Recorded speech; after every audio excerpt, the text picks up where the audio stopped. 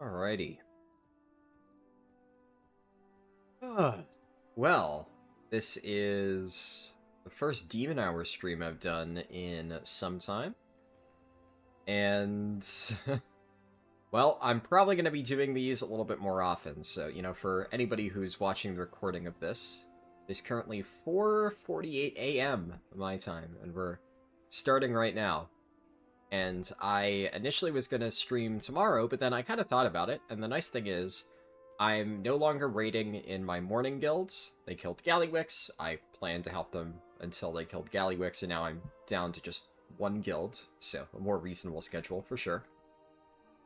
And because I'm not raiding in the mornings, I can be a lot more flexible with my scheduling.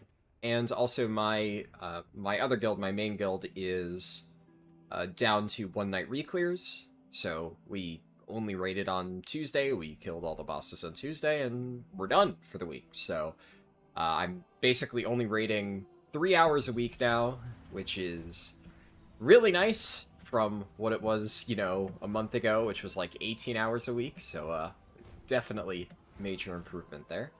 And that is really, really, really, really nice in terms of scheduling flexibility. So it lets me do things like this.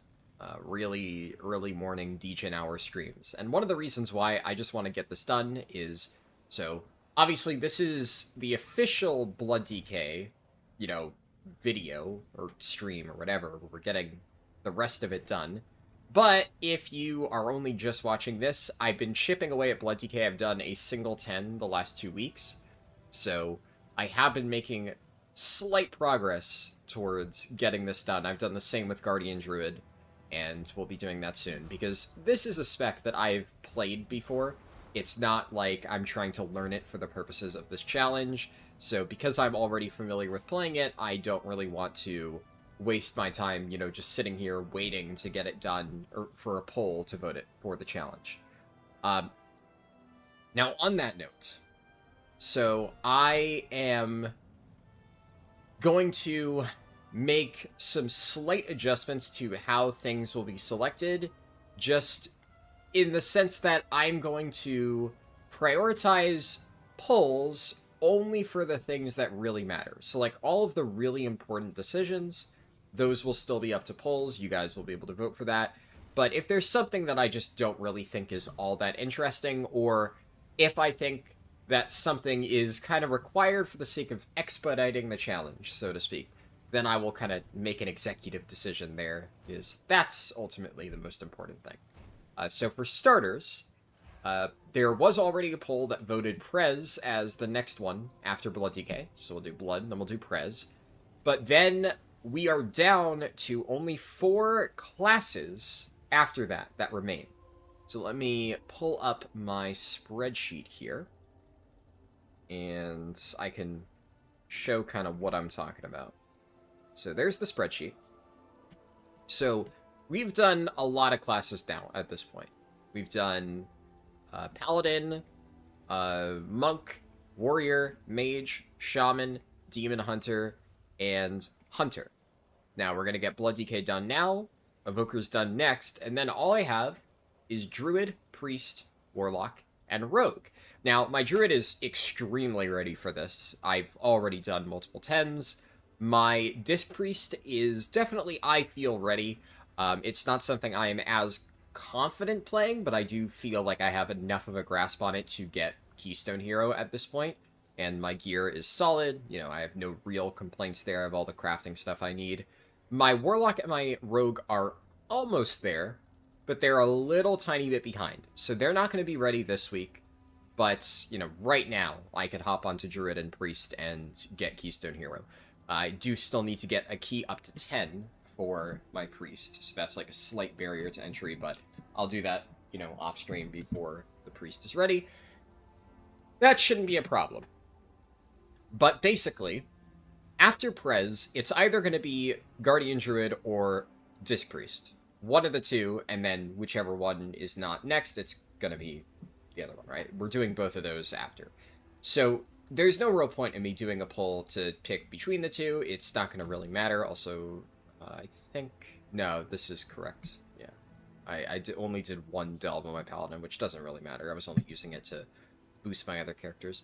But in that particular case, because I'm probably going to do them very quickly, back to back, I don't really think there's any point in doing a pull, so I'm just going to do Guardian Druid after Prez. We're already making progress on it, and then we're going to do Disc Priest afterwards. Honestly, they might be this week as well. I'm going to try to get them done this week, especially now that I have more time. We'll see. The most that we will get done this week is Blood DK, Prez, Guardian, and Disc. Disc is like the furthest I would potentially go. Warlock and Rogue, I'm close, but that I would need until next week to get like the last finishing touches before I feel like 100% ready to go. And then we're going to get those done. And although I don't really think the choice between Disc and Guardian is that interesting because I've already played a little bit of both, I haven't really touched either one of these characters, so the next poll that I do will be to decide what order I do these in. Whether I do Warlock first or I do Rogue first. That I will put up to a poll. And the other thing that I've decided to do is for some of the specs that like are off specs for classes that I'm already super geared on. Basically, really, it's just Arms Warrior and Ret Paladin. I'm probably going to start doing them. Also, Havoc Demon Hunter, just because this is one where we've done Vengeance, and I've already played Havoc extensively in the past. I'm already comfortable with it, and I really just don't enjoy Vengeance, so I want to be getting keys done on this character, but I can't stand playing Vengeance Demon Hunter, so it would be nice to just be able to get a weekly vault while chipping away at the Havoc challenge. Now, all of that would still be done on stream. I'm still thinking about how I want to do that, but that is my plan.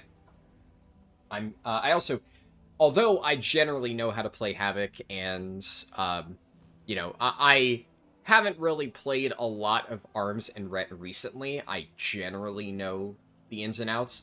I would still need to do a bit more research, so that's not something that I would do immediately. But those specs I would probably skip ahead a little bit, and, on some stream, we would, chip away at them.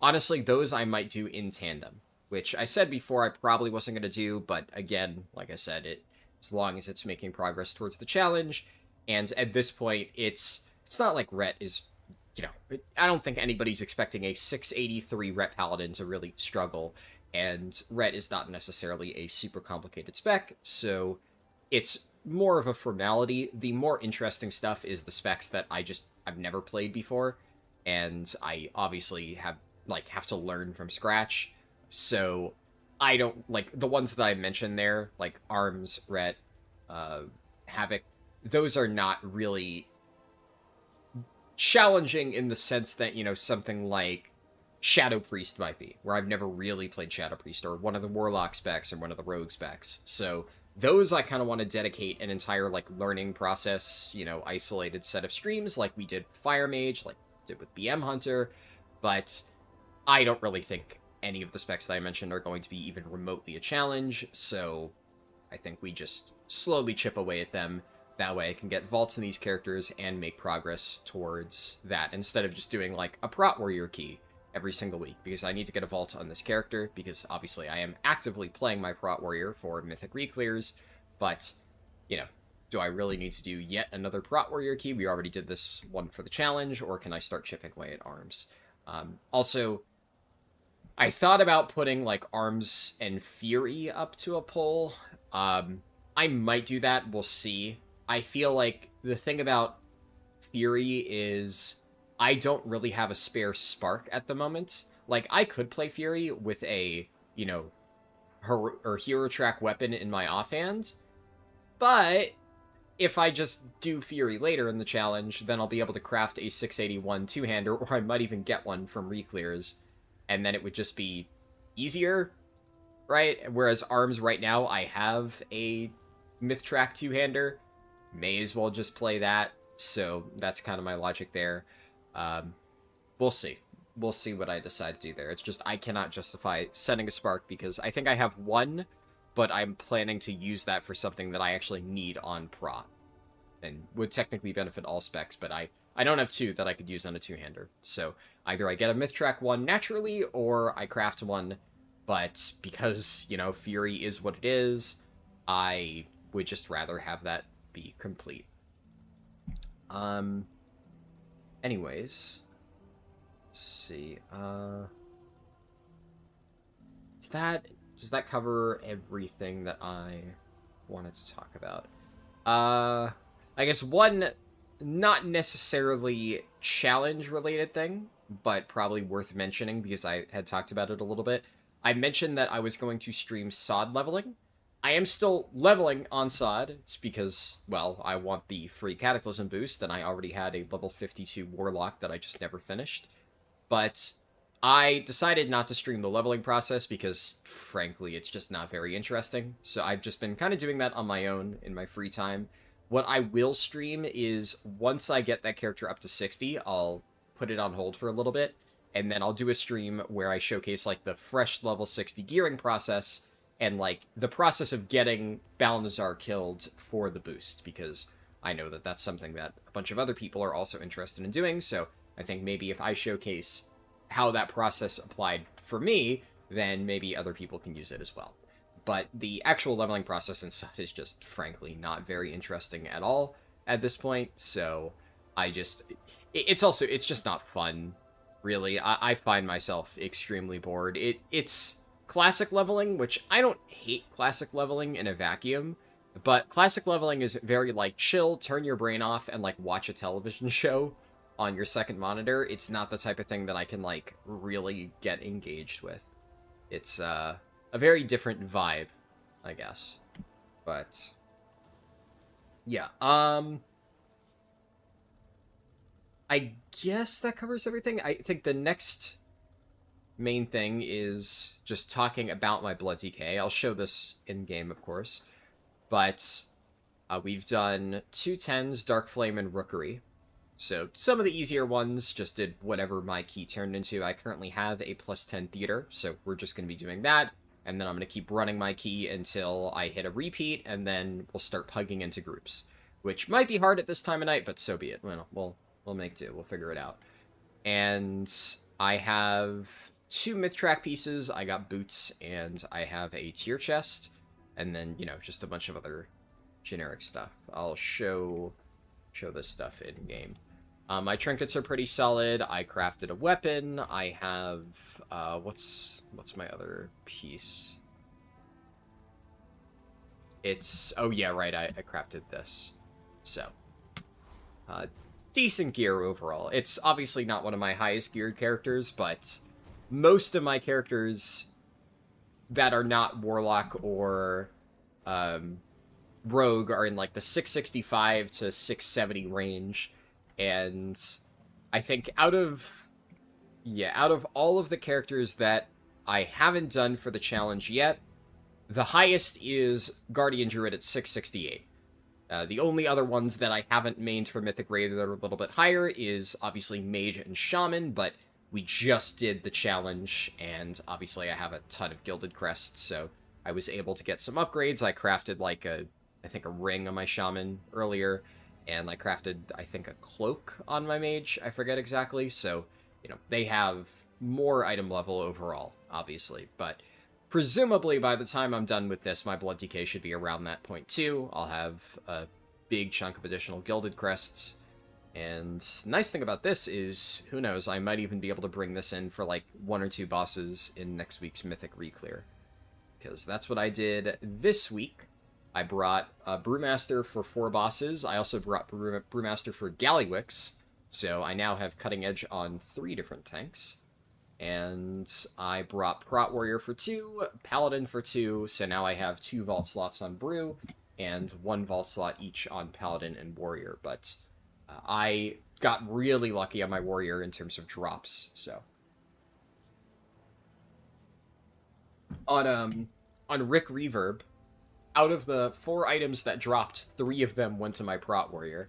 A lot of that is just because, at this point, most people don't need that kind of gear, so usually in every Reclear I get, like, 1 or 2 items on the alts I bring, and nobody really seems to mind because I play those alts well. So it's like, hey, if I can slip an alt in and it makes literally no difference on the strat, then why not? I still have to bring Paladin for Muggsy because of fucking spell wording, but otherwise it's mostly all the same. Like, even Brewmaster on Gallywix, I was surprised at how easy I was able to do the exact same stuff on Paladin. Like, the stuff that you use Bubble for on Paladin, even with Bubble, for some reason you take damage through Bubble on the bomb sets. It's really stupid, especially because the irony of that is that doing the bomb set on Brewmaster with 0 defensives, I actually felt safer than doing the bomb set with Bubble on Paladin. Because the moment my Bubble fades, I start getting shredded by the dot. I jump on all the bombs as Brewmaster, I take, like, no damage, I build up a bunch of stagger, but, you know, you just purify half of it. And then the rest of it, it's like, oh, I'll just throw up a gigantic Celestial Brew. Maybe I diffuse magic, take 60% reduced magic damage from the dot afterwards. Oh no, my health is, like, getting slightly low. I guess I'll just hit Expel Harm and full heal myself. Like, it's actually insane how good Brewmaster is at Gallywix. Unfortunate that their tuning is low. Like, if their tuning wasn't dog shit, oh my god, they would have dominated this tier, but that's how it goes sometimes. Okay. Wow, that's... Sure. Did not expect to find a healer like that at this time of night, but I'll take it. Stick said, hey, good luck with keys. Thank you. Have to be a little bit picky, I guess. Let me... I haven't looked at anybody in the queue yet. I just kind of snap-picked the Druid because they seemed good. Warlock seems good.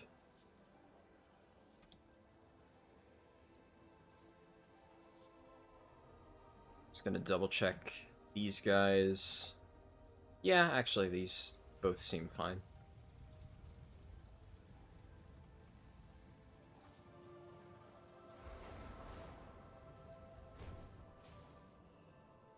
I'm really hoping that I don't hit a dud key really early. Statistically speaking, it's likely... It's like above average chance that I get a dungeon that I need off this. But it would be really nice if I hit one of these 3, because obviously the issue with this is going to be that if you don't really have super great score, it's going to be a lot harder to get people to, A, join your groups, but also... more importantly, okay, the super beefy Arduid left. Unlucky, but I guess what can I expect? What's it called?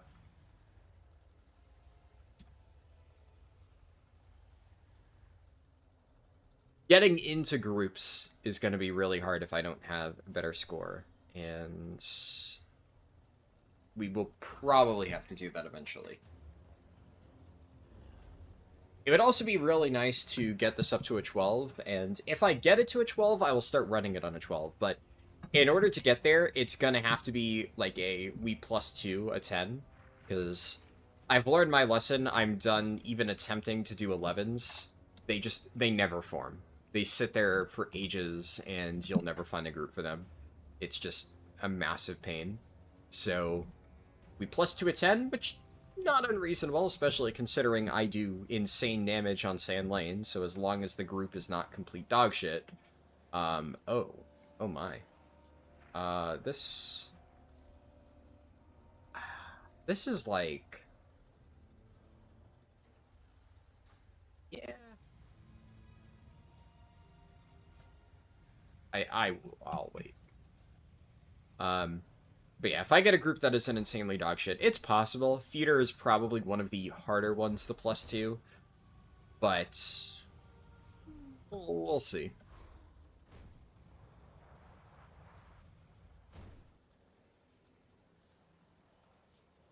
I don't, like, unless we run into issues where, like, you know, if I keep getting duplicate keys and it takes forever, I don't expect this is going to take a super long time, because forming groups as a tank is...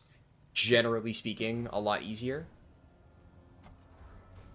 And also, I only have 6 dungeons to do this time around, so in terms of how much work I actually have for completing this challenge, it's a lot less. Now, on one hand, that would mean that it would be a shorter stream, and a lot of times I'd maybe want to do something at the end. I'd think about that. Also, I'm probably going to be completely exhausted by the time we're done, because I haven't really gotten a ton of sleep. I'm just doing this because, like, my schedule is more flexible now, and I'm just kind of like, fuck it, why not? I really had nothing else to do right now, so it's basically either I go to bed early and wake up and do exactly this, or I just do it now because I'm already awake. I figured, why not? Why not get this done now? I don't know. I'm just not really sold on... Oh. Oh, wait. Especially as a tank. Like, yeah. I can do kind of whatever the hell I want as a tank.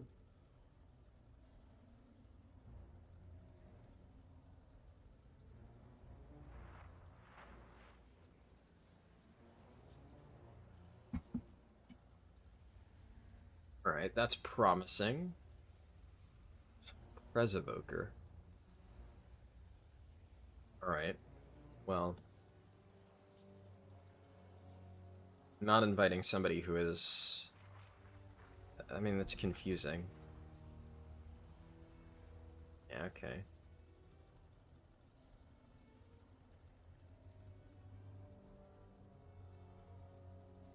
Alright, okay. It's a good thing I would not have taken them anyway.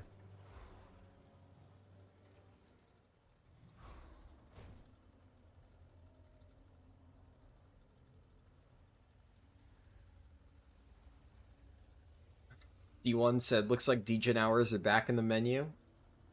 Can you explain or refresh your plans for Mop Stream's videos? You're pretty sure you've asked before, but you have a terrible time retaining information. Sure.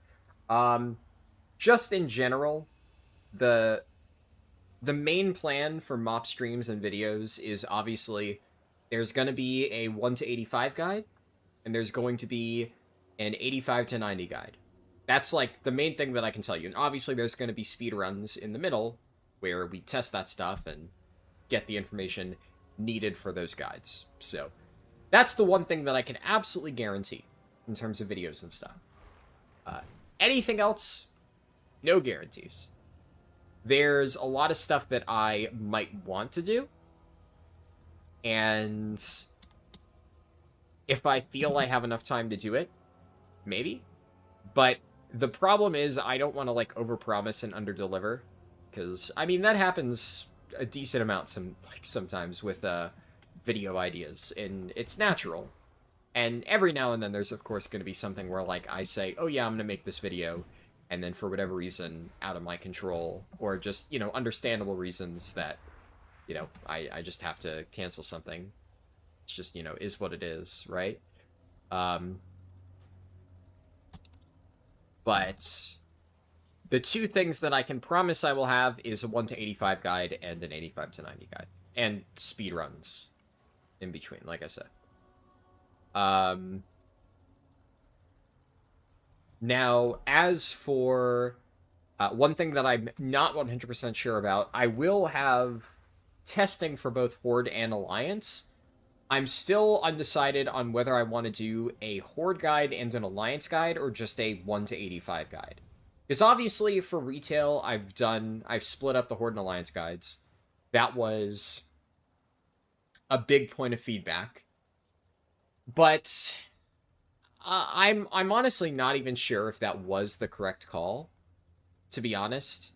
I do think there's a certain element of, like, looking at the performance of those videos, there's obviously a lot of factors that go into it.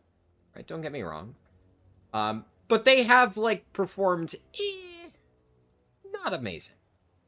And I do think that splitting it up into really hurts the performance. And I think going forward, maybe for retail and, you know, especially for Mop, I think it would be better to just have all of that stuff in one video. And obviously, people weren't a huge fan of the layout of the, like, original video that I made back in Dragonflight, but I feel like there's other ways around that. Like, I could literally just basically say, hey, this guide's going to be split in two. There's going to be an Alliance section, and there's a Horde section. Here's the timestamp. If all you care about is one, go there. I think I tried to blend them together into one big guide before, and people didn't really like that as well. So I'd probably, if I were to go about it, just make effectively two separate guides within the same video. And that's what I'm leaning towards at the moment. But we shall see. What's my opinion on the new belt? Oh, I think it's dog shit, right? I mean, what is there to really say about borrowed power in this game at this point? It's shit. It's complete fucking dog shit. Not much else to comment on there. Like, it's not fun having, like, yet another stupid thing that I need to grind midway through the patch. It doesn't really add anything to the experience. Nobody at all enjoys it. It exists purely as a way to force player engagement. Like, that's it. That's literally all there is to it. I mean, is there, like, another opinion to have, right? I feel like, at best, you're indifferent. At worst, you're like me, and you're just fucking annoyed by it, right? Well, I mean, you could probably be even more mad than I am. I'm more just like, I'm so fucking over it at this point. It's just so dumb. Like, they just need to fucking quit with the stupid fucking Cersei Circle stuff. It's just not... It's not interesting. It adds nothing to this fucking game. And yet they're so insistent on doing that every patch. I think, like, Dastardly Duos is probably the quintessential example of why their new content model is just a fucking failure. Because Dastardly Duos is just, like, absolute schlop content made for nobody. It's complete fucking dog shit, and nobody needs it, and it exists because they have this, like, arbitrary deadline that they've set for themselves of, oh, we're gonna make, like, XYZ amounts of new content at this point in time. And the end result is that we just get buggier content that is poorly tested, and the content that we do get is just, it's fucking trash. It's just... It's not designed to be fun. It's designed to fill a timeline. It's dog shit. So, yeah, I mean, I don't know. Like, I feel like, to a certain extent, right, you know, you probably get that that's going to be my opinion, though, right? Like, I've talked about this stuff enough that you can't really expect me to have any other opinion on this point. I've made it pretty clear that I like raiding, I like the PvE in this game, and I think that, like, everything else that World of Warcraft has to offer right now is just fucking shit. And pretty much every other game on the market does it better. And until Blizzard gets their heads out of their asses and figures that out, they're never going to capture that part of the market. This isn't like a, oh, I'm going to quit playing, because again, you know, I'm still getting what I want out of the game. But, you know. Jesus Christ. Like, I know I'm a blood DK, but I feel like I'm just getting zero help at all from this healer, which, unfortunately, you know, I took a chance. I'm like, okay, they're really high item level. Maybe I ignore some of those logs a little bit, but I'm really hoping this isn't going to come back to bite me in the ass.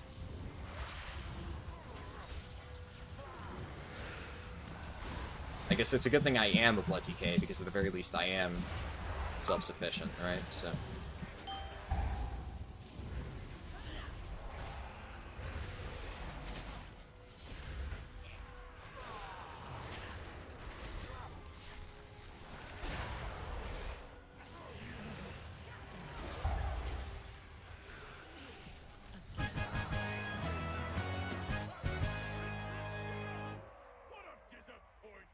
They're trying. It's not as bad as I thought it was going to be. You're glad to hear you're not the only one tired of that shit? Yeah. Yeah, I don't know. I would be... I feel like... I don't know. On one hand, I was gonna say I'd be very curious to hear the opinion of somebody who isn't tired of that shit. Oh yeah, we don't have Blessed. Okay, yeah, whatever. I didn't really think of that, but I'm always a big bring the player and not the class type of person. Yeah, I feel like the only type of person you're ever going to meet that wouldn't be extremely critical of that style of content is just your typical Blizzard dick rider, who just will, for some reason, suck off anything that this company does. And I don't know why, but there are still very much people who do that, and it's cringe and weird. Especially given all the stuff that we know about Blizzard. I feel like... I mean, there's so many people who, rightfully so, just refuse to touch any Blizzard product anymore. And I've heard that sentiment expressed by, honestly, a lot of YouTubers that I like watching for other games have, you know, every now and then they'll offhandedly mention something like, oh yeah, I used to really like Blizzard games, and I just, you know, basically, they do a personal boycott of them now, and they just refuse to touch anything Blizzard related, just because, you know, the obvious. And I feel like that's like the more popular sentiment, but the really weird one is the people who are still like diehard obsessed Blizzard fans, which, you know, I would say that as a kid, I probably was like, you know, a big Blizzard fan, and I played like most Blizzard games. But a combination of, obviously, as you get older, you start to realize that, like, you know, loyalty to a fucking company is just stupid. But especially loyalty to Blizzard is really dumb, given that they, you know, everything that they've done just kind of spits in the face of, you know, decency and their player base, but that's whatever.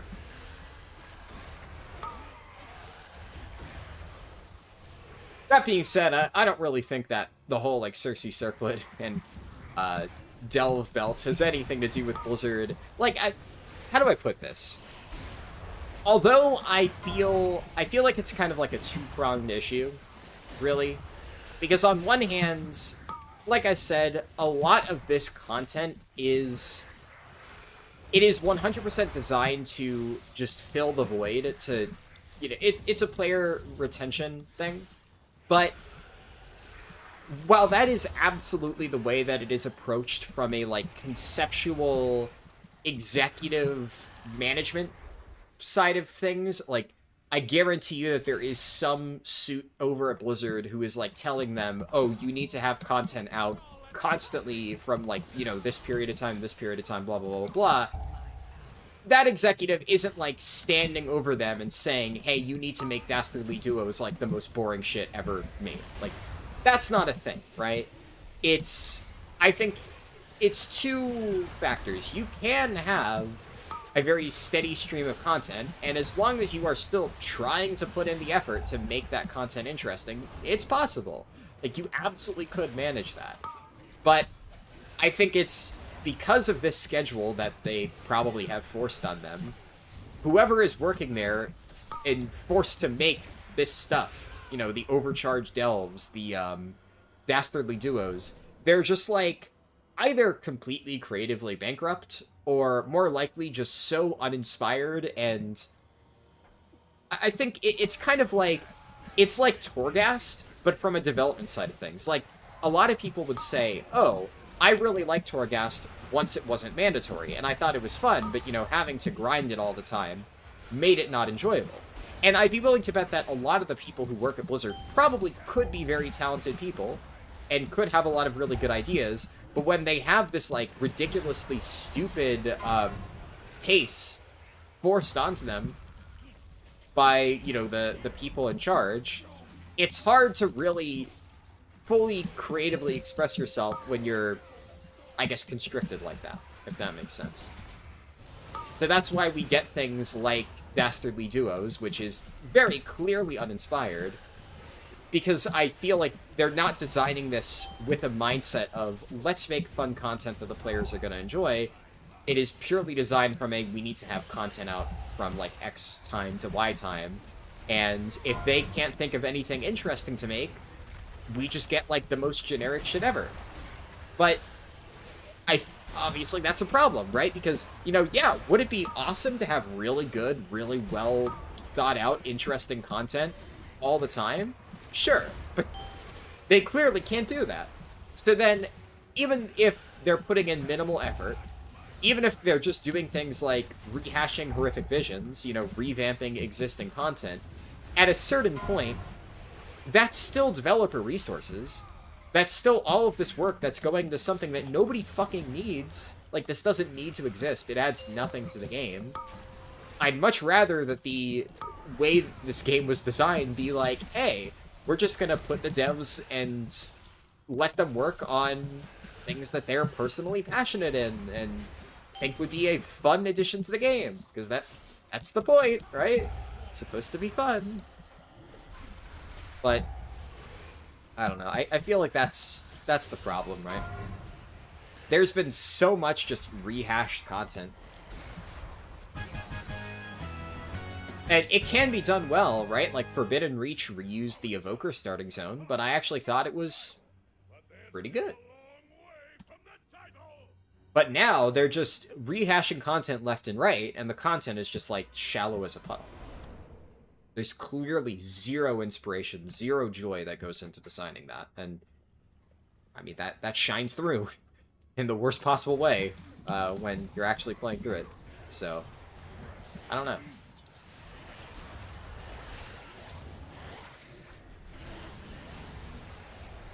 Maybe shines through is probably the wrong way to describe that.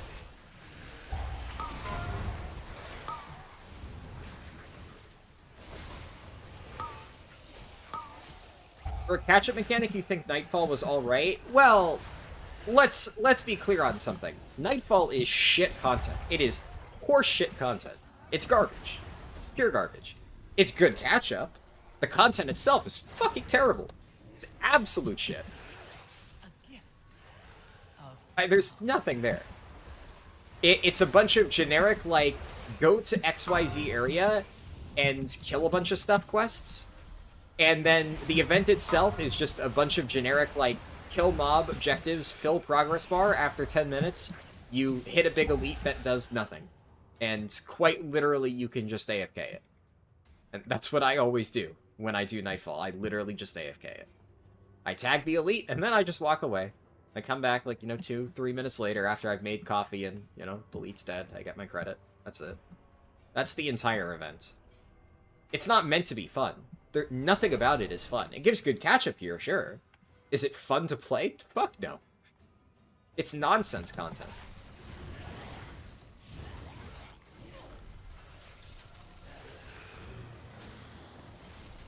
It's just crazy that by the end of this patch, we're gonna have so many different forms of catch-up mechanics, none of which are remotely interesting or inspired at all. They're all gonna be just pure shit. Horrific Visions, I mean, I guess you could argue, are somewhat interesting. I hardly count that because it's not new content. Like, I'm not against them adding, revamped content, but, you can't say, oh, well, Horrific Visions are fun as, like, a defense of the developers if the most fun thing that they added in this patch is old content. That's a really sad statement for the current developers. So, yeah. I don't know. I don't really know what they're doing.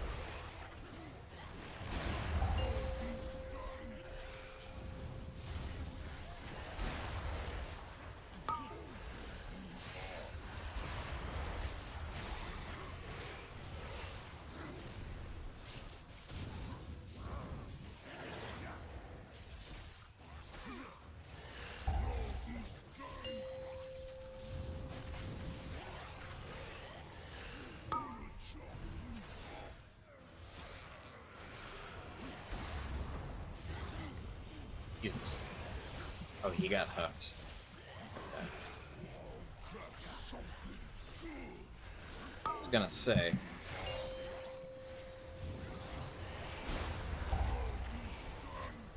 I mean, we've only had 2 deaths so far. It's not that bad, all things considered.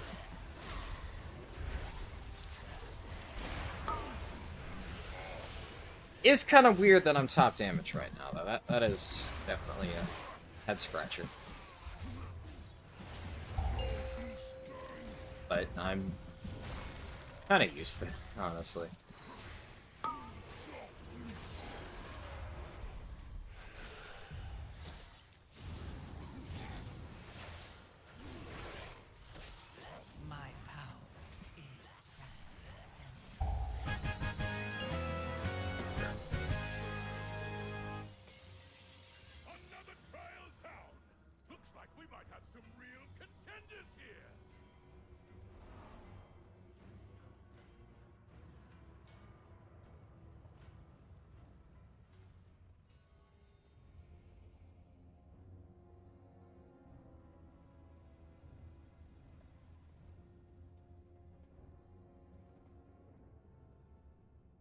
For the Warlock, can catch up.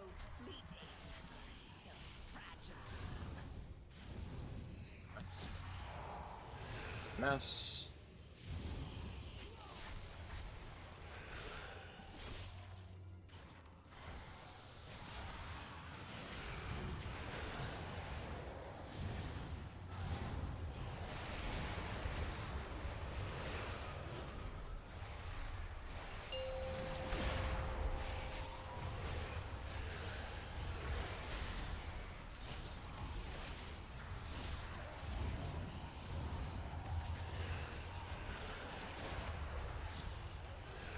No blood is life proc, I think. Yeah, unlucky. Imagine getting a blood is life proc on that pull. Would have been spicy.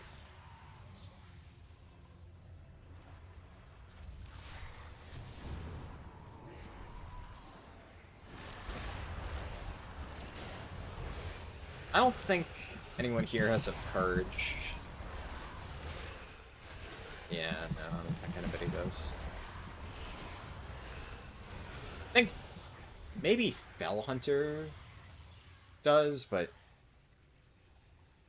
I don't know enough about Warlock yet to say. It's possible.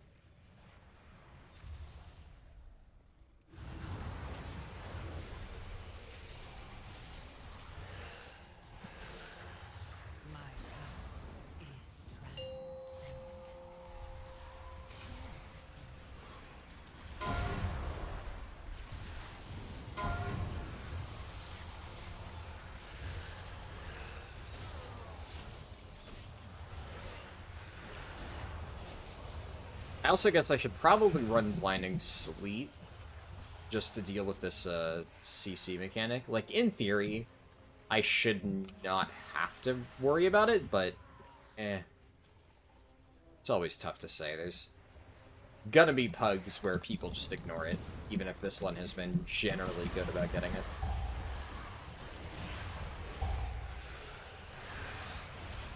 Just one of the more annoying Mordretha mechanics. Or, I said Mordretha. I'm thinking about Mordretha potentially being the roadblock, and then Xal'atath. One of the more annoying Xal'atath mechanics.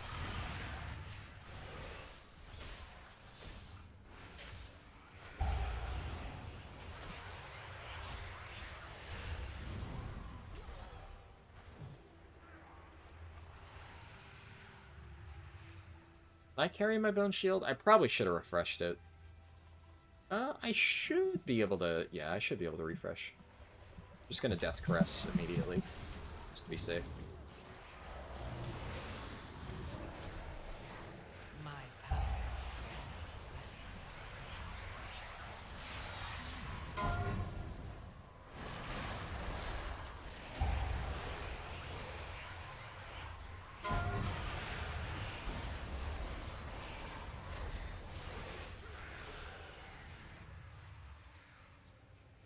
Uh, I feel like this might be too chestable, but I'm not sure. The damage has been fine, but theater is not the easiest two chest. It's not like as forgiving as some other dungeons, so we'll see, I guess.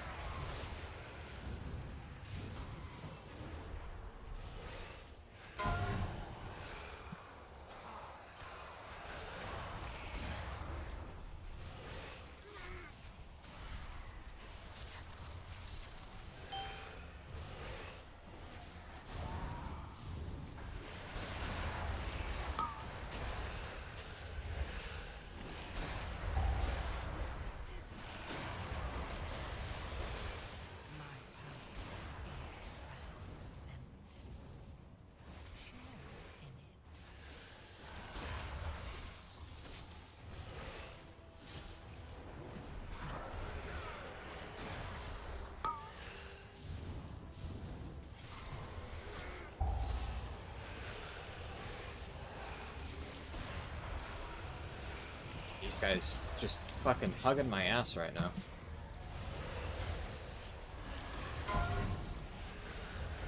I have slappy hands up, so this could be a little bit awkward. Whew.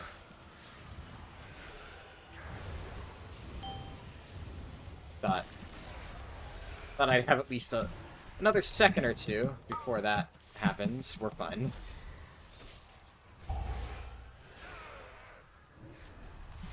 I knew that was a possibility, so I was ready with the grip, just in case, and I'm glad that I was.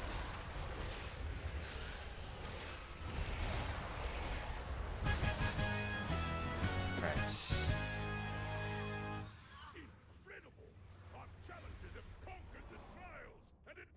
I have drones.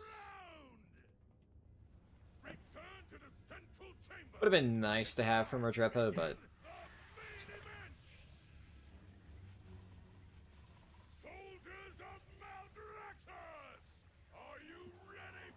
it'll be fine.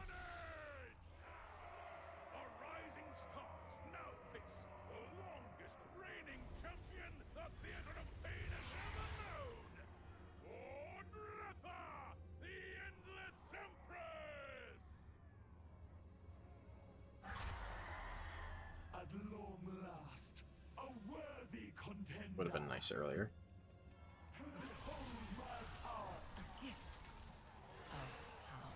I just missed the first one.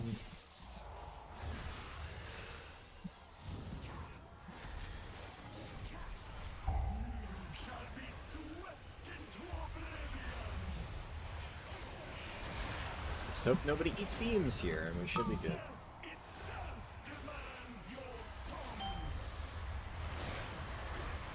Slappy hands angle.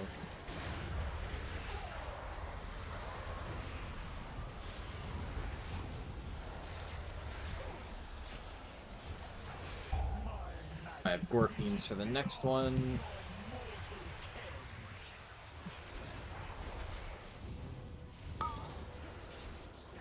Spring Sap this. I want to save AMS for one of the scarier sets.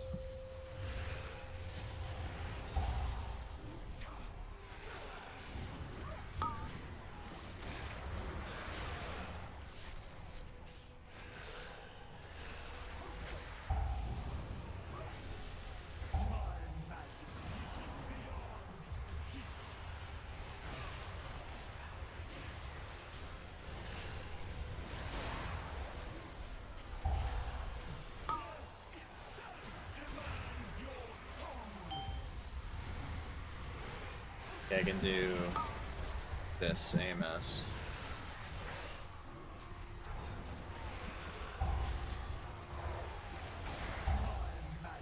Nice. Oh, come on, Paladin. You literally have bubble, you bitch. Oh my god. Fine, we two-chested it. How does the guy with an immunity die to that? That's insane. Cinderbrew is nice. Yeah, one of the ones that I don't have. Let's go.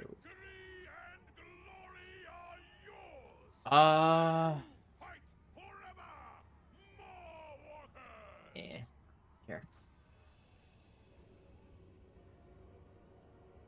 Harldan got wrists, and technically I have champion track, but realistically speaking, there's no chance I replace these without a crafted item, because it's socketed. So I'm not going to use like a... I either get a myth track out of vault, or I craft a 681 pair. Until then, I'm using this. It's best in slot stats with the socket, 658, so it's fine. Alright, one down, and like I said, we get a 12, we run it on a 12, and I'll just keep sending it until it depletes, or we hit a duplicate. Cinderbrew. Cinderbrew, I think, is one of the scarier ones for me as blood. Because there's a decent amount of, like, really scary pulls that, you know, like, on prop paladin, I'll have to bubble. Or at least when I was under geared, I would bubble. And it's, like, safe on other tanks, but, like, the first pull of Cinderbrew is really scary. And especially as blood, you are very susceptible to just getting 100 ode. You know, you have infinite self-healing, but if it, it's a little tiny bit too hard, suddenly, splat. That's really the only reason why Blood DK just can't really be played at high keys. It does really, really good damage, but one wrong step, 100 ode. Not much you can do about that. That's just how the spec's designed. With this current meta of spiky tank damage, yeah, that's how it goes. Should you learn how to do M+ as a tank or healer first? I don't necessarily think that you need to do one or the other. I mean, I would say that for the vast majority of people, you don't need to learn both, right? Like, I only just learned how to do Mythic Plus as a healer, like, this expansion, really. I've mained tank for years and years and years. I learned how to do it as a tank, and that's what I played, and it doesn't matter.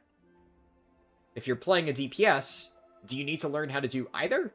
No, not really. You can kind of just zug and learn how to do M+ as a DPS, so... I don't know, weird question. Unless you want to provide more context, like if there's something you're going for that you have in mind, like what are you playing for starters? But yeah, I would say you're asking the wrong question there.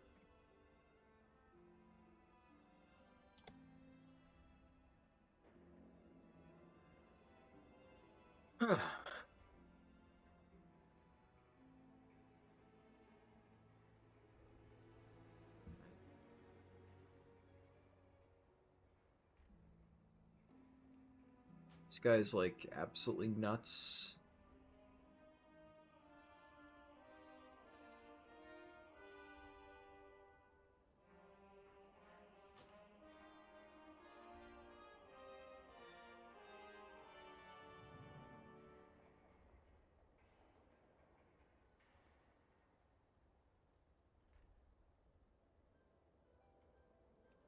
Sensitively get this dude and then check him. Banish. Lots of double lettering, Illidan.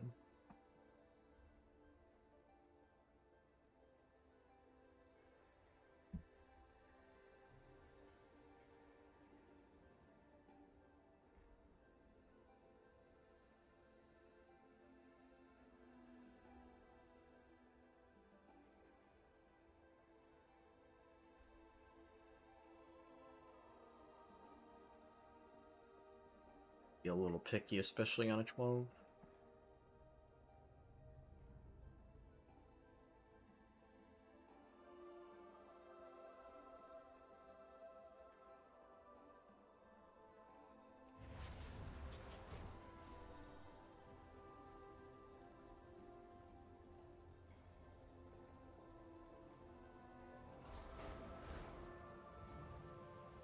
Guy's guild is named Girth Certificate. Good name. Unfortunately, that's not enough to get me to invite him.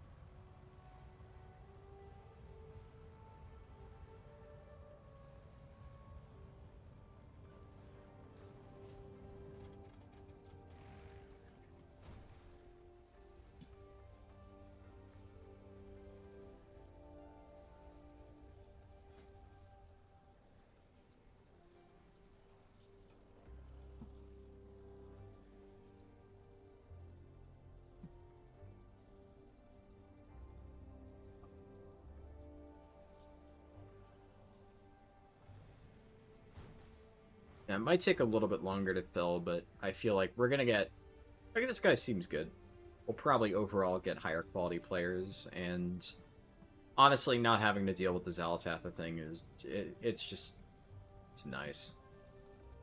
I used to not really care that much, but I feel like... Like, I'd be fine on Blood DK, but I'm used to so many things, like, on Monk or Paladin, where I have tons of ways of dealing with it. And some specs you just don't really have as many tools, and especially as like a DPS. Like last week I did on Monday like a +8 on both my Disc Priest and my Prez Evoker, and I was the only person doing pulsars. I did a +8 Rookery. +8 Rookery on Prez Evoker. And I had on the final boss a hunter out in Africa on one side of the platform, the tank standing out in Africa on the other side of the platform, and none of them doing the pulsar mechanic. So, me, as Prez, with limited range, I was just non-stop running back and forth, having to, run to Africa to save this guy, both of them, from not dying, and I was having to use all my hover charges to fly out to each of them. I didn't just need to get within 30 yards. I had to run all the way over them just to be able to get their fucking pulsar so the boss doesn't take 20% less damage. It was like a 6-minute fight on the final boss. Absolute nightmare. Somehow we timed it. I don't really know how. And it's stuff like that that just makes me fucking hate the, Zalatatha affixes.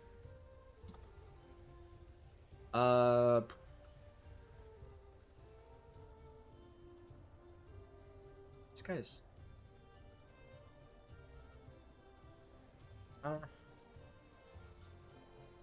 fun.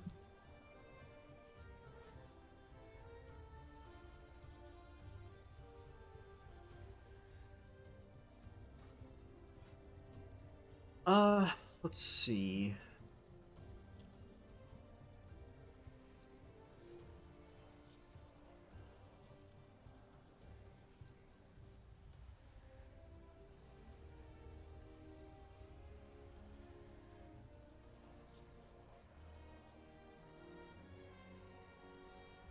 Yeah, sure.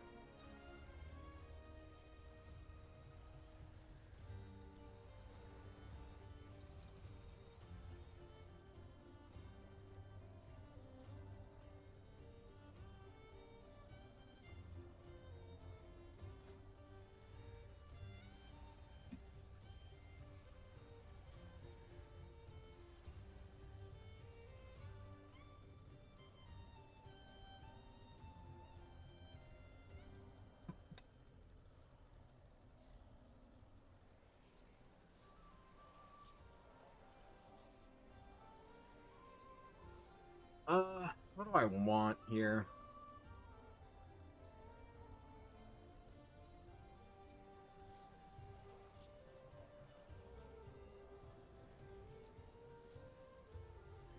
To say.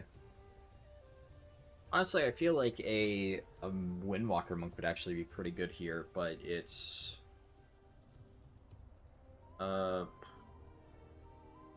fine. Honestly, Shaman would be good. Lust. Let's just grab the Lust. Yeah.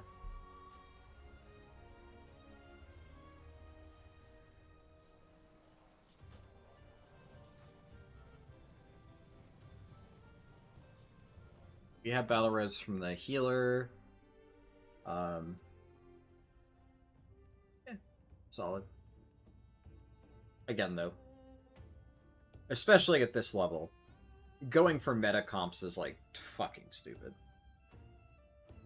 I mean, the amount of people playing meta specs where I, like, look at their parses and it's just straight grays and greens, and, like, I don't give a shit if that guy's playing a meta spec, he's gonna suck dick.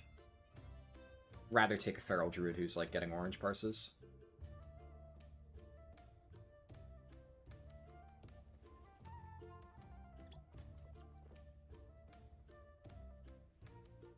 I'll drop a feast when they get here.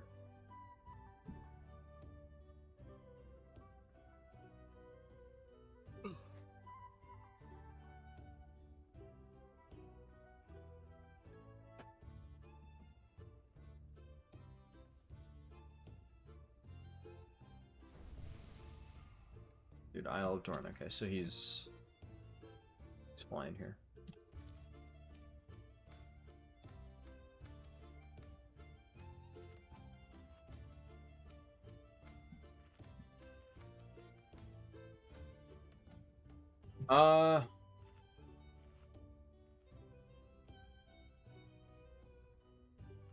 Probably take Ironheart. What do I want to drop? Is there anything I can realistically drop for it?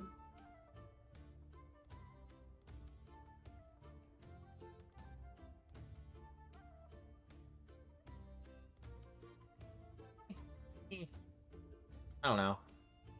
It's tough to say. I don't really think there's realistically anything I could drop. Maybe Sanguine Grounds?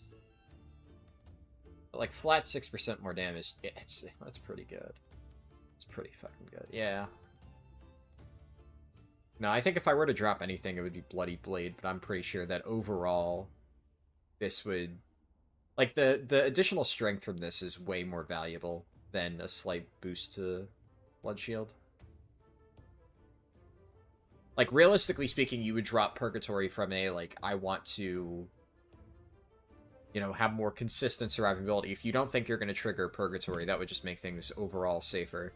But, you know, Purgatory is there for a reason. Obviously, the cheat death is there as a safety net.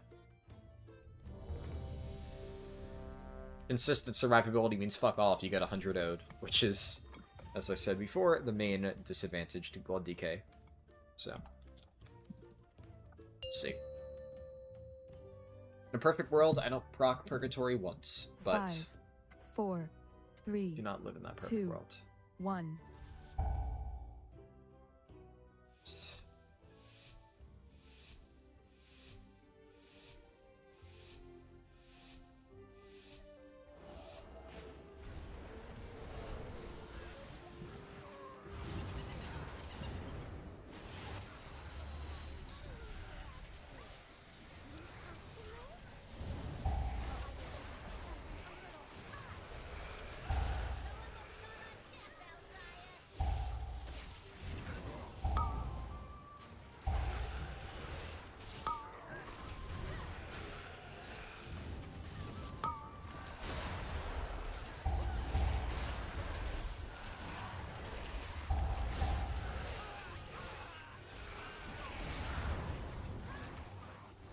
If I can live that, we're chilling.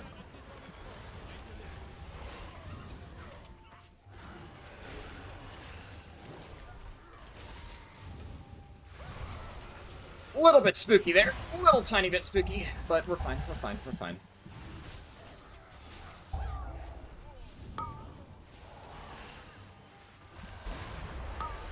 Yeah, that's perk. Oh, shit.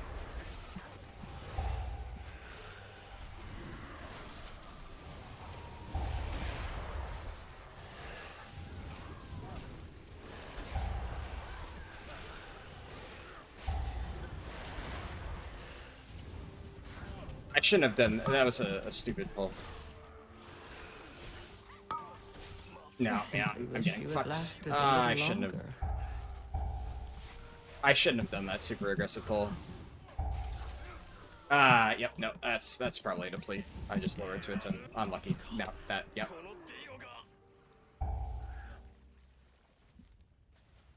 No, yeah, no. That's 100% just on me. I went into a super aggressive pull that I could not handle, and yeah, that's 100% just my fault. Yeah. Any other tank except Blood DK, I can probably do that. It's just, yeah, I'm getting fucking 100 0'd. You can't fucking do that on Blood. Ah! Fucking stupid. Stupid. Stupid. Just fucking stupid. Alright, back down to 10s. But worth a shot on a 12. It's stupid. I'm just stupid. I'm a fucking idiot. Stan Lane is so fun until that happens. It's just, I don't know. I really fucking hate the current design of Mythic Plus for tanks. At least it's just not really fun having survivability like that be the challenge, where it's just everything is fucking blasting you 100% of the time. I think pretty much everybody would agree that's not really fun. Because then it literally is just certain tanks like Blood DK are unplayable in hierarchies.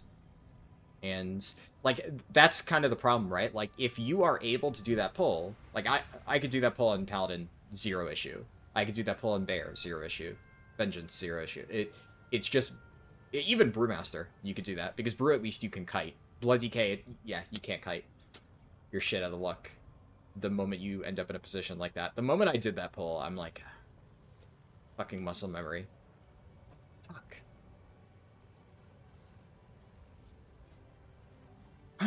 Well.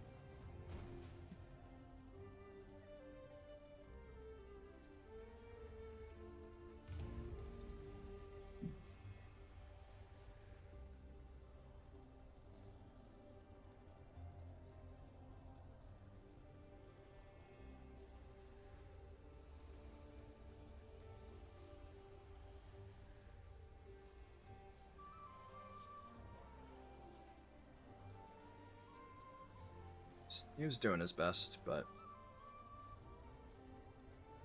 admittedly, there's not really a lot you can do. Because, like, I was keeping myself alive, but the issue is, you know, the moment I proc Purgatory, it's over. You only get that once. It doesn't matter how much sustained self-healing I have if I get hit by a billion auto attacks in a single global and I'm just dead. Fucking hell.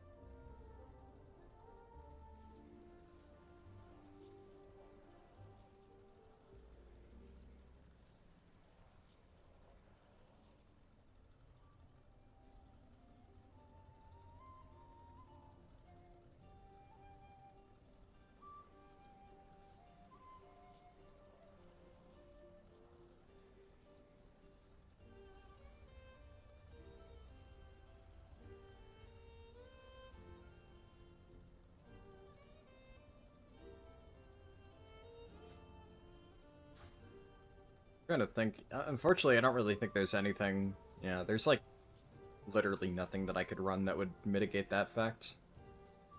That's just. Um.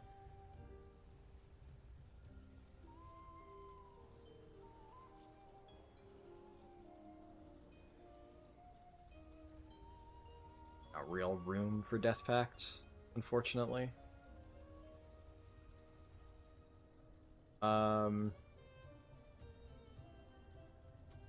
Like, no, you kind of need AMC. Grip of the Dead, maybe? I could drop?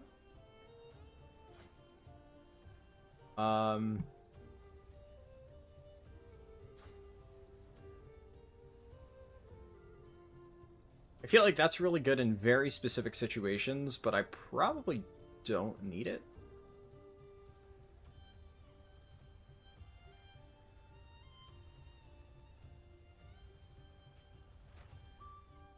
Try Death Pact.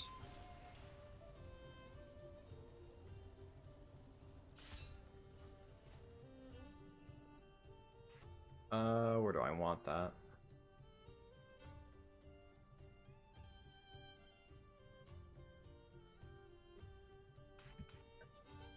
Not talented into Blinding Sleet right now, anyway.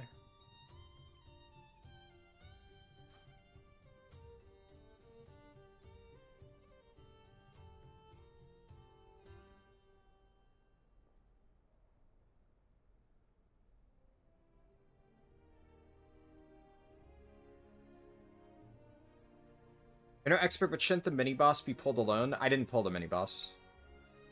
You're correct, but I did not pull Chewie. I pulled 3 packs into another set of 3 packs. You should do 3 into 2. That's just... I got ambitious.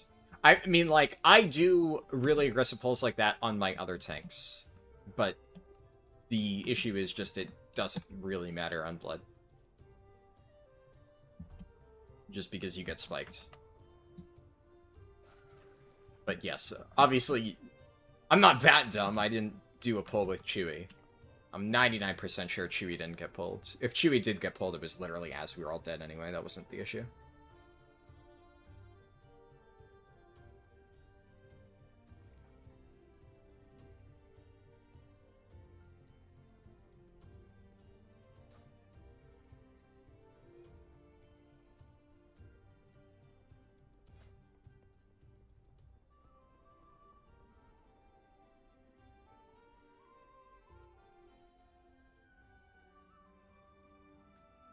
Like, I did this pull, and this pull. And I just... The big one is I just had way too many mobs just auto-attacking me at once. Like, here it's okay during my burst window. But even then, like, I was taking a shitload of damage.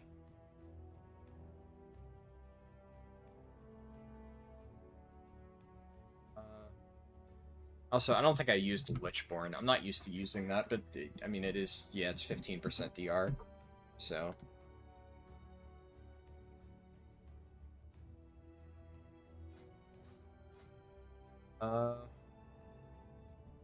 These people out.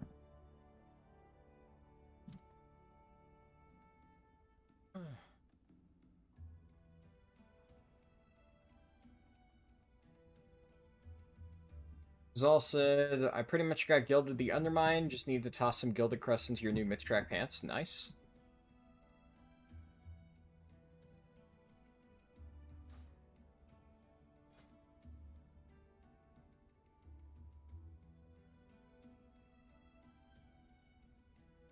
The weird one.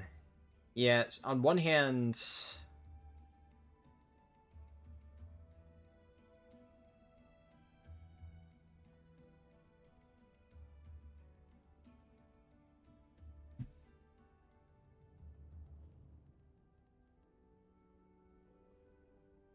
This is tough.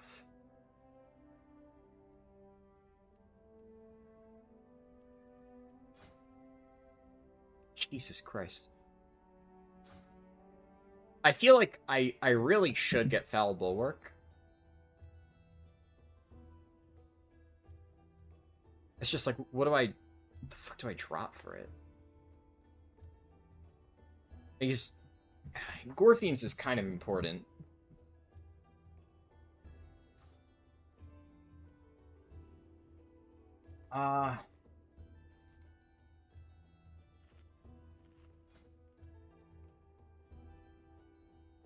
Like, Heartstrike's a lot of damage. Like, that's such a fucking massive amount of damage. This is not, like, Improved Vamp Blood isn't really that important. And I can't drop Perseverance the Ebon Blade. Because that, yeah, that's required for rapid decomposition, which I need, unfortunately.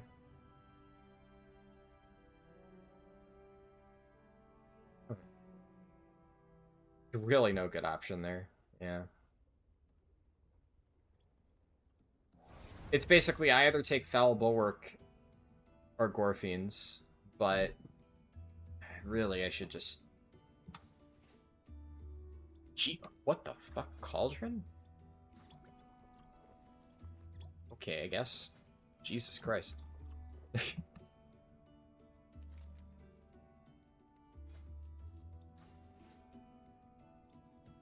Do cauldrons grow on trees now?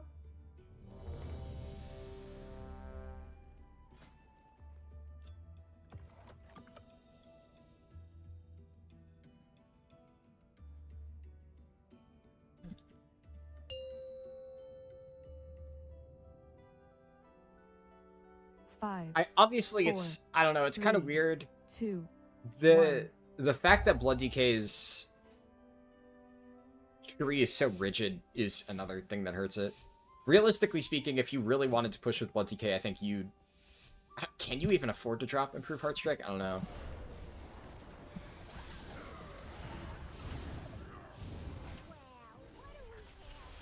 I feel like the problem is you'd be taking, what, the Vamp Blood stuff? You need to go down that way just to get Dancing Rune Weapon. So you don't, it's not like you really have that much choice in the matter. Yeah, I don't know. Heartstrike is just too much of your overall.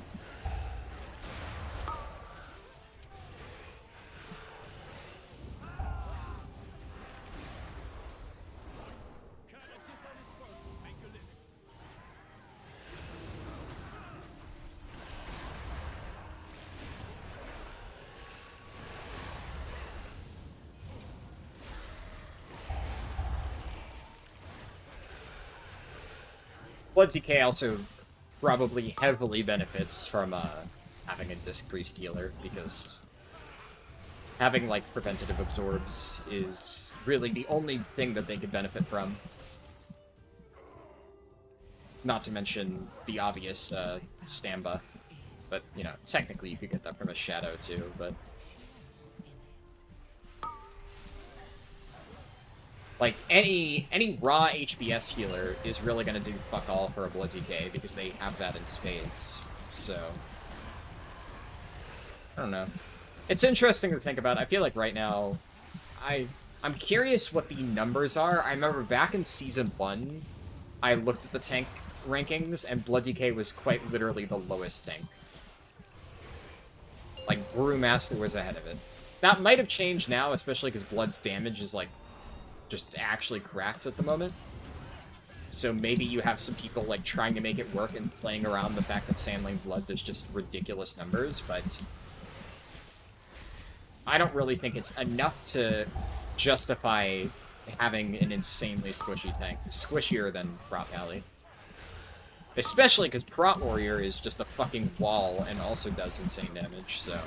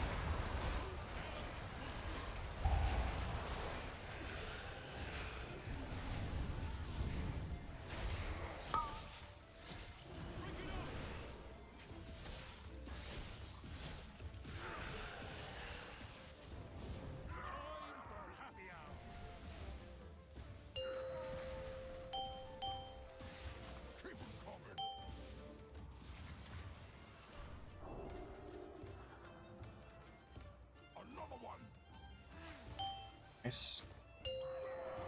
Smart on the priest to adapt. Because he knows that I'm slow as hell. Probably the only thing slower than he.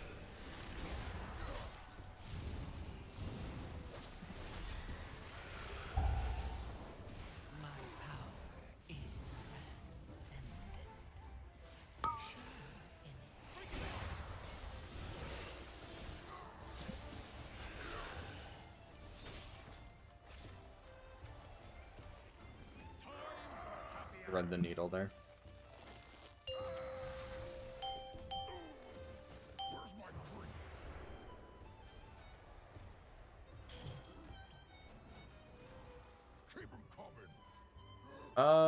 What is that? Okay. For a second, I thought the... Oh, he was. Okay. I was gonna say, I thought the mage was gonna alter that. It looked like that's what he was doing. I was correct. He just took a while to do it.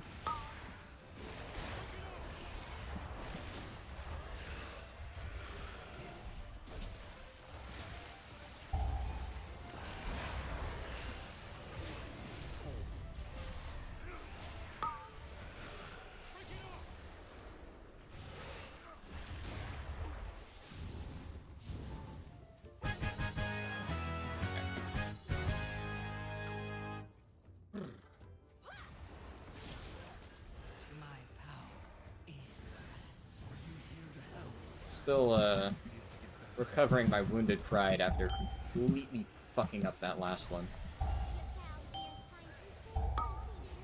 Yeah. Happens to the best of us.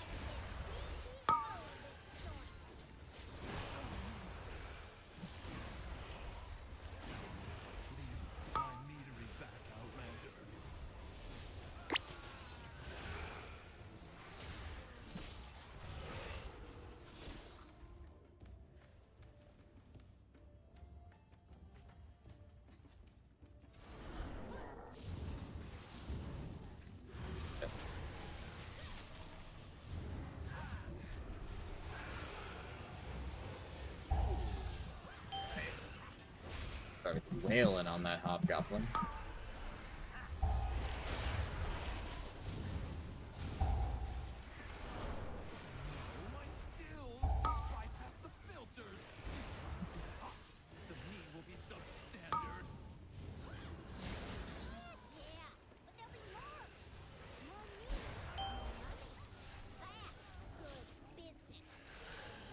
I guess another thing that you could do as a Blood Decay is just run tank trinkets.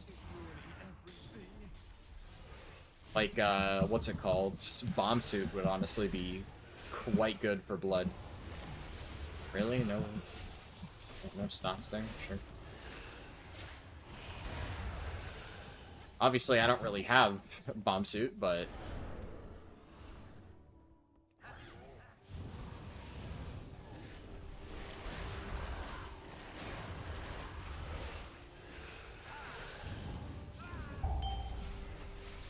probably would be quite good.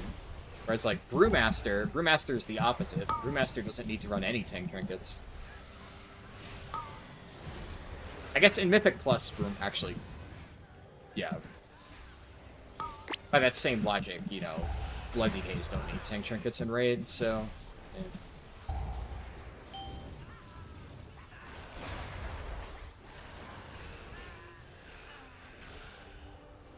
Like, Prot Warrior definitely doesn't need it.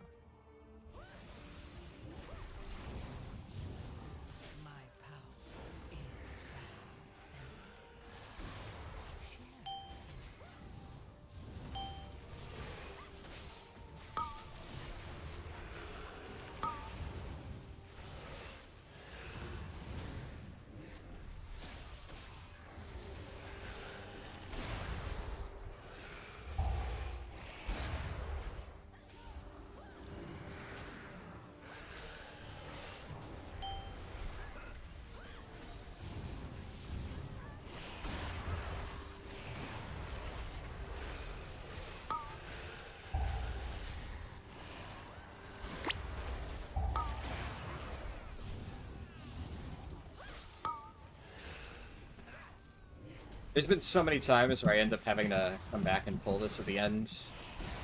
We're just gonna do this now, gives me more room.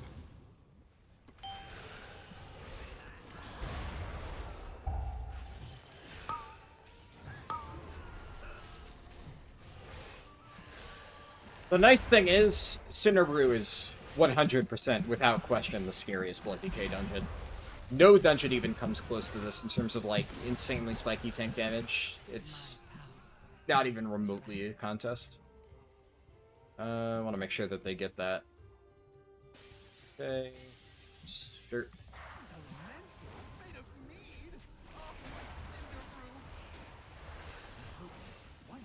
Trying to think.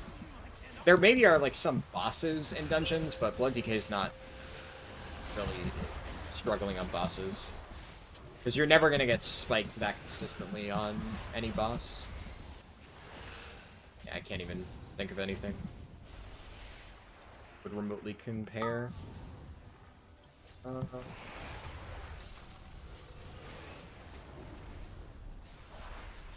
I cannot use slappy hands here at all. Come on, kill it. Okay, we're gonna slappy hands here.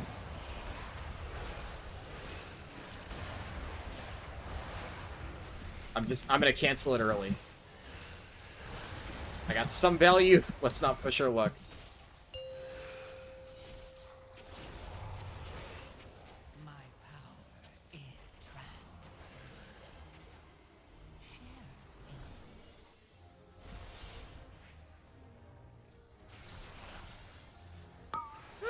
Alright. Getting zero fucking help on CCs here, you know. Thanks. No, okay, there's a Frost Nova. Finally. Jesus fucking Christ. Just build my own fucking pathway with death grips and asphyxiates. Sure.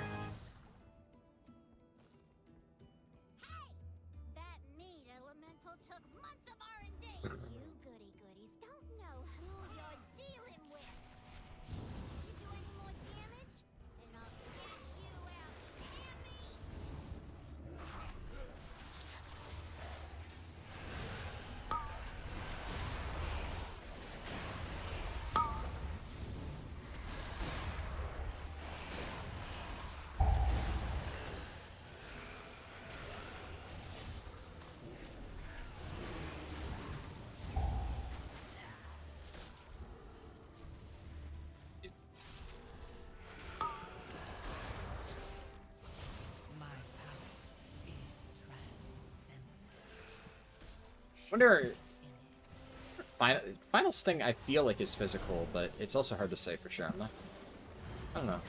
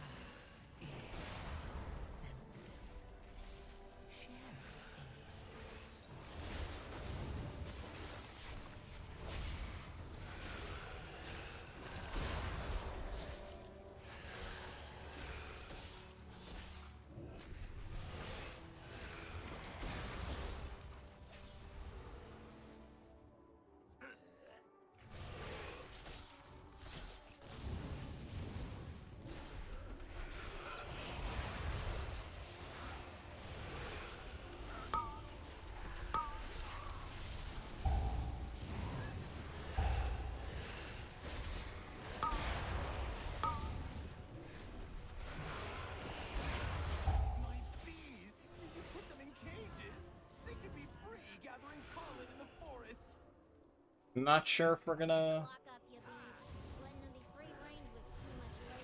get those. Nice, they got a Mind Soothe on it.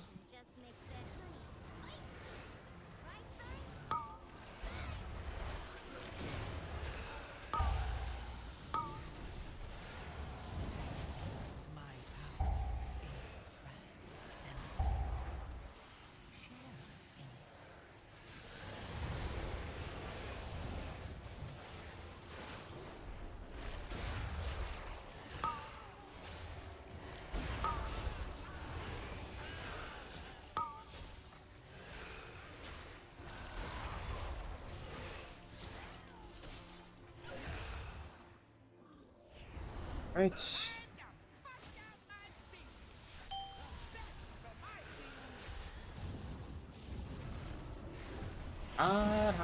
Coming at you.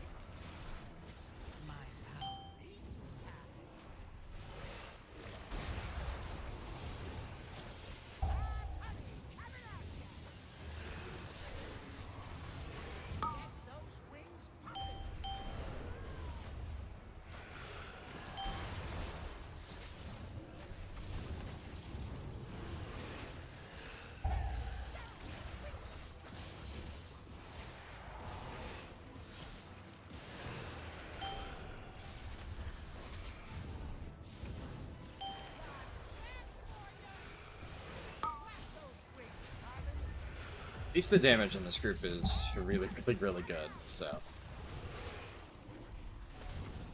It really matters. Yeah. I'm still kind of mad at myself for the 12. I mean, we're probably going to +2 this, so there's a chance that I get another 12, but... It's like, it's the thing, it's just that first room. Like, I'm 99% sure I would have been fine otherwise. I just did a stupid, aggressive pull. Absolutely no reason. Oh, boy.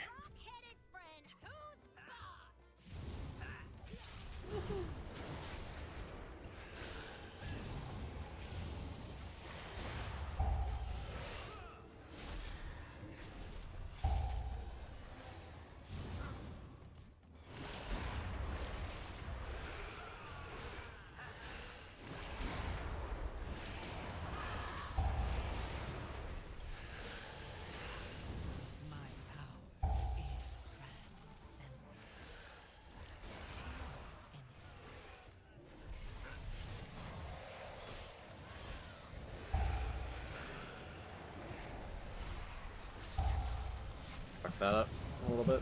It's fine.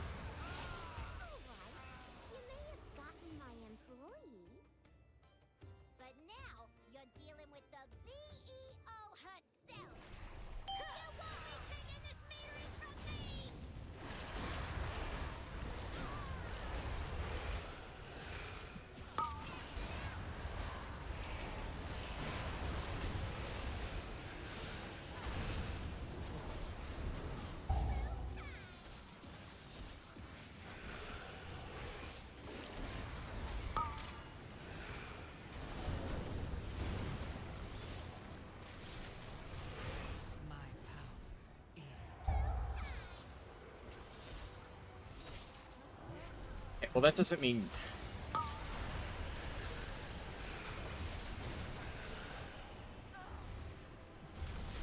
Feel bad for that dude, but I don't know why he was hugging the barrel. I'm kind of in this awkward position where I see he's on top of the barrel, but it's like, kind of need to hit that barrel, buddy. You shouldn't be standing directly next to the only barrel that you know the tank is going to shoot a frontal through.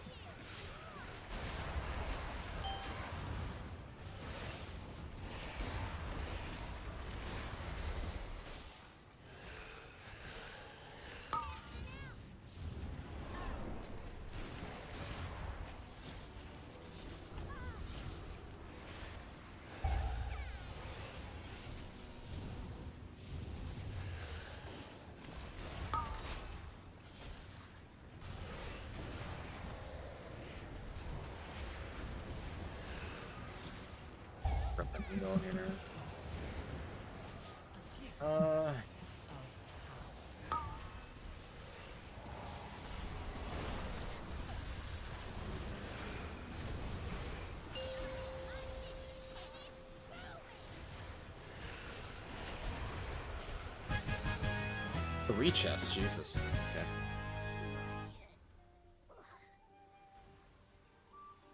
Sure.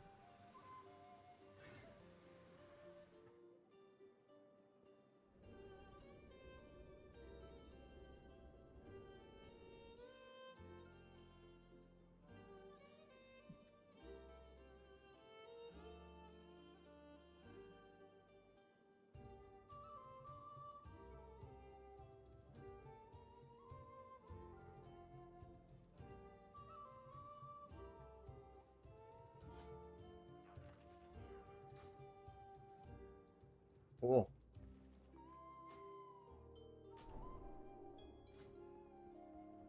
I didn't even know that was a pet.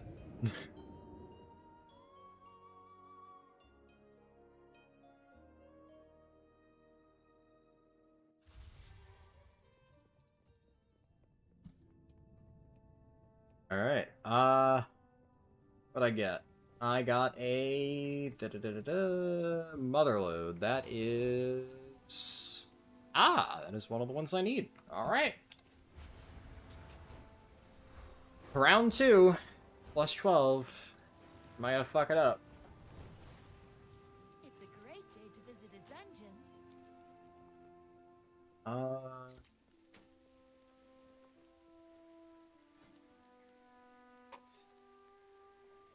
A lot of the scariest stuff in Motherload isn't really tank damage per se, though, so it'll be fun. There's like 1 or 2 pulls that do scary tank damage. Rixa hits the tank kind of hard, but also I should be able to mitigate that fine. Pretty much every other scary part of Motherload is group-wide damage, so yeah, I don't really think Blood Decay would struggle much there. I mean, so far I've gotten pretty good RNG with the key rerolls, so... Hope that stays. It'd make my life a hell of a lot easier. Especially regardless, this'll get me to 2K, so that should make it easier to get it to like a plus 10 workshop, which is the only one I'm missing.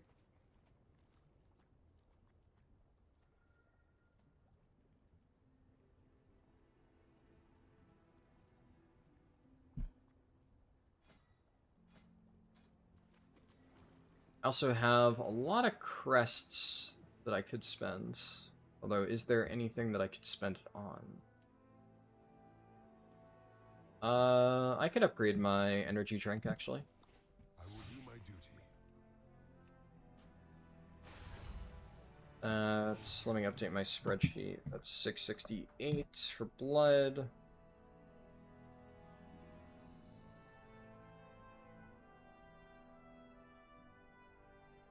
$671 energy drink. Alright, cool.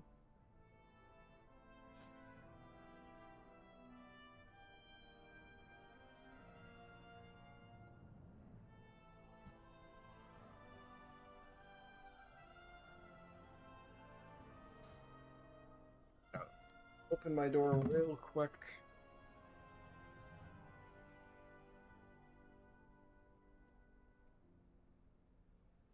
Nice thing about streaming at 4 in the morning is it's relatively cool, but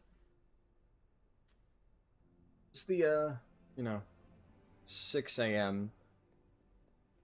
Now that the sun's coming up, it's gonna start to be fucking sweltering in here, so unfortunate.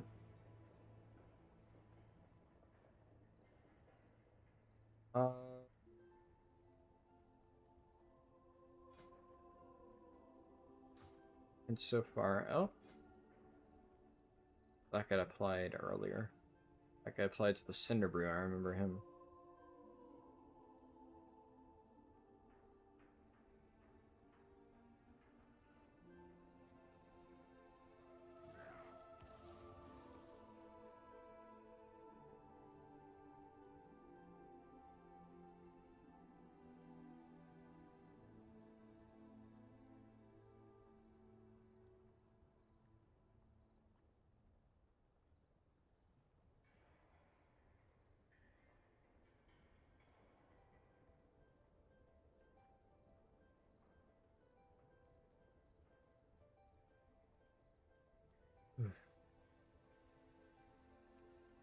Suppose I could look for groups. If absolutely necessary, I could try and find.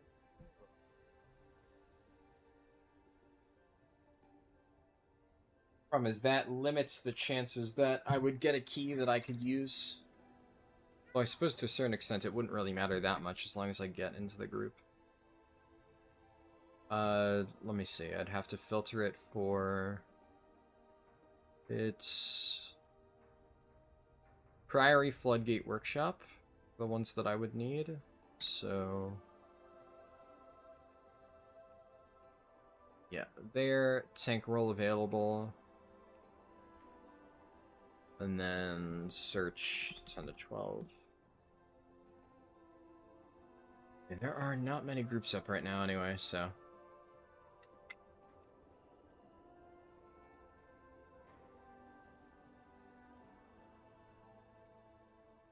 Obviously, this time of night, I'm going to have to deal with lots of Oceanic groups, but of all the specs to play with high ping, Blood DK might be one of the most brutal. So, I don't know. I don't know. We'll see. I'll try to stick with my own key for as long as I possibly can. But the fact that I'm getting no applicants is a little bit disheartening. Like, that's not an Oceanic group, so I'm tempted to join it.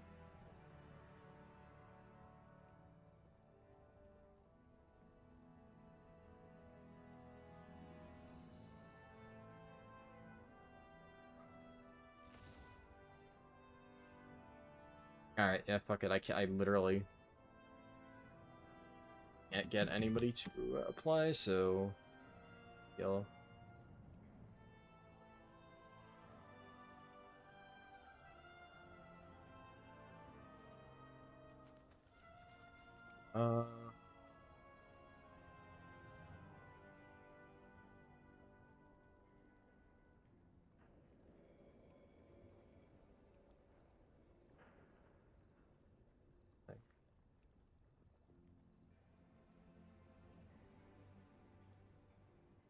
Let's see.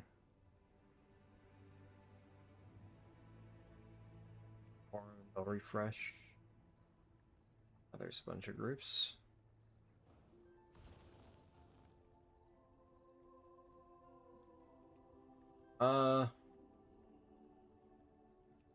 Screw it. The list again.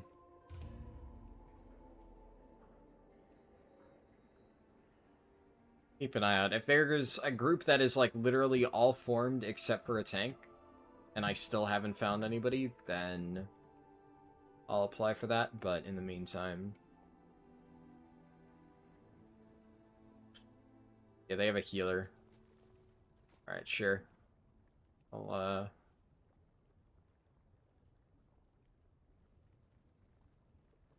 can't type today. I actually just can't fucking type today. I'm stupid. Alright, well... We'll see. I can't remember if... Oh, nope, okay. That, fuck.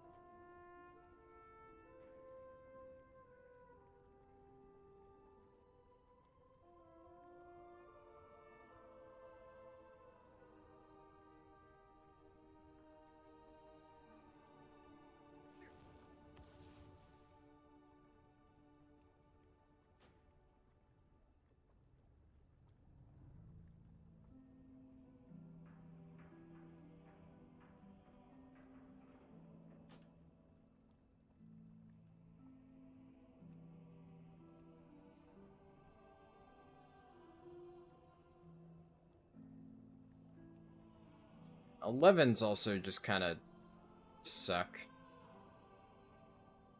It's like, why would I do something that is just like the worst of both worlds?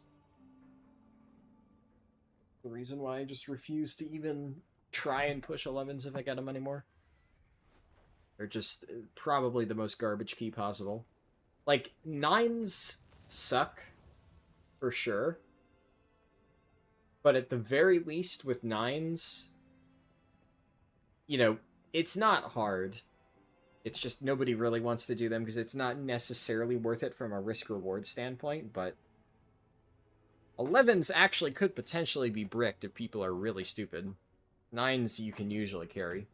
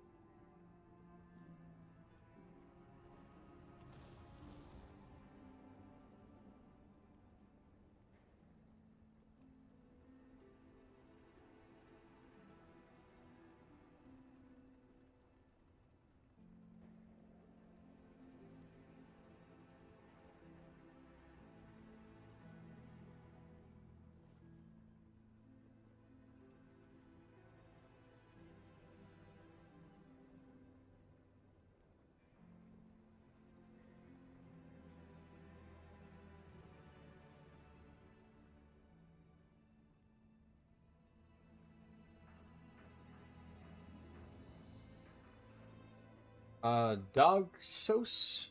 I have no idea how to pronounce that, sorry. Said, I've seen in your Gearing Alts video an add-on weak aura that shows your vault completions on the Delve panel instead of having to open the vault fully. Oh, yeah, apparently that's from the add-on Plumber. I didn't even realize that was an add-on. But yes, evidently that is Plumber.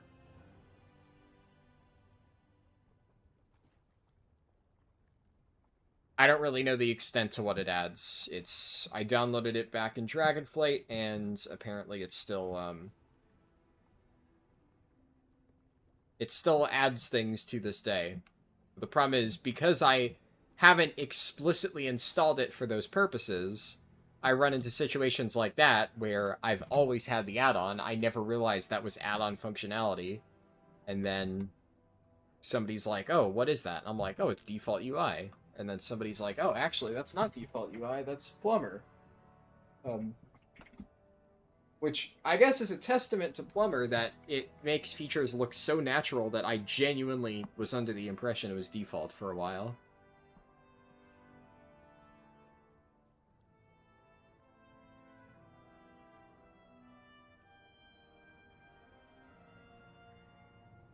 But yeah, it's pretty handy. I assume you're talking about this. But yeah, this looks really clean. I never would have thought that this was not a default UI thing. It's actually insane.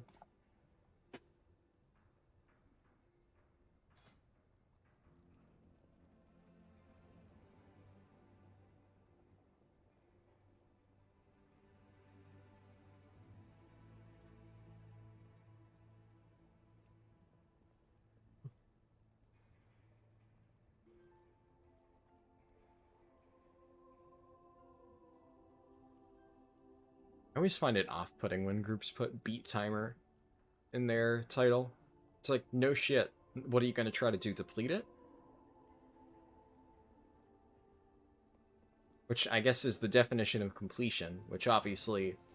But, I don't know, I feel like if you're putting completion in your title, you're accepting the fact that you're going to scare off a lot of people. Because, like, putting completion just means, I know that I'm shit, and I'm literally just looking for a weekly vault key, but then that's at least fine because you're intentionally trying to attract people who are also knowingly only joining to get their vault.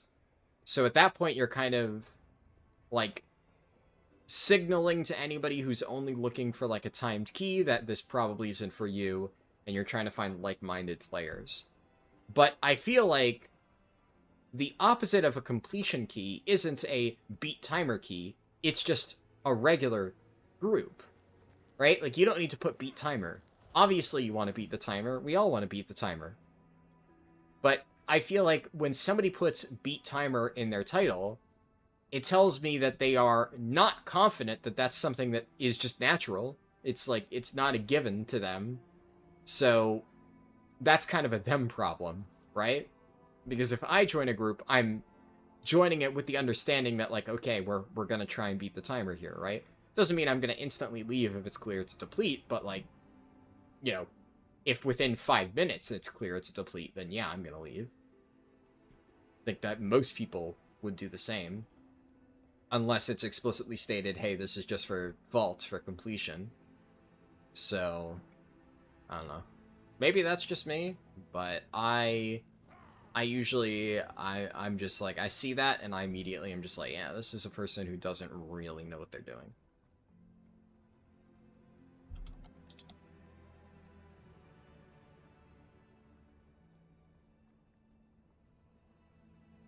Jesus Christ.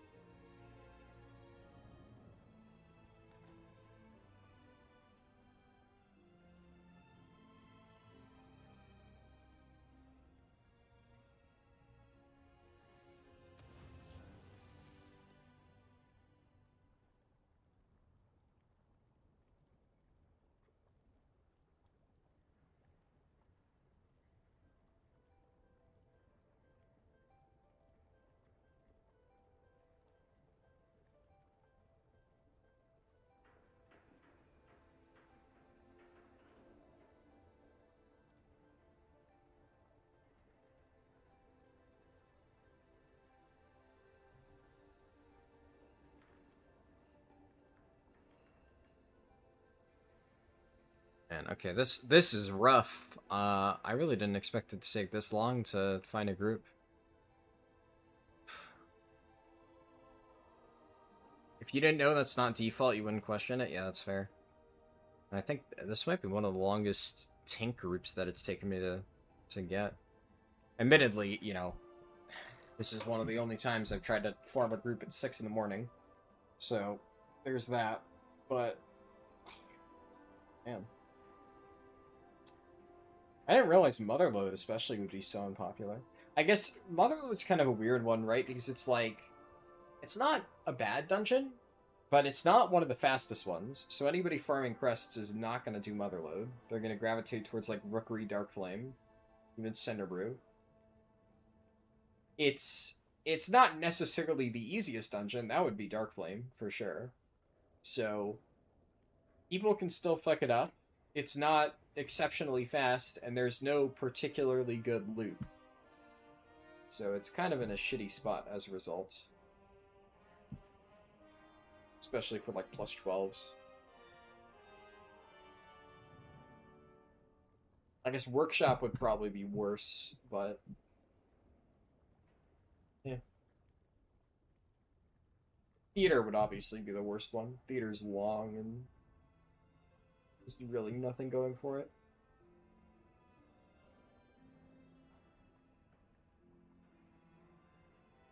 It's tough. Tough one. I don't know, and I mean, I'm probably not... yeah, there's no chance I get invited to that, because I haven't actually timed a 12 in this character. And frankly, I wouldn't trust a Pug Blood DK to do a 12. Like, I would not invite me to that key, if we're being real. If I was just like a Pug.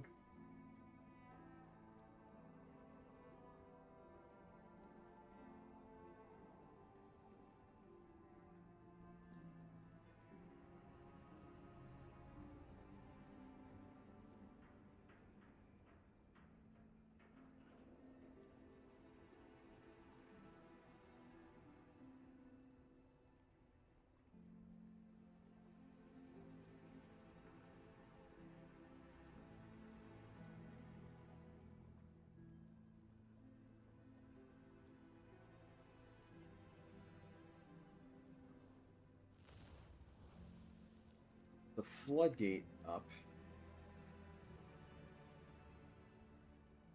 Waiting.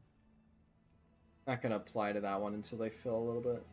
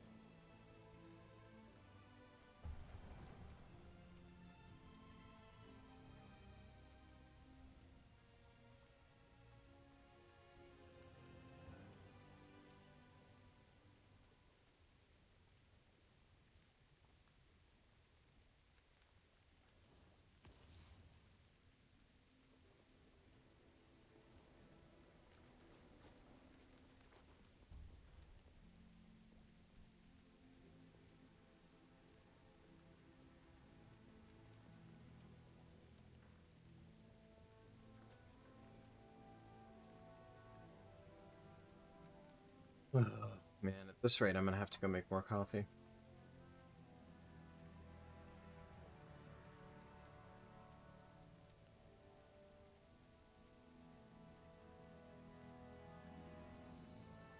They're the same group.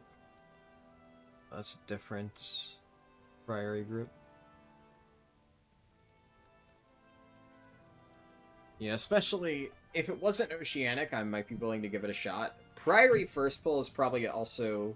Yeah, Priory's the other dungeon that I think Blood Decay would struggle with, because there definitely are some pulls there that will spike a tank pretty quickly. Yeah.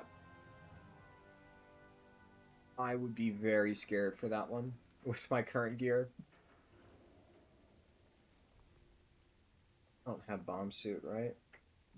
I know I got a bomb suit on one of my tanks out of the, like, the 4 heroic dungeon box, but not this one. Also, realistically, another thing that I would theoretically want to do on Blood Decay is... I feel like if you're really pushing high keys on a Blood Decay, you probably just go Deathbringer.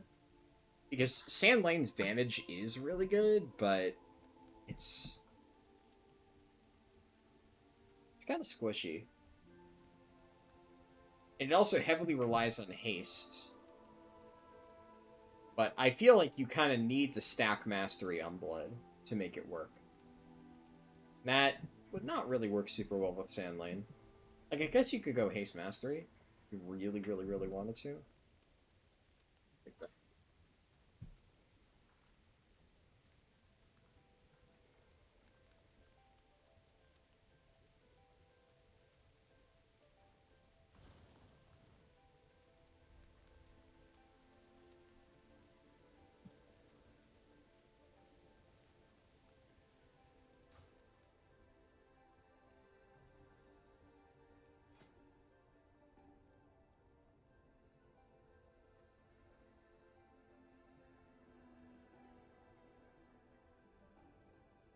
The fuck?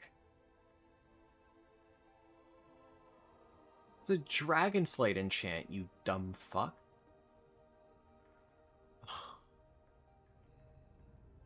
Whatever. He's so lucky if his healer friend is getting him an invite.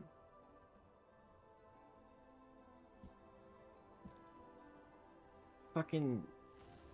Spell Thread is one of the cheapest enchants you can buy. Fucking Christ.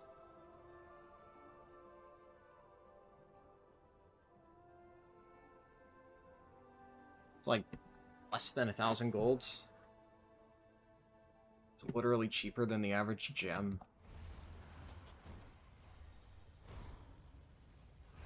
Oh, well. What are you gonna do?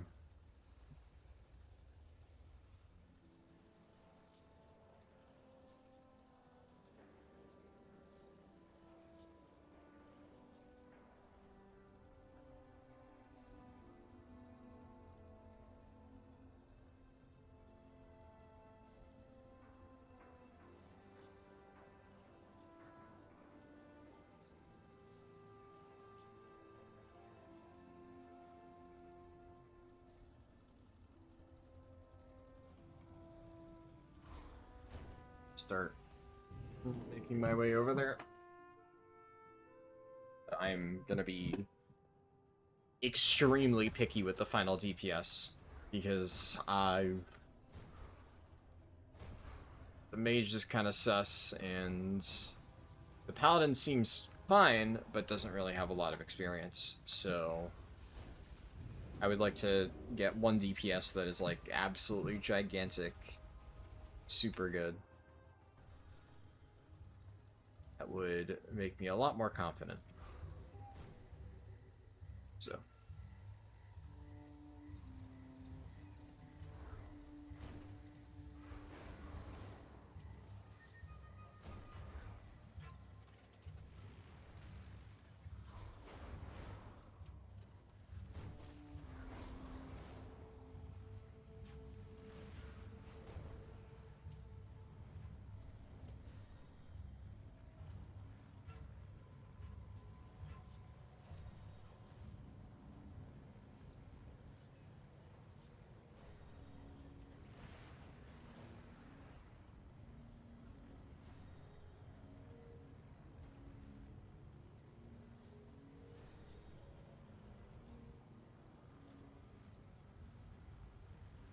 This is a Holy Paladin. A Holy Paladin trying to mull his way in.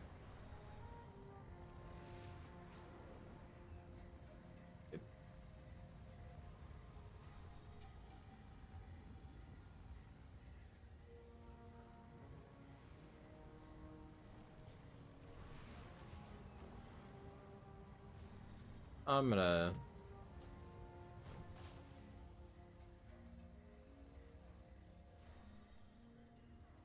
Guy is also a Holy Paladin, but at that item level, yeah, surely. Him I actually trust to have stuff.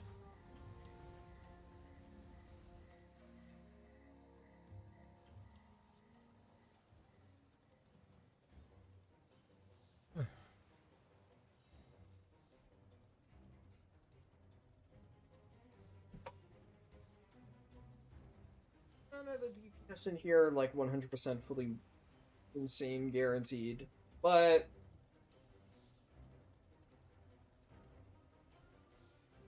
I don't want to sit here forever, and it's a 12, so if it ends up being a complete disaster, I still have my tent left over.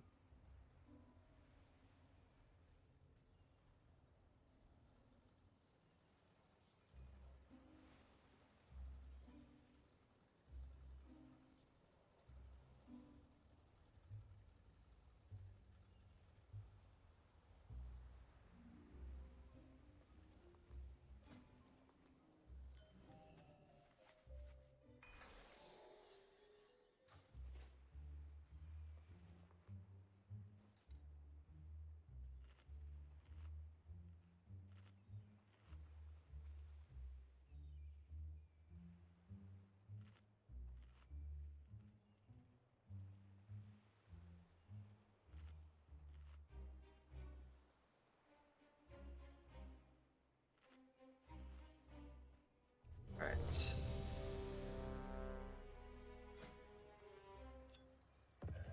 I'm hoping this ends up going well. At this point, I'm committed to at least getting a single plus 12 done. Just to, you know, redeem myself a little bit. After the, subpar performance in the Cinder Brew. Mad at myself for that.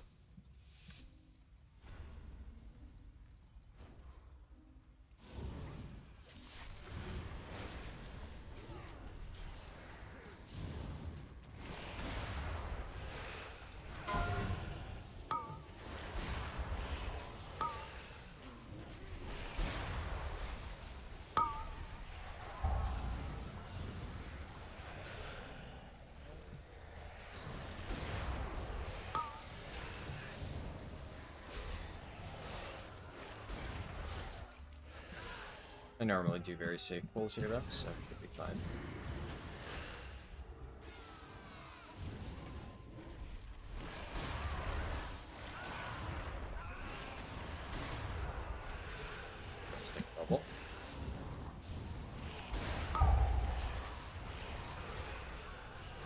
It hit me, but I got bounced. Sure. Okay, let's do this. I'm gonna get thrown wrenched at. We're fine.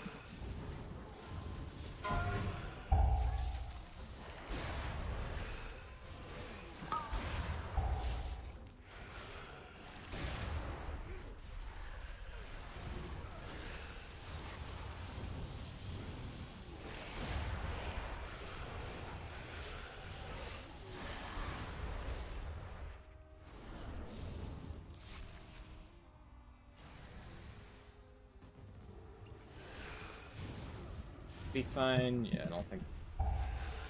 I always get a little bit scared on this pull, but it doesn't pull the Peacekeeper.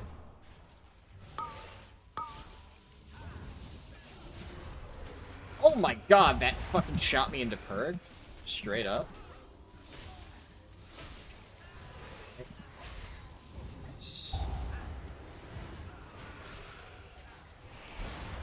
I knew it hit hard, but I thought that... I'm pretty sure what happened is a bunch of the little guys auto-attacked me at, like, the exact same time. And the combined factor of all the auto-attacks with the big slam shot me a little past where I thought I'd go. We're fine. That's what Purgatory's for. Gonna be a little bit scared on the double pull that I normally do. Right up here.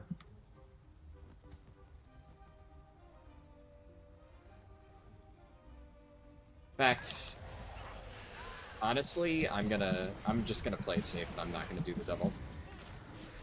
Normally I would, but there's just no reason to risk it, especially when I'm not confident that I will live.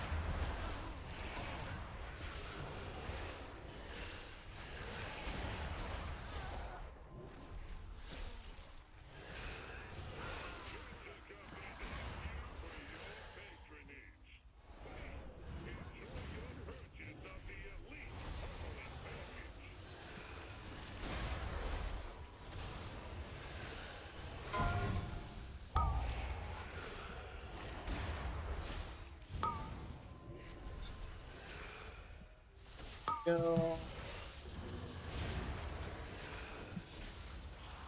Yeah, that wasn't too bad. I mean, I did have Vamp Blood and Rune Tap up for that, but my helper barely moved, so I'm pretty sure it was like a combined thing before.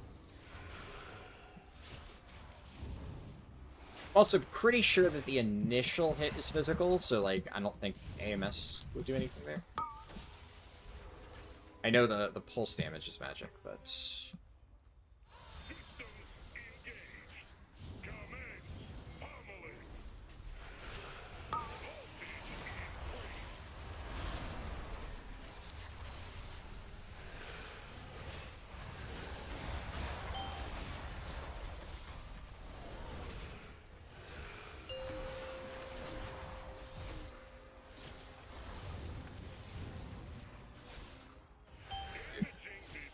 I can't hit it.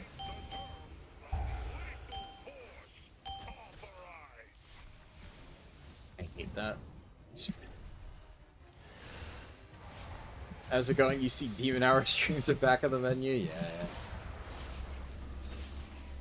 It's the nice thing about this added flexibility. Like I said, we just gotta weather the storm, get through Gallywix. Now that Gallywix is dead in both guilds, I have so much more free time. I can do things like this.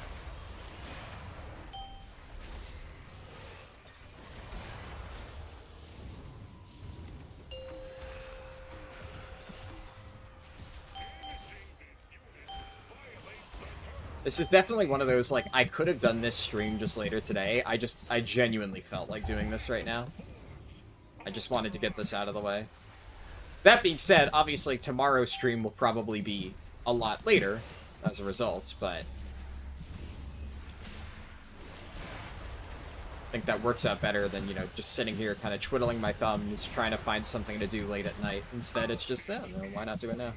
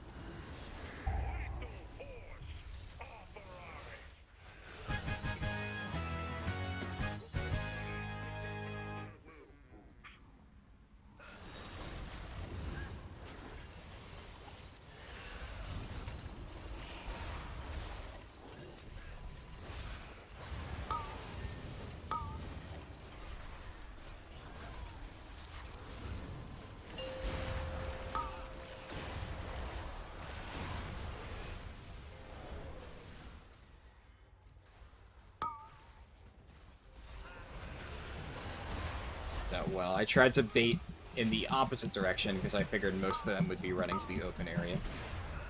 Had to, you know, sit in with a sketchy spot, but it worked out. No deaths.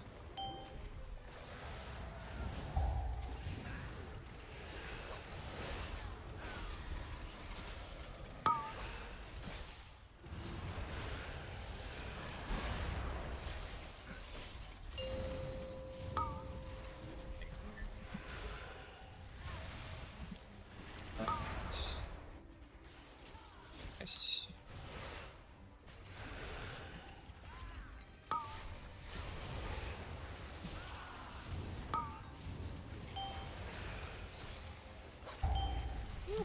Okay. That hit a little bit harder than I thought. I should have definitely room tapped that. Kinda hoping this would be dead. Yeah, that guy committed. He shouldn't have really, but it's fine, it's fine. I'm gonna mount up here, give him a second, and just get myself a little bit of distance.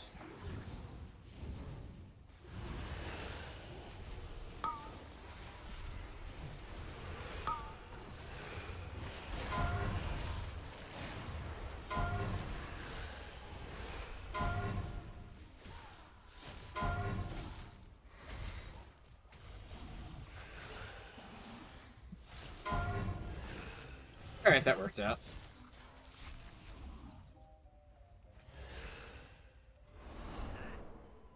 Okay. Gari is a little bit spooky.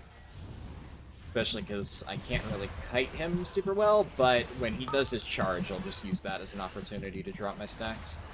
I only have one here though, so that's like...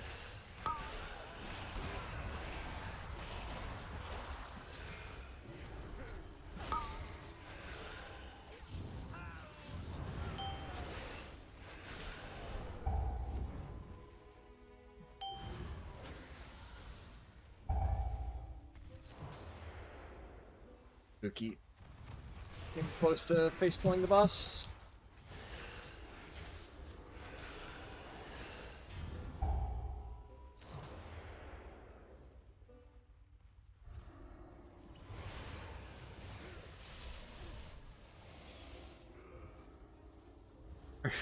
Really fucking hate that mob.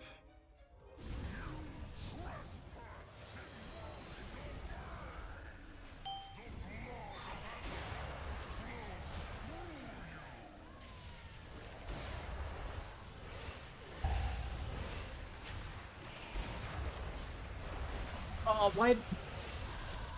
My Soul Reapers go on Azarok? Ah, I forgot about that interaction. It's fine.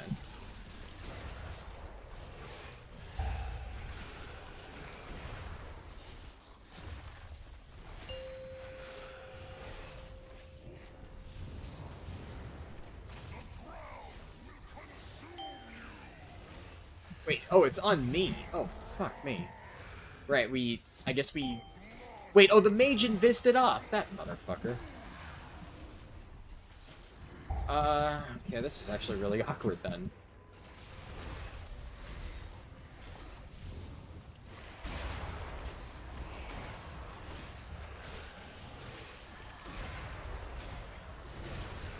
Fine, I can out-heal this.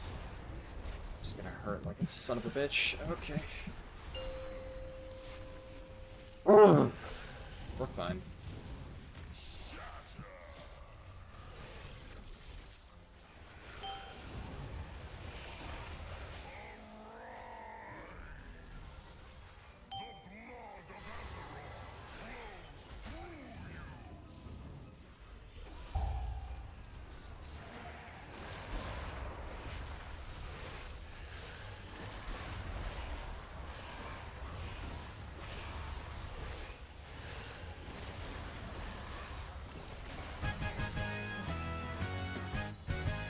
Dancing weapon, will use it on the first target you cast it to? Yeah. Yeah, it's like... It's been a while since I've, like, really played Blood DK. So... The moment that happened, it was kind of like that moment of, ah, fuck, yeah, I should have remembered that, right? But... It didn't pop into my head immediately.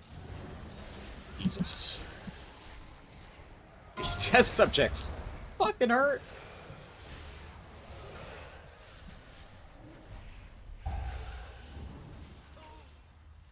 Also, roleplay like that is a bitch. That's why Bone Shield barely falls off, and rebuilding that at the start of pulls is... it's a fucking killer.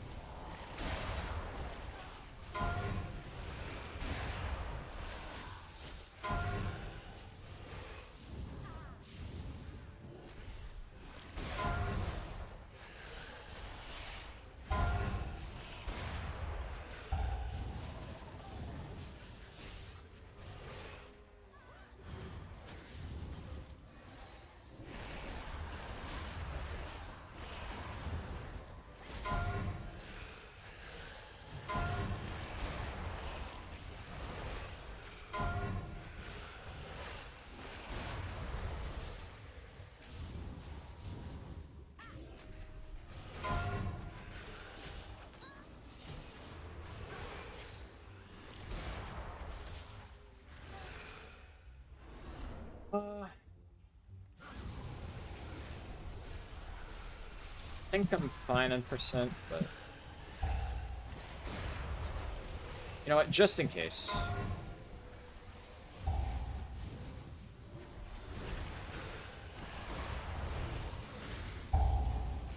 feel like I may as well do a big pull here.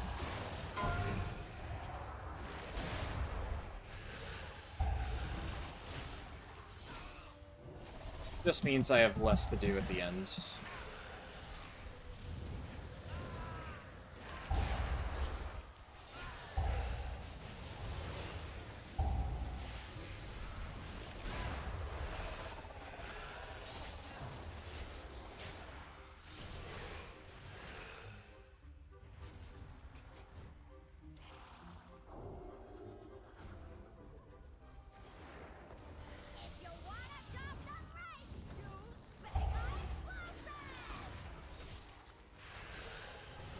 Leatrix is a pain in the ass, but at the very least... once I get everything going, I can heal for this. Just until then.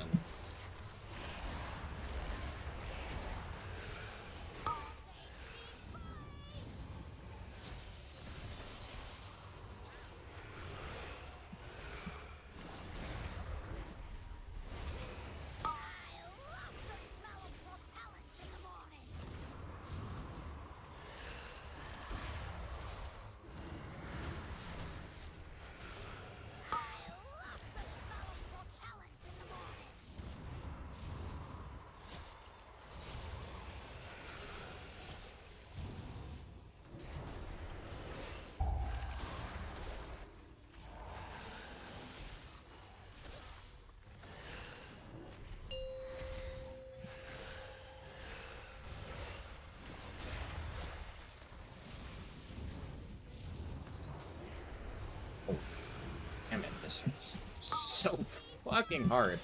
So unnecessarily hard.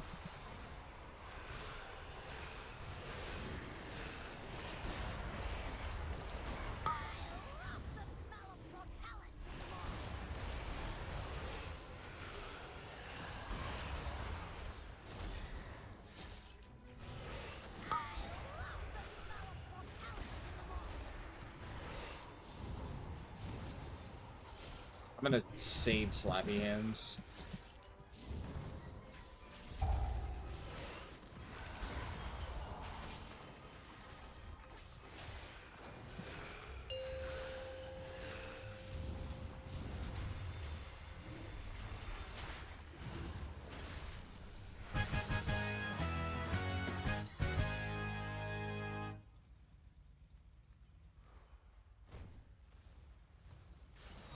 Gonna do a semi-big pull here.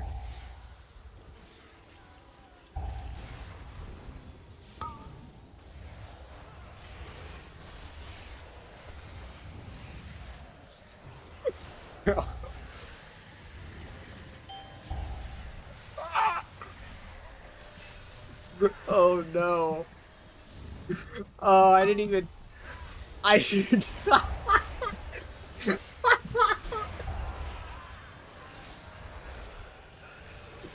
Oh, I didn't even think about that. Oh, that's so fucked. Just in case anybody missed what just happened, I... The mage definitely saw, the mage typed LOL. I popped Slappy Hands, and he yoinked a mine straight through the fucking one of the Ret Paladins, and he just got insta-deleted. Oh, that was unfortunate. That was really unfortunate for him. Oh, he almost just ate that one himself, though.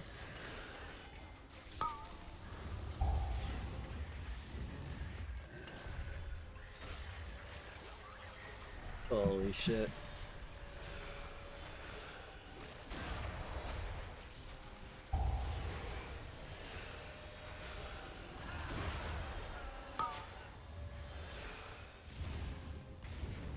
Usual DK grief. Surprisingly, well, I mean, I guess I've never actually seen somebody fuck that up, so...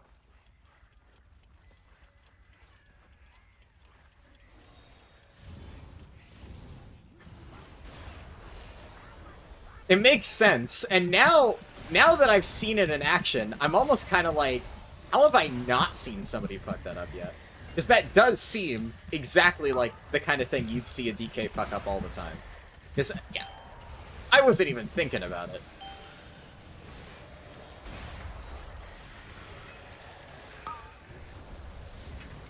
Okay, I mean, that one's on him.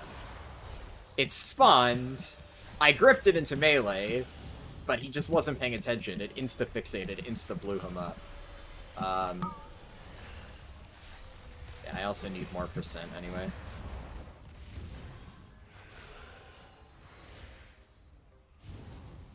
I need, like, what, one more war machine? I think technically just landmines is enough.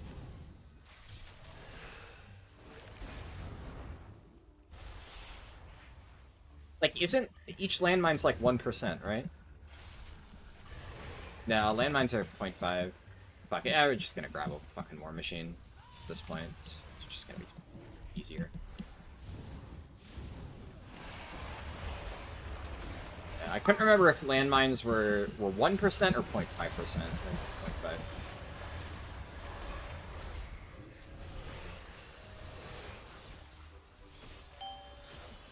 Normally, I'm kind of surprised. This is the first time I've seen nobody fuck up the first pull. I'm so used to somebody, like, butt-pulling the patrol on the first pull, which is, like, the extra 5% I usually have here.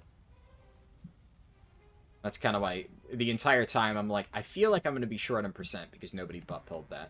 Which normally is, like, you'd think it's a good thing. But every single time I've tried this route, it's, somebody's butt pulled it, so I've just kind of, like, adapted my percent over time to that always happening. And I forgot what I normally pull extra. I think normally I pull, like, a few extra mobs in the section before, Brixa.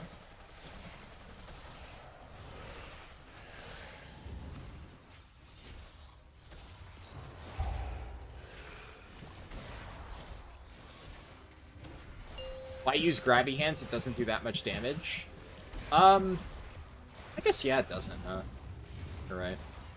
It used to give you, like, a buff, right? It used to do, To be fair, though, like, So, obviously, my initial grabby hands was terrorist. Grabby hands is actually quite good in that situation if people are looking for it, right? Like, if I'm yanking every single mine directly under the boss, if people are knowing to look, to see, then if it's on the range, then it's fine. The problem there is, I happened to snipe the DK because it was already fixating him. I yoinked it from far away, and it passed through him in midair. That, obviously, that was a bad play by me. But it actually, if he was paying attention, would have made that a lot easier. Yeah. I mean, it's still DPS, right? You still use it if needed. And if it's not bad. The main thing is, back in the day, it used to... I forget exactly, I think it applied, like, Runic Corruption. It basically improved your Runic regen rate. So it wasn't just that it gave you damage, it also gave you a really nice buff. I don't think it does that anymore. I think now it's just damage and the CC effect. So you're probably correct that if it has the chance of griefing, I probably just shouldn't hit it at all. But, yeah, it doesn't seem like it does anything special. Also, when you pull an enemy, they do less damage, so there's that, but not applicable in this case, so you're correct, but like I said, the second time I used it, that wasn't just for damage greed. That was literally, I'm like, oh, I'm gonna group them up under the boss, and then the paladin just didn't look. Which, you know. At that point, there's an equal chance that the mine could have just spawned directly on top of him, insta-fixated him, and he still would have died. Like, it's effectively the same thing as if that had happened. So, that one I take zero responsibility. That is 100% on him. Degen hours, let's go. Yeah. I will give you a fair warning. It's probably not going to be a super long stream. Especially because we're probably already about, like, past the halfway mark, but... There will be more Degen hour streams going forward, because... Especially during the week. Since I don't need to monitor my time as... Oh, I got a workshop. Let's go. Alright, shit. Good shit. Good shit. So far, we are keeping it rolling, and that's the last dungeon I need score for, so bare minimum, that's gonna be a nice boost to my score. And Workshop is, like, super chill for tanks, so I'm not too concerned about that. That is, like, 100% everything just murders. That being said, the very first pull, the Striders, the Pecs, and stuff will fuck you up. So that is actually rough of blood. But that's just there's no universe in which I do, like, an all-four packs pull there. I just don't do that.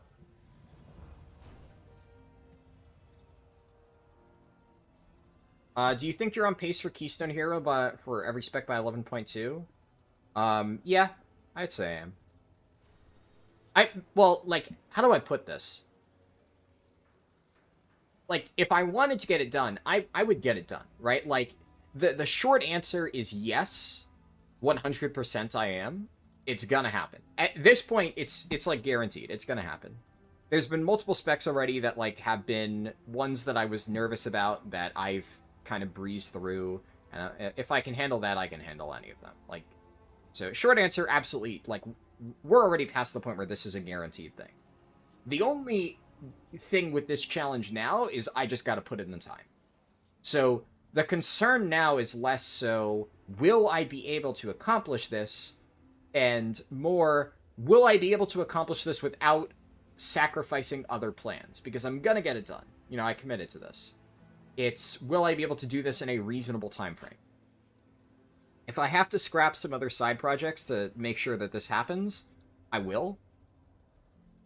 I'm just worried that, you know, I'm trying to pace myself, which is why, you know, I said at the start of the stream, but obviously if you guys are watching live, you probably just didn't go back to the beginning, which is understandable. But I said at the start of the stream, I'm going to make some slight adjustments to how we're going to go about this just to expedite the process. So not everything will be pulled, and I'm going to start chipping away at some alt specs for, like, my main characters. Basically, Ret Pally and Arms Warrior, because those are on my mains that are already extremely geared. And I want to get them weekly vaults, but I don't want to just do another prop Pally key, right? Like, it's something we've already done a million times. So I already have enough gear. I've, like, gotten everything I need to play both Ret and Arms. So we're going to do that. Same with, like, Havoc. Even though Havoc's not a main, it's a spec that I played before in the past, so it's one that I already have some comfort level with. We're not gonna like do that today, but we're gonna start chipping away at that. Like I'll probably do that this week. Not the entire challenge, but like for instance, I'll do like we've been doing Blood Decay and Havoc, or Blood Decay and Guardian Druid, 1 key per week, you know, for the past 2 weeks. So now, you know, when I actually do this challenge, there's only 6 keys left. I'll start doing the same thing for Arms Warrior, Retribution Paladin, and Havoc Demon Hunter. We just do 1 key a week. That way, then I'm getting...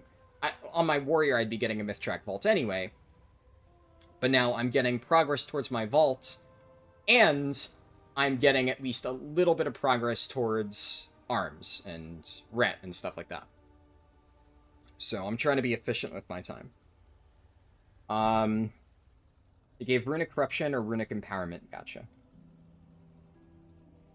I am going to grab coffee real quick, but we got a... let me lower this to a 12 before I forget. Got a 12 workshop. That's nice. To hear about your adventures. Looking for someplace new to explore? And... yeah, Floodgate and Priory. We're saving 2 of the spookier ones for last. They both have pulls that are a little bit scary on blood, but should be fine. I should manage. Alright, I'm gonna grab coffee. Maybe you're real.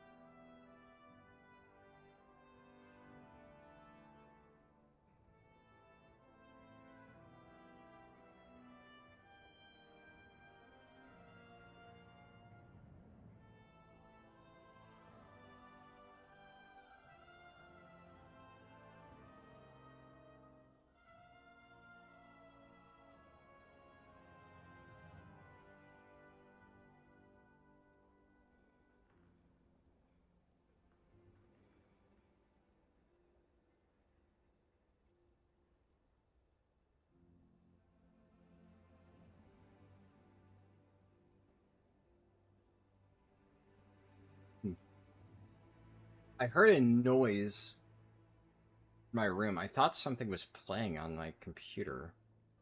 But it also could have just been like a cicada or something outside. It was just like right outside my window. I don't know. Weird.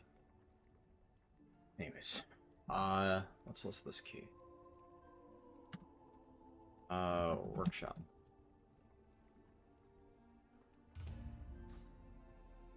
From Vault, do you grab a 629 set piece or go for a 649 piece? depends on the 649 piece, but in like 90% of situations, you would go for the 649 piece. A lot of times, at this point in the season, the track of the item... The raw item level also matters, obviously, but, like, the higher the raw item level, the... You know, more likely it is that it's on a higher track. If it's 649, then it's on hero track, because that's, like, minimum hero track. The only time in which item level wouldn't really matter that much if it's, like, the difference of, like, 645 or 642 or something like that, and they're both champion track. I forget exactly what the number breakpoint is, but they're both champion track, and, like, one of them is just better. At that point, the difference wouldn't make any real decision. Well, if I needed a tank, I suppose that would be nice.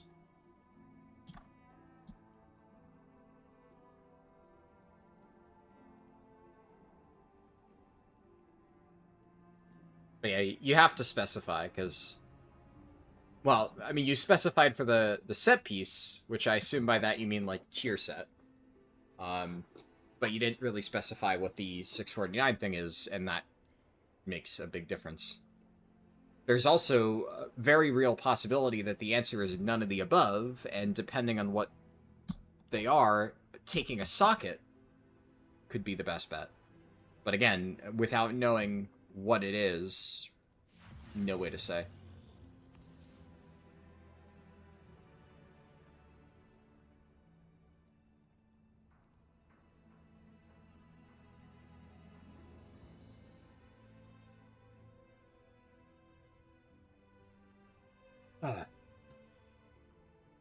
Especially for, well, if I'm going to be a little picky.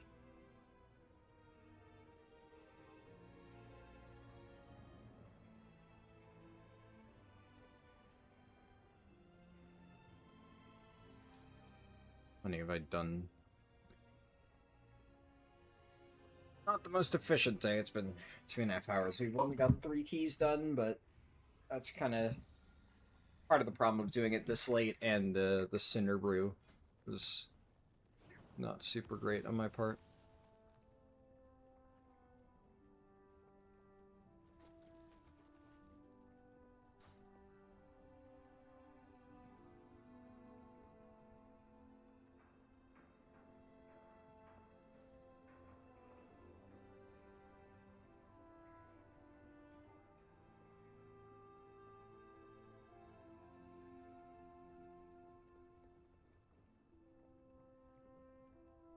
I suppose I could start looking for keys. The other...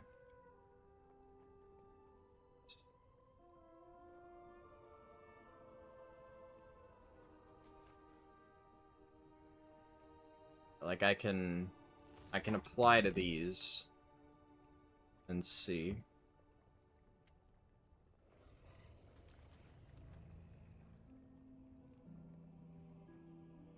Oceanic, but, like, that's fine.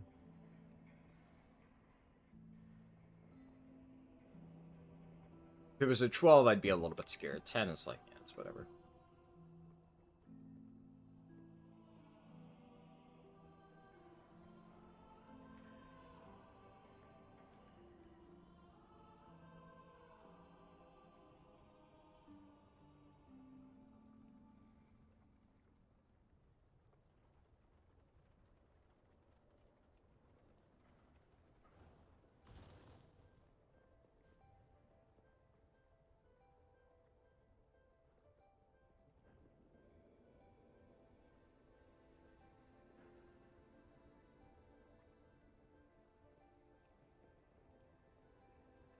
Are you using consumption after dancing rune weapon because of the 30% plague tick speed? You mean after getting the triple diseases? If it lines up, yeah. Doesn't always perfectly line up. It's, I mean, it's good if you can use it like that, but also...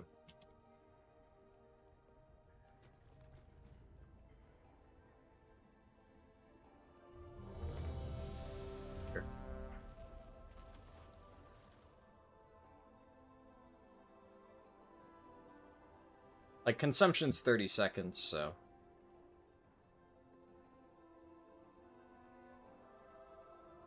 Generates runes.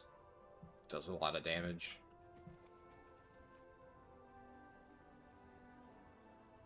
If you're having to hold it for anything more than, I would say, 5 seconds, it's probably not worth. I don't know. I'm sure that there's, like, some rough breakpoint. But generally, no, I just rip it. That's on AoE, also keep in mind, right? On single target, you still shouldn't be holding it for an excessive period of time, but the damage of it is going to be a lot less. Curious. It doesn't do that much damage overall. So...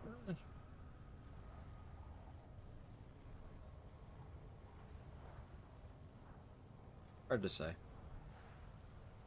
Rune generation is also a nut thing to, scoff at.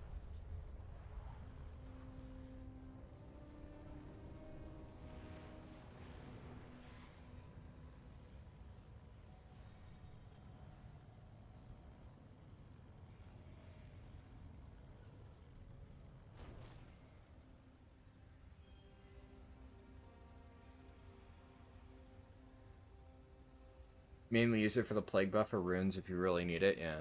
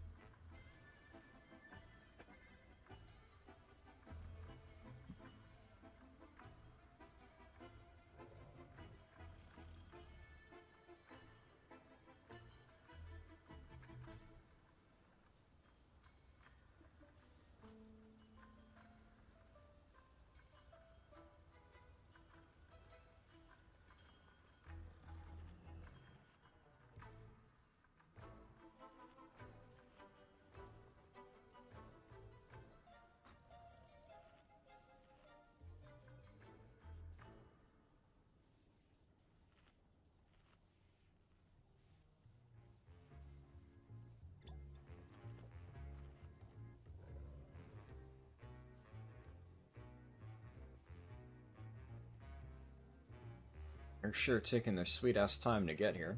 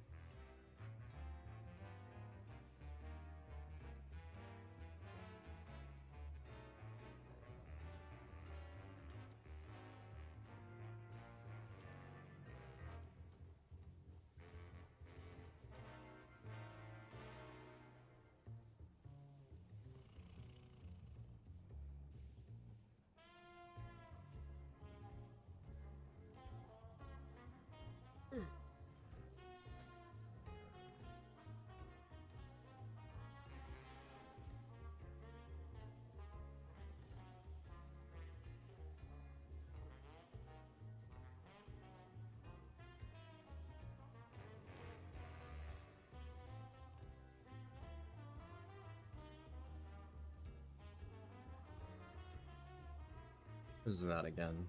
I definitely need that.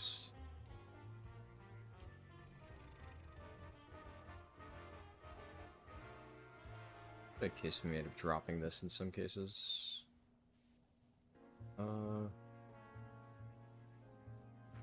Still like to use Death Pact here. So-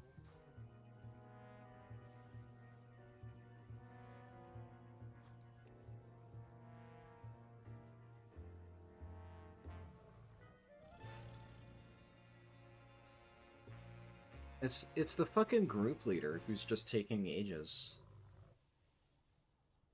My guy is he? He's on his way. But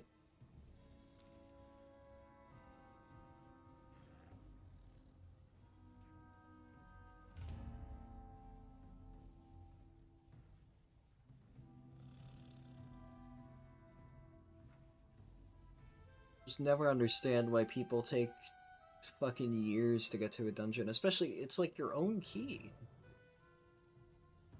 Be there.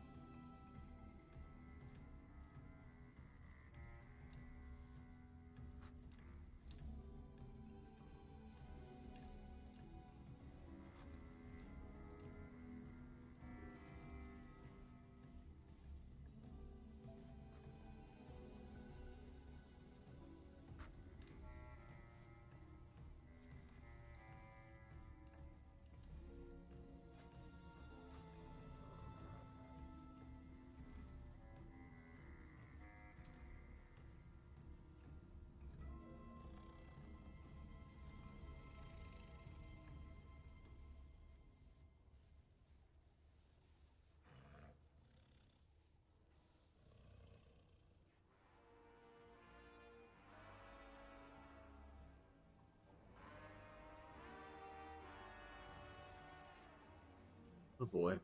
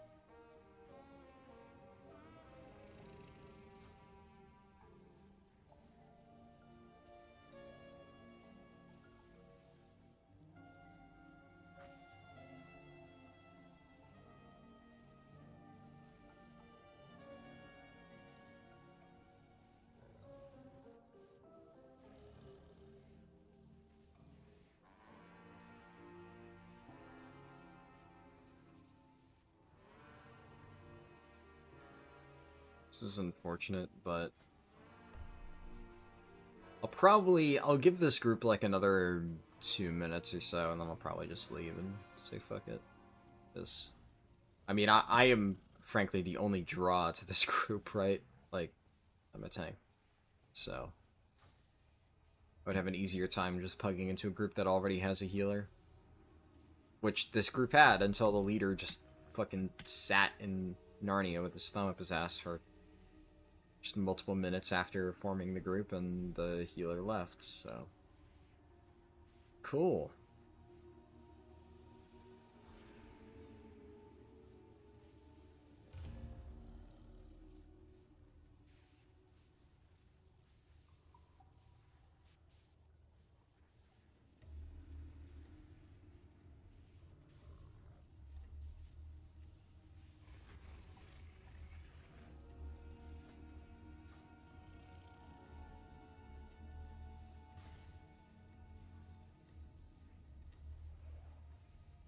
Horn and Sync, and yeah. It's early.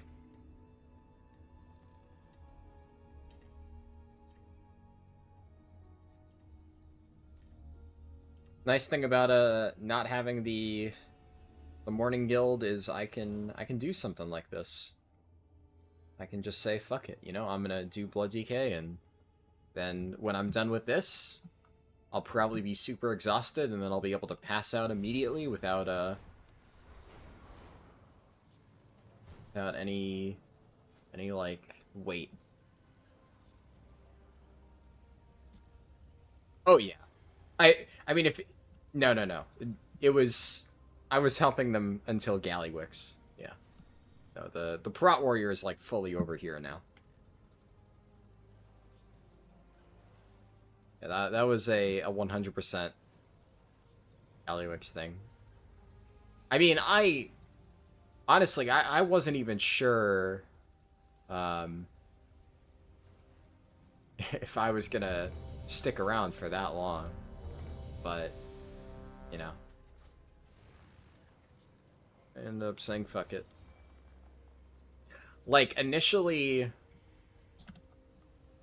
when I joined you guys, my plan was to kind of like tell them, you know, hey, give you like a few weeks or something to find a replacement, but they were having consistent issues with the roster and stuff, and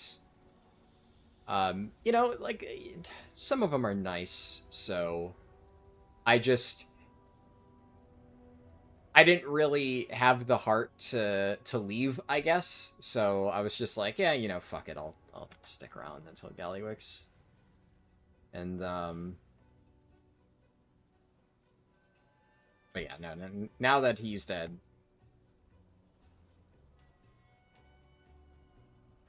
The biggest thing is also like I would maybe be tempted to stick around for like reclear just so I could like basically double up on reclear if it wasn't for the fact that I already know that reclear is going to be like a 9-hour thing, right? Yeah, exactly. Now I get more time to do this stuff. Like if it was just like a one day, like, you know, we're doing, you know, 3 hours, we kill all 8 bosses, easy peasy, then sure.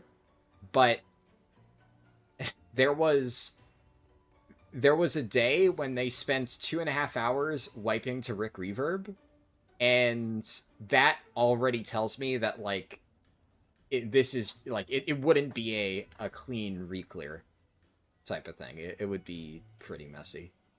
So I'm just I don't know, I don't want to deal with that. Yeah, and Sprocket. I don't even want to know how that would go. I mean, I'm hoping it goes well for them, all things considered, but I don't want to stick around to find out.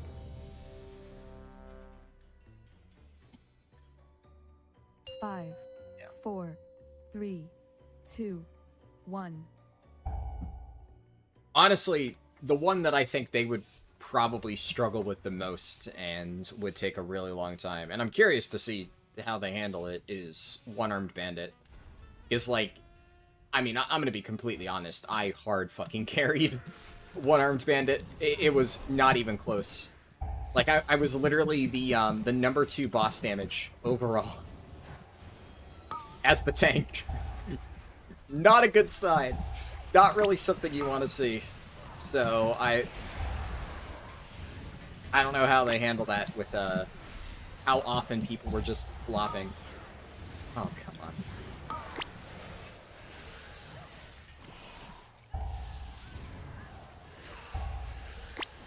Somebody pull that fucking trigger.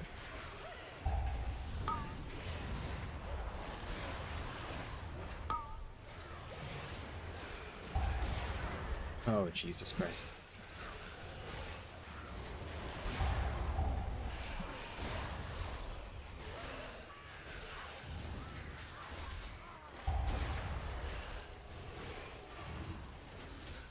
Okay.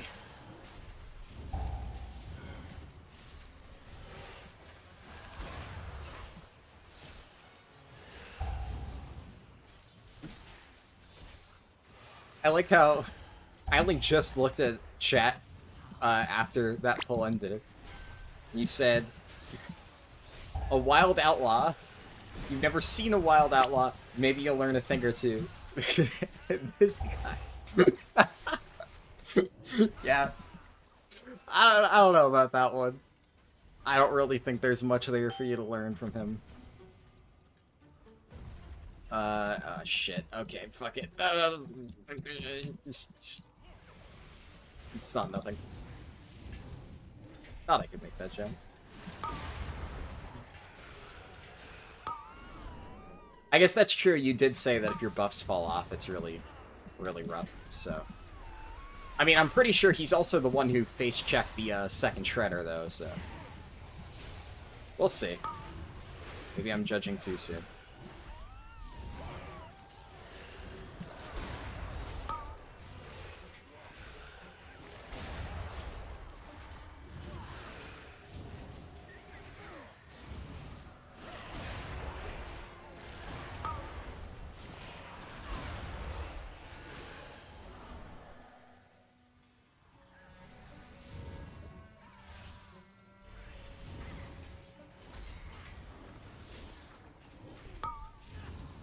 Ouch.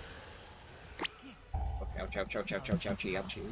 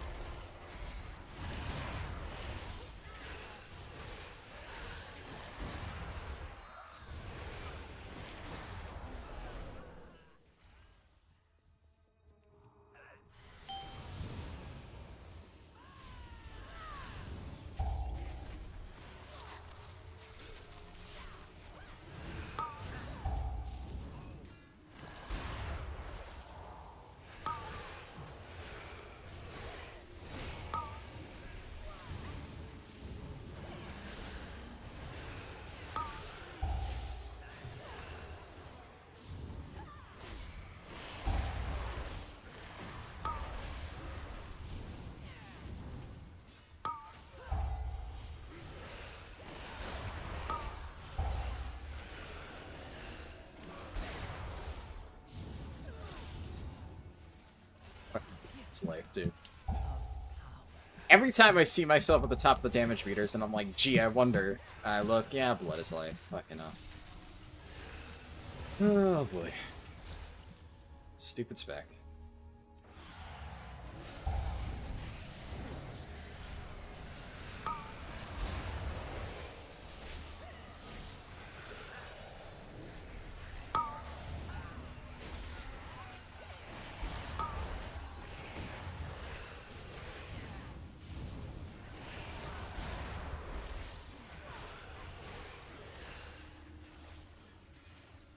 Hopefully it's not an augmentation outlaw.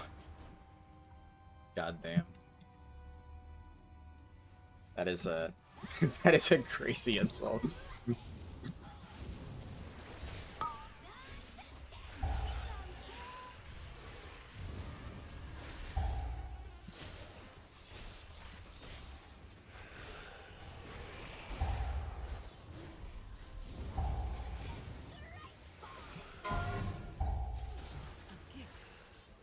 Time to tingle.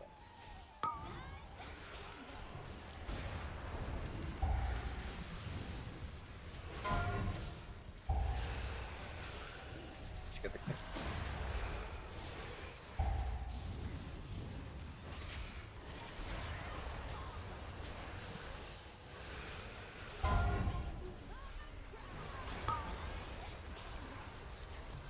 On hand.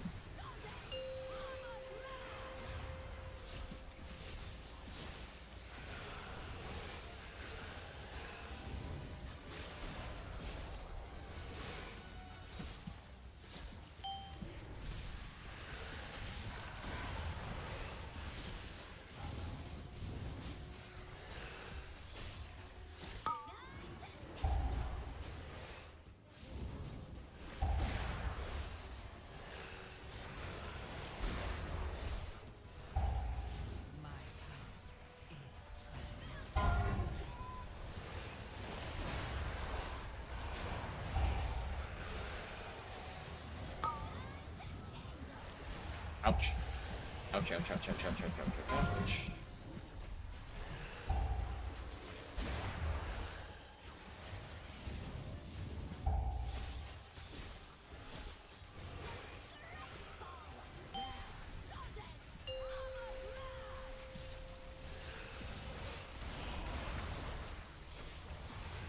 Does that work on bosses? Is that actually a thing? Oh my fucking god, you're right. Good call, Troy. I did not, I knew that that was a thing, but I thought it only worked if you actually successfully grip the target. I just learned something new.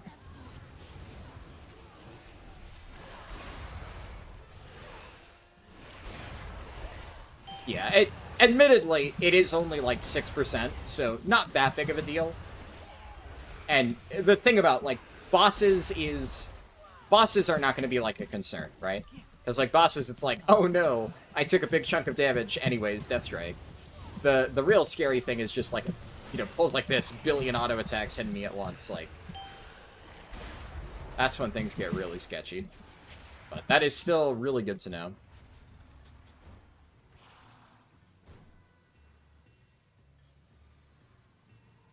Yeah, that is definitely really cool tech. I did not know that.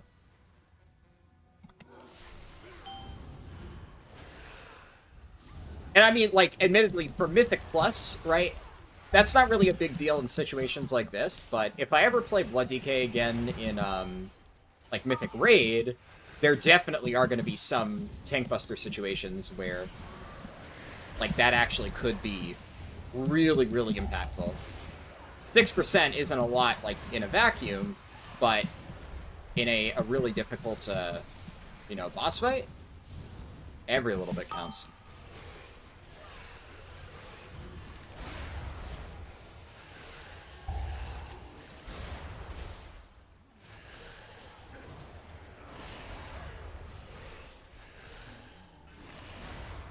I don't know what the fuck the healer died to, though.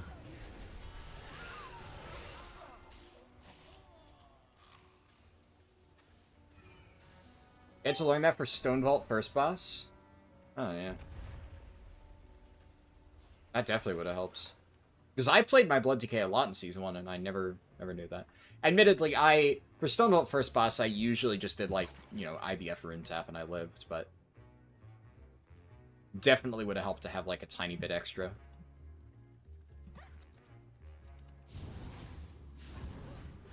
Jesus. Dude, oh my god. I'm trying to fucking hit the target, but it's barely out of range because I'm not hitting the scaffolding. Is somebody able to... just gonna...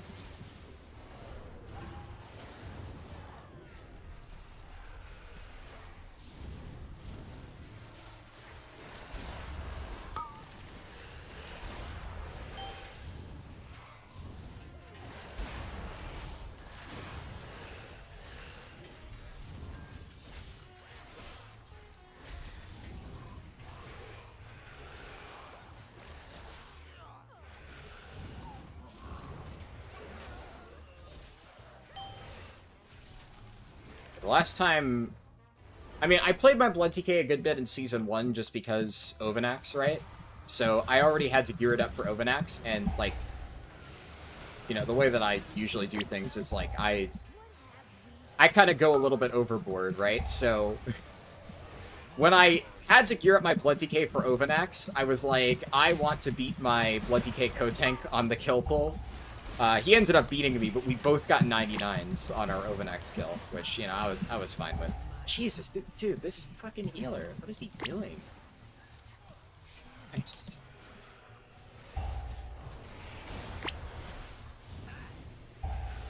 Standing in shredders.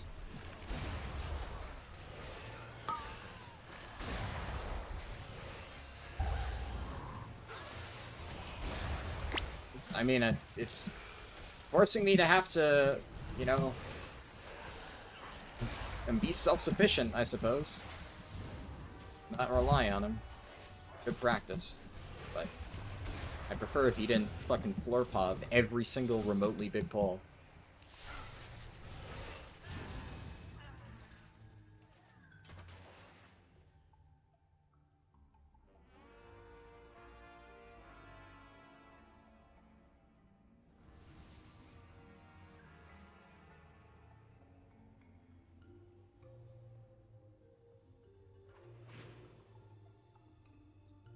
List for this.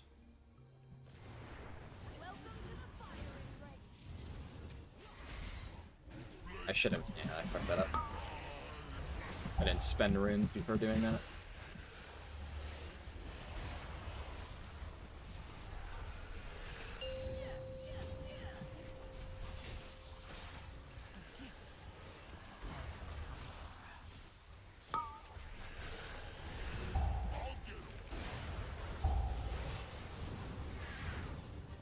Fine, nice.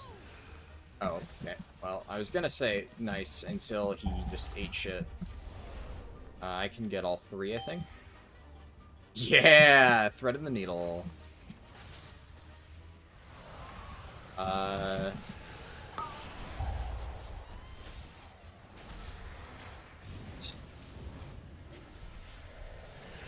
to B-res him, and then I was... They really need to remove the cost of B-reses from some specs. It's really dumb that some have it and others don't.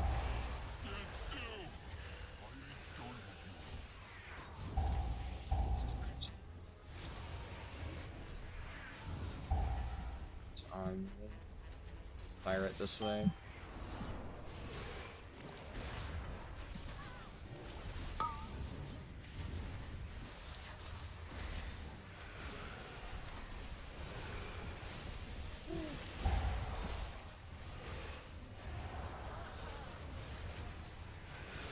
Jesus.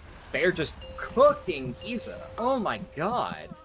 They are not even trying to split damage. Dude, this group is fucking dog water. Okay. Alright. Okay.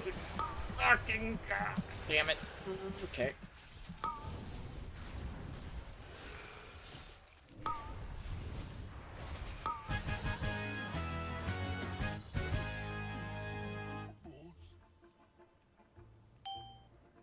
Do that one once. That is like the most I've ever seen, like a group just smoke one of the mobs.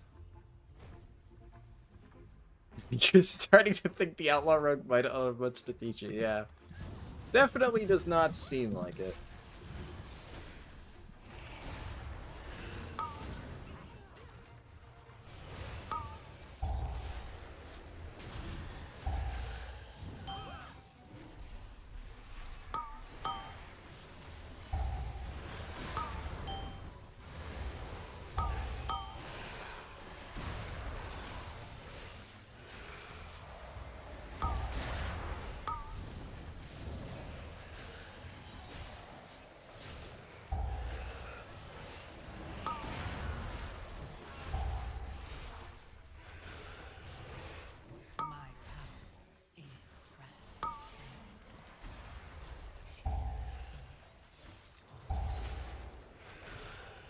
Okay.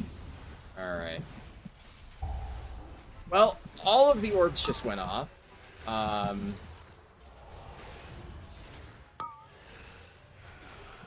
mean, they're just not... Why?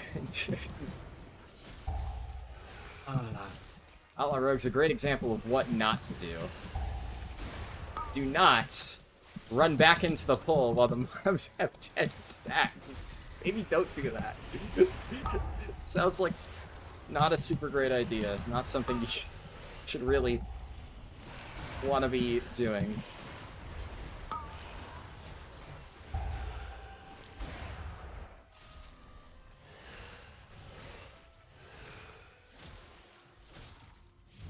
Jesus Christ.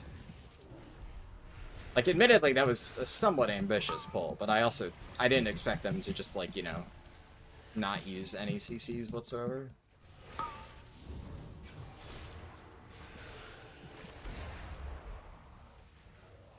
Christ.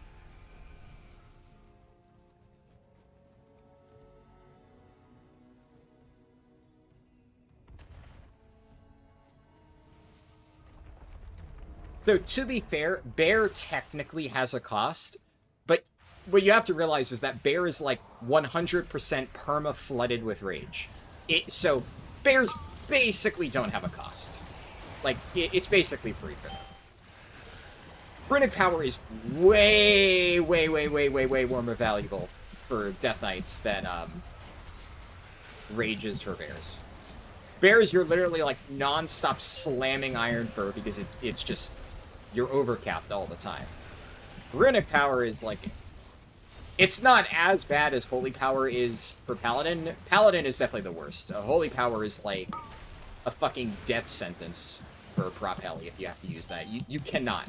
Like, if anybody asked me to be res and raid, tough shit. Fuck you. I'm not resing you.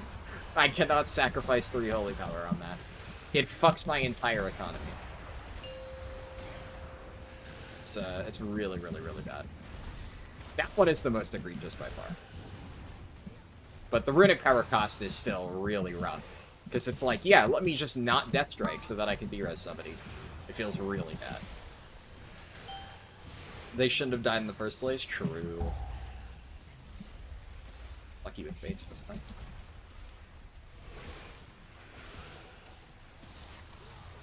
Really? Really? Really? Really? Really?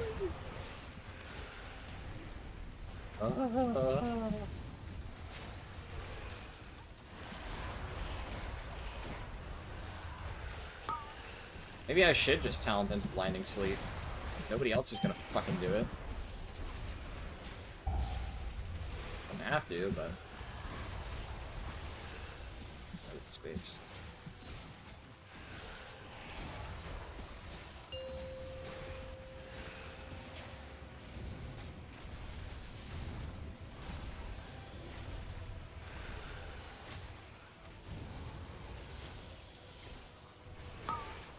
Dies or I die.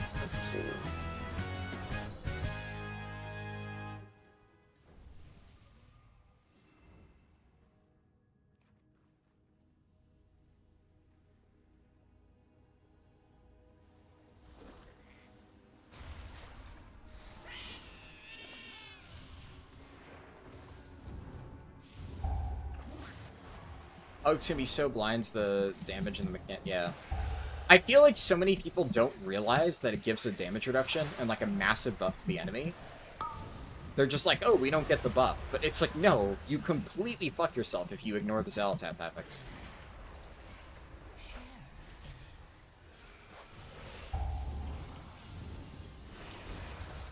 And like, unless I talent into Blinding Sleep, the only thing that I have that can deal with it is Gorfiends.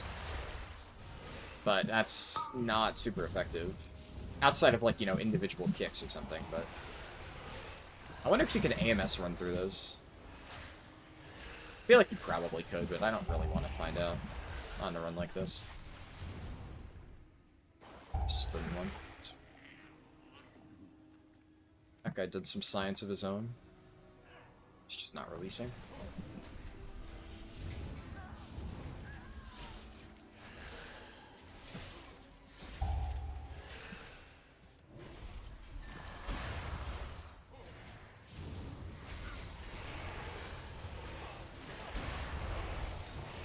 And AMS it. Nice.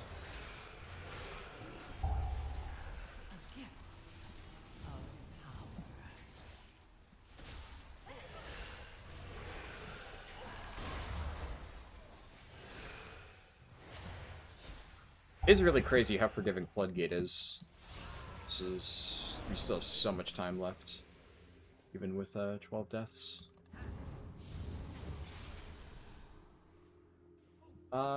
Yeah, I don't need those guys. I pulled extra.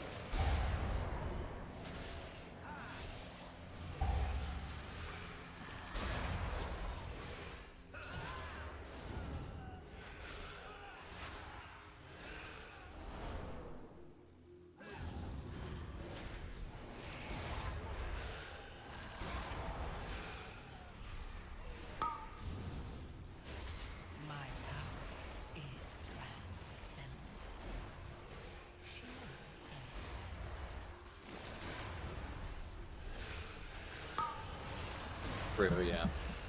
I guess I forgot that grip does technically work for that.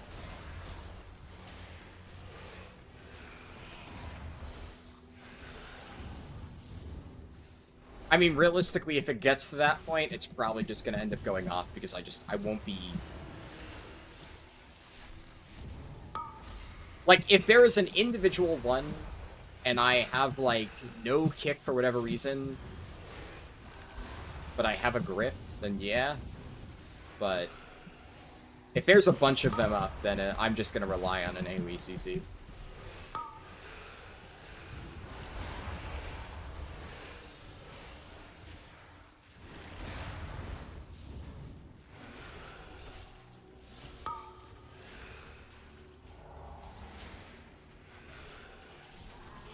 Last boss, you can AMS the electric ball and it fully negates it. Interesting. Like the one that you have to drop through the puddle. I feel like that's interesting, but I don't know if I want to do that. Because, I mean, don't get me wrong, that's cool and all, but AMS is like, you know, really strong defensive. I'd rather have it up for, the, Fry and Die. That one, I forget the name. Turbo Punch? Turbo Fist?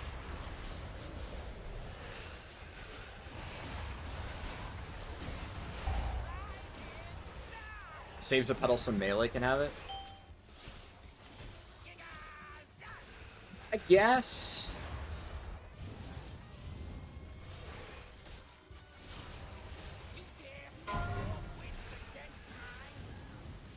I don't know. I don't think that's that bad, honestly. I think it's fun.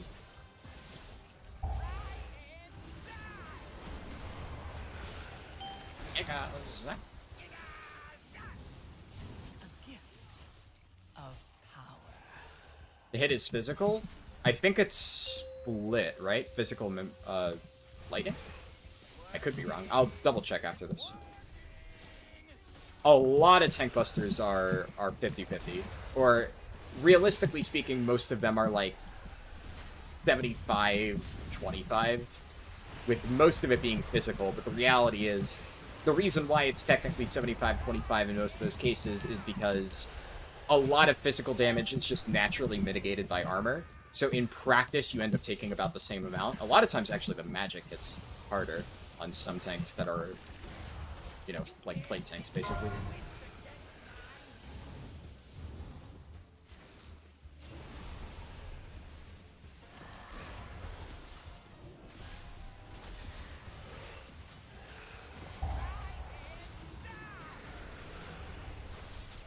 I mistimed that somewhere.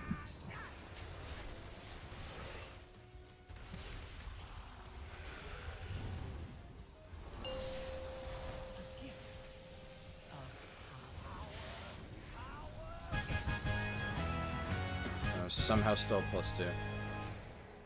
Alright, give me a pacemaker, please. That's not a pacemaker. Yeah, myth track chest piece. Okay, so I don't even need that.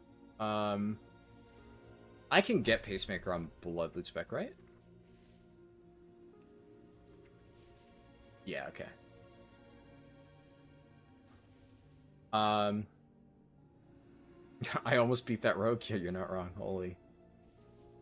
Yeah, so what was I gonna look at? It's Thunder Punch.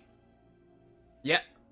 Was right. It is mostly physical, and then there's a nature component every 1 second for 4 seconds, which in total looks like it is roughly... I'm actually, I think... How much damage did I take from the Thunder Punch nature? I feel like I might have AMS'd that. Because that, I don't really think I took that much from it. No, I definitely still took the... I took the damage, but AMS still helped because it basically negated that entire hit. But yeah. It's like I said. Ballpark 75-25. But in practice, honestly, on most tanks, when I do that boss, the initial hit isn't really that scary. It's the magic dot after that fucking shreds me. Kind of depends on what you're playing. But like Guardian, for instance, Guardian now has a talent that gives them magic DR based on their Iron Fur, I think. But like back in Season 1, Guardian got fucking annihilated by anything magic. So it's yeah, it's misleading a few times like that. Like I'll give you an example. In raids, just from earlier tonight, I was doing soaking Mugsy landmines. Where are they? Unstable crawler mines on Mythic. Unstable crawler mine does 33.5 million physical damage and 6.7 million fire damage. 6.7 million fire damage doesn't really seem like a lot, right? But that actually, it hits pretty hard on a lot of tanks. And I was soaking, I was doing like a double soak because we did this weird thing where we were lusting on pull. And I had to bop soak 2 of them, and then I died through bop to the, I think 500% increase on that through, Ardent Defender. It's, no, it's rough. You don't really have much passive mitigation that deals with that.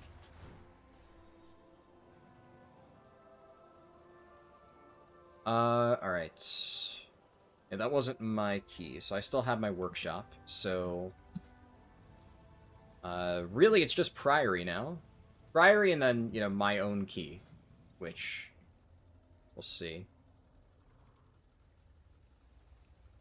I'll see if there's any Priory groups up right now. I mean, there is a +10. So, sure. Oh, and he delisted it. Alright, I'll list my key then.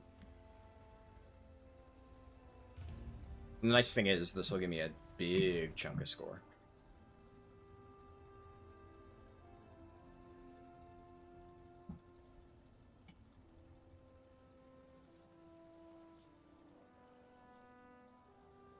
Sounds better than nothing? What do you mean?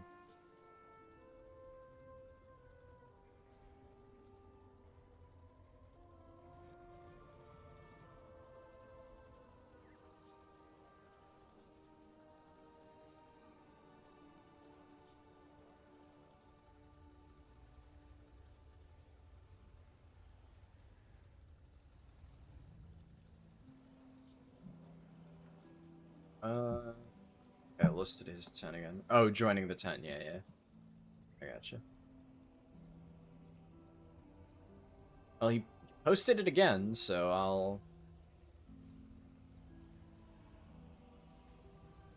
I'll apply.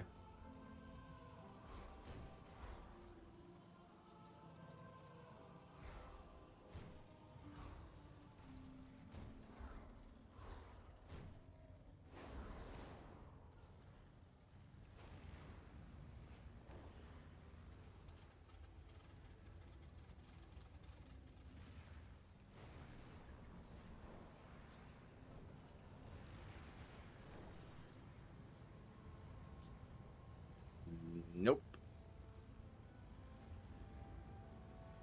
Vengeance Demon Hunter. How about you want to bet it's not even a good Vengeance Demon Hunter?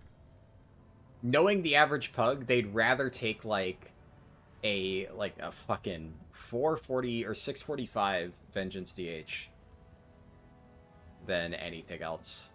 Because, you know, gotta have my meta comp. Is what it is. Is what it is.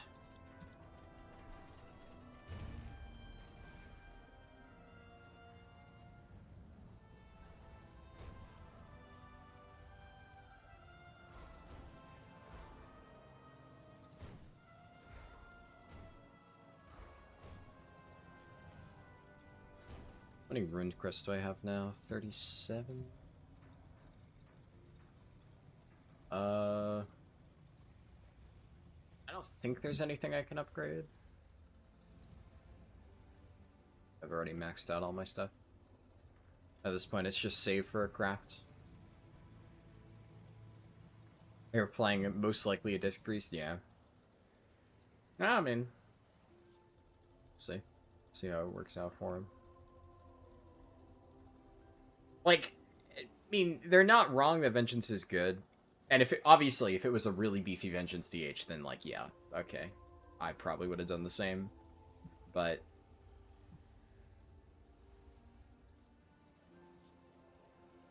you know how it is.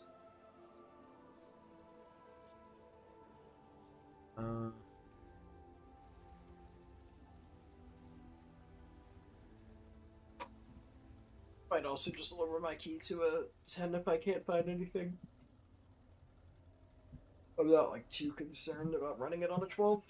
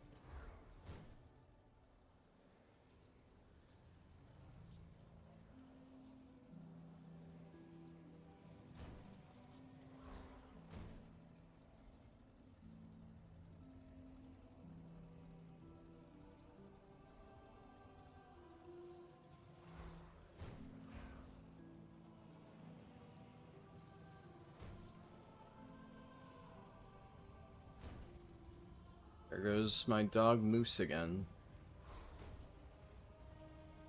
I swear, that dog never stops barking. It is just like perpetual noise. Just, I don't understand.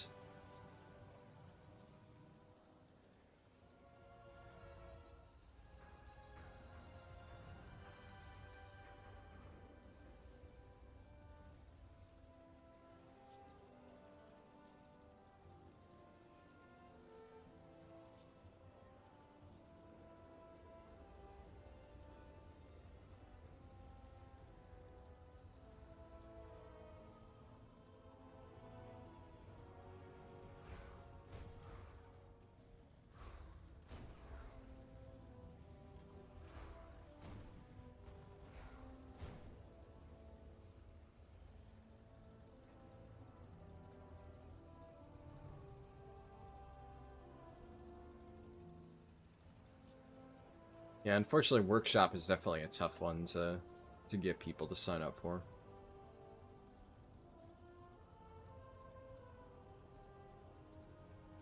Priory would be a little bit better, but...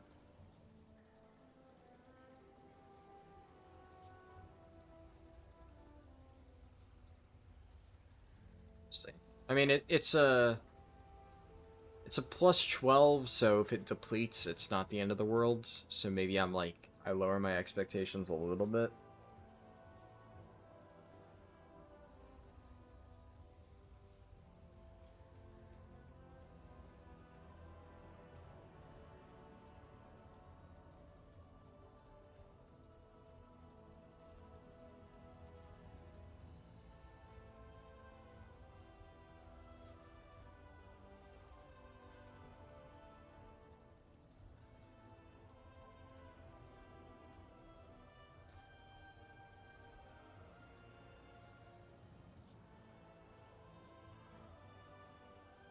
Morning.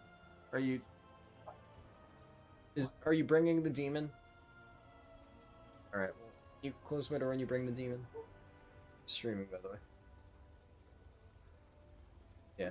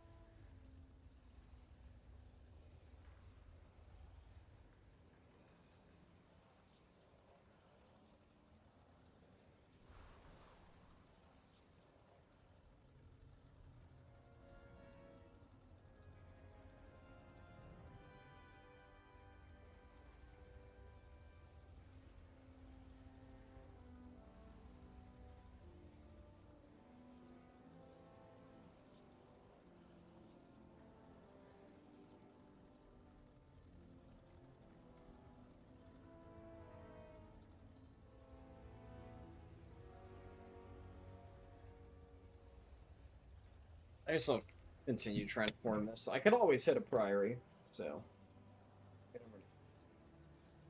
1 in 7, I guess.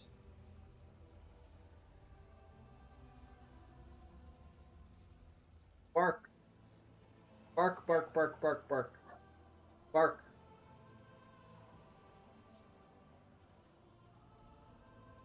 Just non-stop. I doubt it picks up in the mic because he's halfway across the house, but it's so loud, like I can hear him, but my noise cancellation makes it impossible. But it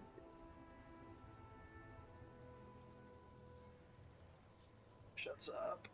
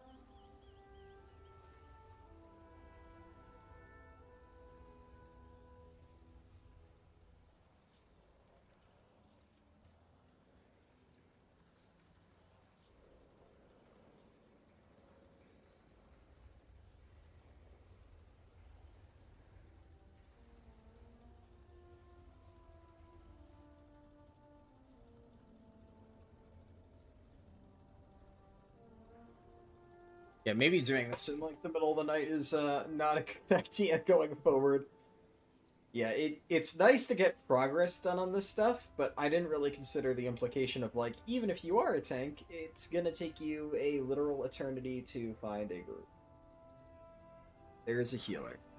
You know what? Fuck it. Fuck it. I don't even care. I'm not even gonna check. We're just gonna YOLO it, and they typed in party chat, first GCD, what up, bro?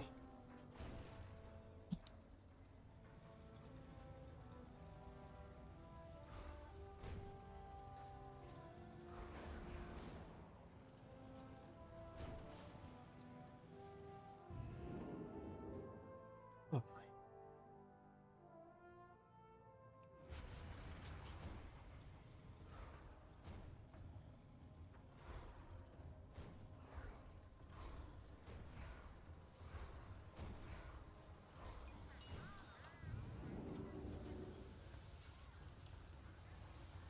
I feel like as long as they have a semi-functioning frontal lobe, they should be able to do fucking workshop. It's not that hard. Though, then again...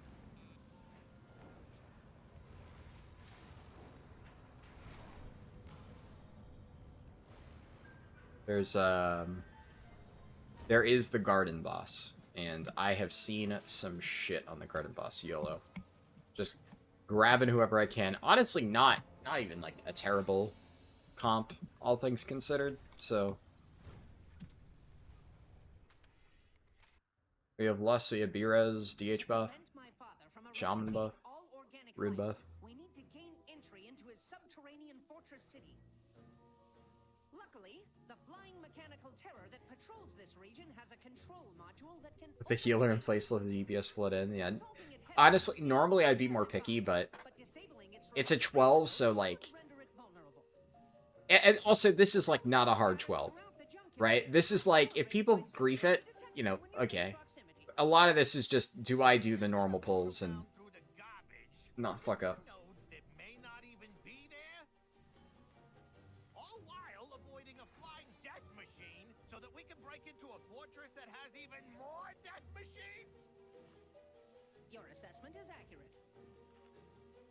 I'm not gonna do, I'm not gonna do the 4-pack. Because on Blood DK, I will 100% get clobbered by the Striders. They will just straight 100-0 me.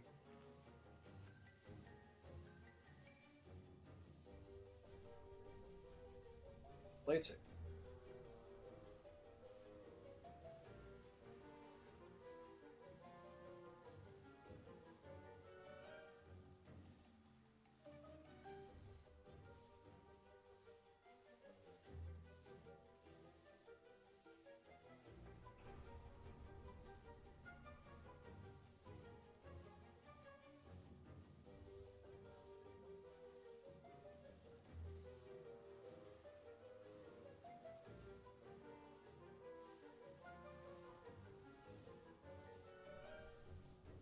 we go.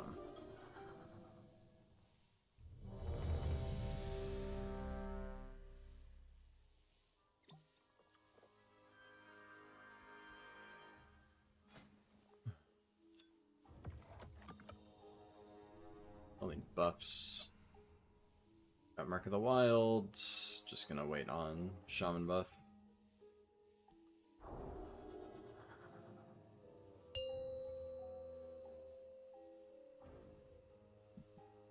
Five, 4, 3, 2, 1.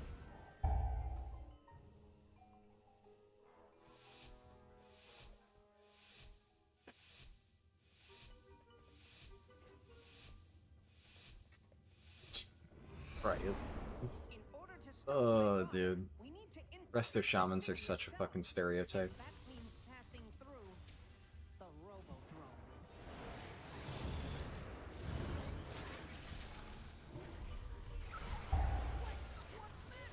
Some surface dwellers have unwittingly stumbled into the arena! A word of caution to anyone sitting in the splat zone. Watch out for the... Okay, fuck you. Fuck you, dickhead. Pulling for me. Thanks. Thanks. I didn't realize that there were mobs over there. I'm so glad you reminded me. Thanks. Hit Resto Shaman. There you go. There's something to heal. Fucker.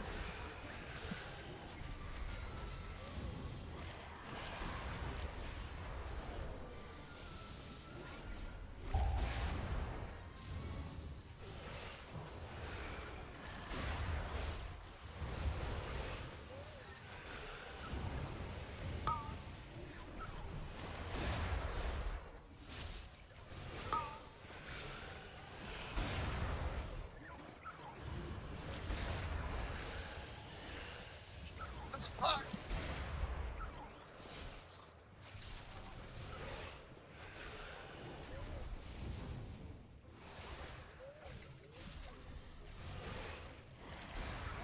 This is a statistical Did I get no blood is life for that entire time? Fuck. Twilight Dev kind of popped off though. Look at that. Introduce them to the legends of the Tussle Talks Arena! Oh, Platinum Punisher.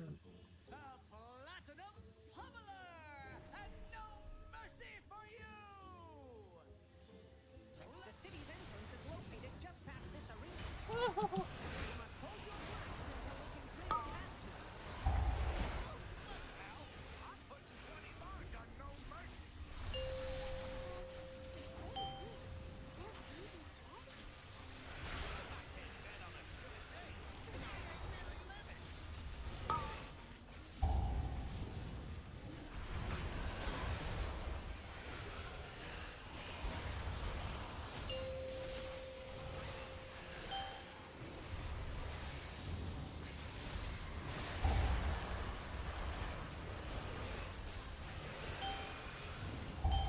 Oh, nice! That was actually so fucking calculated.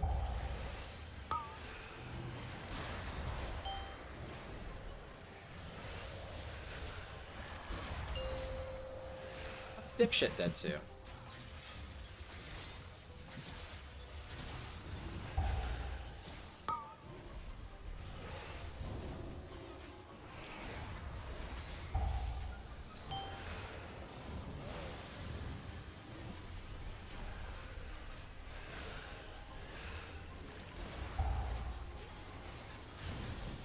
Oh, well, that was unfortunate.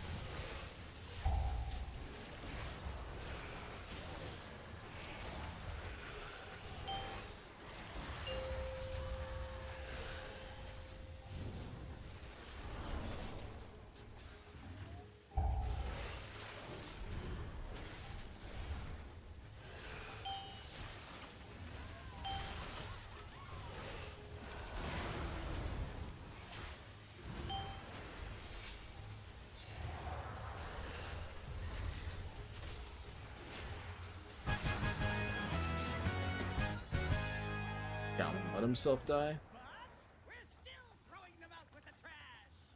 Trash, trash, trash, trash, trash.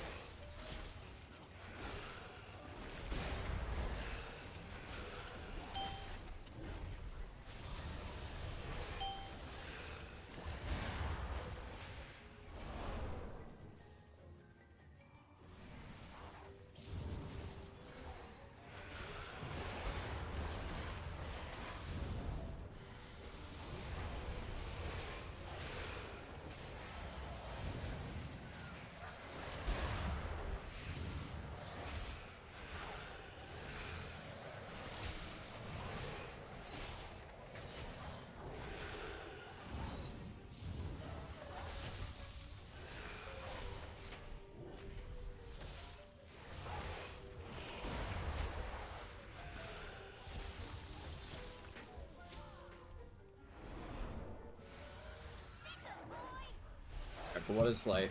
Single target, blood is life, but... Addictive. Jesus! Jesus! Jesus! Fucking dispel me! Oh my god.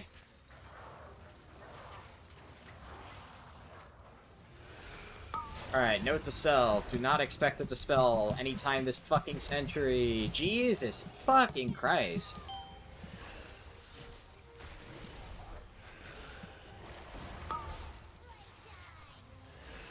Oh my god, he's gonna hit it. He's gonna hit it. Holy shit. He barely moved out. Any day now. Any day now. Any day now. Jesus fucking Christ, dude. What is fucking taking him so long?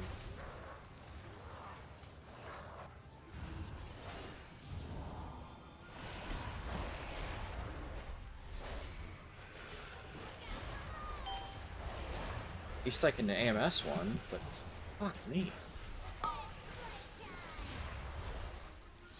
Dude, what is he doing? Oh my god, this fucking healer is turbo ass. He's just straight griefing. Oh my god, dude. Oh my god, dude! What is he doing? Faster.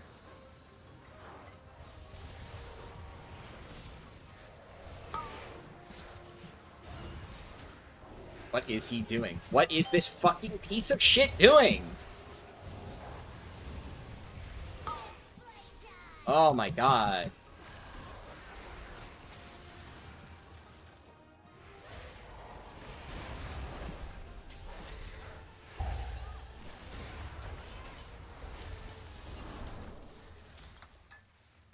never seen the Dispel take this long, consistently. Like, it's not just like he forgot one time. He's actually just letting it mill. Especially after I said faster, and he's just sitting here, just letting it sit on me for no fucking reason. Stupid motherfucker.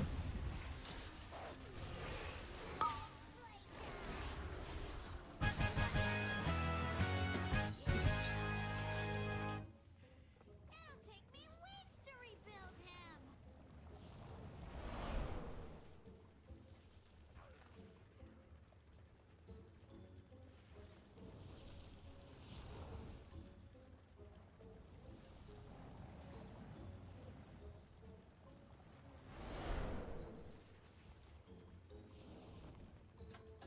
Don't hit the fucking button, assholes.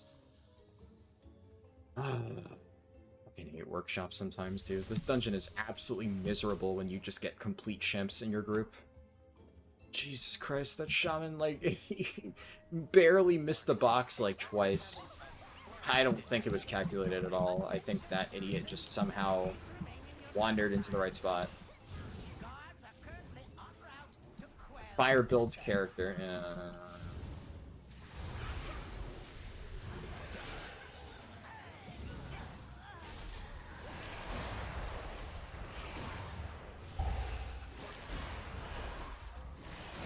Dude, why do I not have threatened this fucking mob?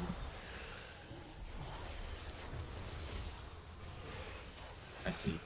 Guy went absolutely fucking ham.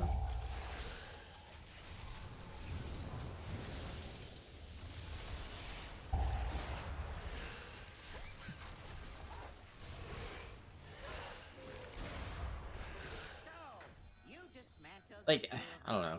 less I've never seen something quite like that happen. Let us see. I've been in groups where the healer is slow. Hell, there have been times when I'm healing this, and the very first Dispel, I'm like, oh, fuck, right. And then I'm, finger on the trigger every other Dispel. That guy, I pinged him multiple times after the first one took ages, and I almost just fucking died. And then I literally typed in chat faster, and he's sitting there, just not fucking dispelling.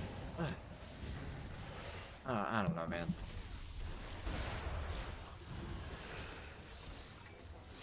Could have taken it as a sign when at the start of the key he said, "Sorry, ripping my bong." Oh, yeah. Like, fuck, dumb fuck.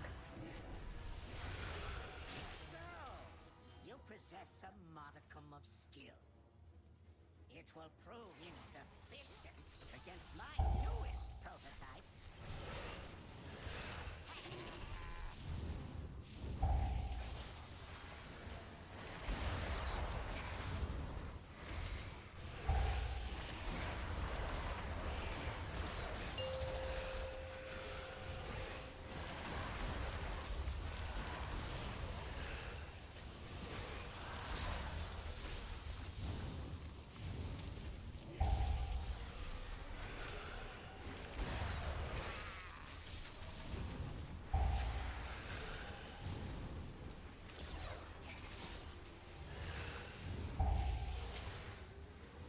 Knowing how the healer was, maybe you would have taken the AMS Dispel talent. It's the AMS Dispel talent. I mean, realistically, no, because, like, AMS still negates it. Is there... I see what you... Yeah, unyielding will.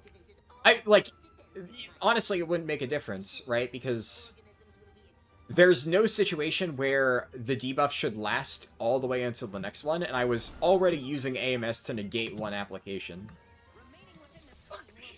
Dude, I fucking hate... I hate geometry in this game. I hate it so much. Also, how the actual fuck did this dipshit get threat on these mobs? You're a healer, dude. What the fuck? Did he, like, project his acid rain onto the mobs or something? It must be what happened. There's no other fucking way. I love how I'm jumping against this, and somehow my character hits a slow... flies all the way over. Okay, sure. Whatever. I'm also Void Elf on this character. I could have just Void Elf racial skipped. Dude, what is he doing? Oh, right. He had to run all the way back. Because he fucking really... I'm just pulling. Fuck this idiot.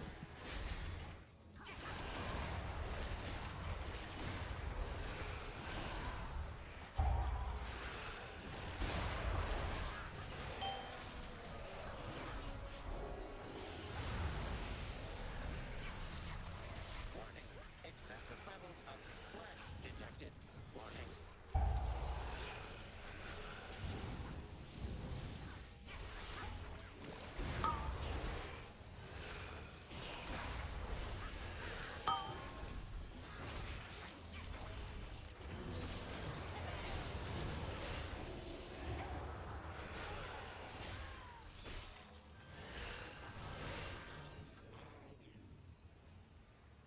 Alright, how many fucking fire beams do you think this dipshit eats?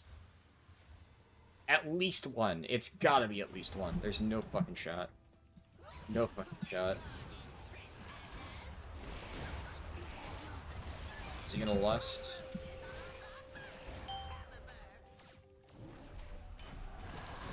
Thank you, dipshit.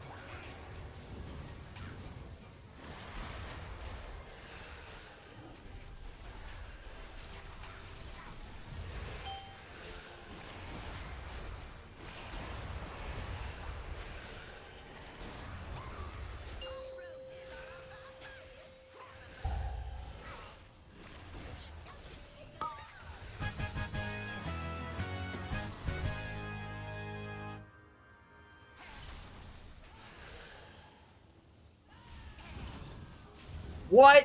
What? What did he die to? What did he die to? What even? What did he? How did he die after the boss was dead? What? What? What?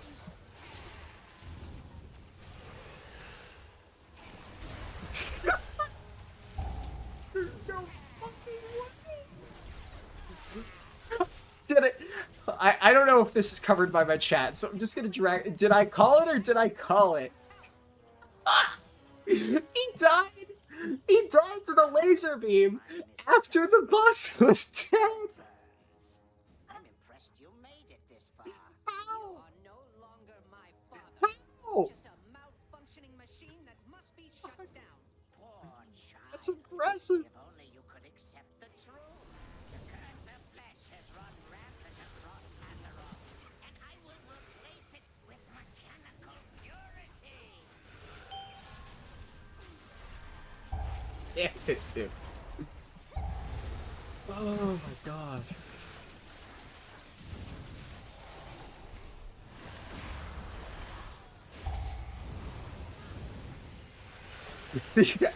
I just looked at chat. Yeah, talked a little bit too soon there. Holy shit! I can't believe I predicted it in the fucking greatest way possible. Holy shit, dude! There's no fucking way. Oh, I don't think I've ever seen somebody do that. After the boss is dead, like it just. Fucking hell.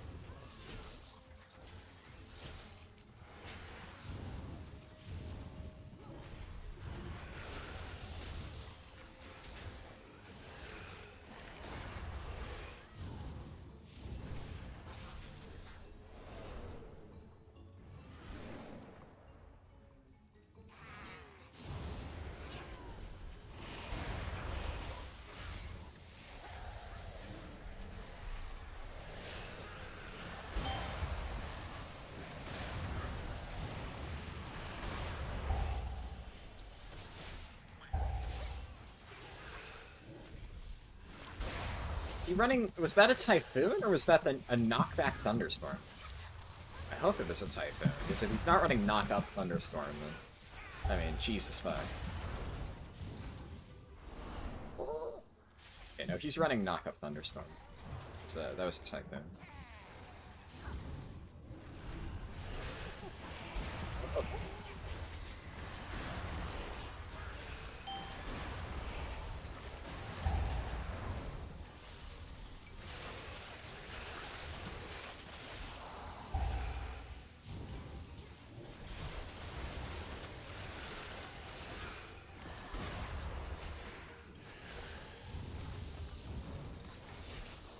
Well, I mean, he's gonna find some way to grief this boss for sure, but we have 9 minutes, and I'm 99.99999% sure that Blood DKs can just solo King Mechagon, so, you know.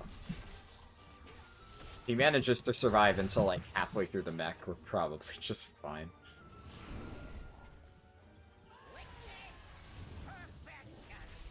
You cannot elude my targeting systems.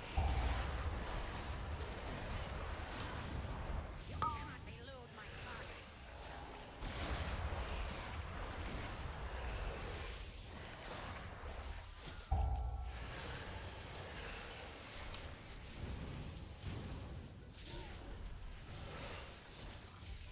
You cannot elude my targeting system.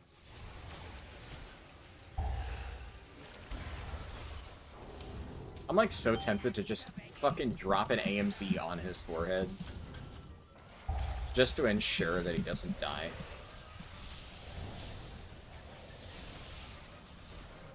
Cannot elude my targeting system.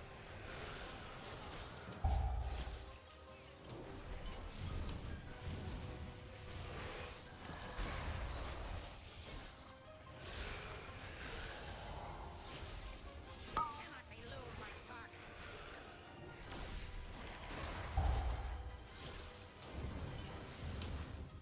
Activating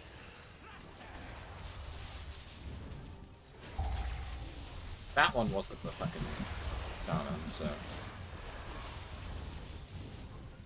cannot elude my targeting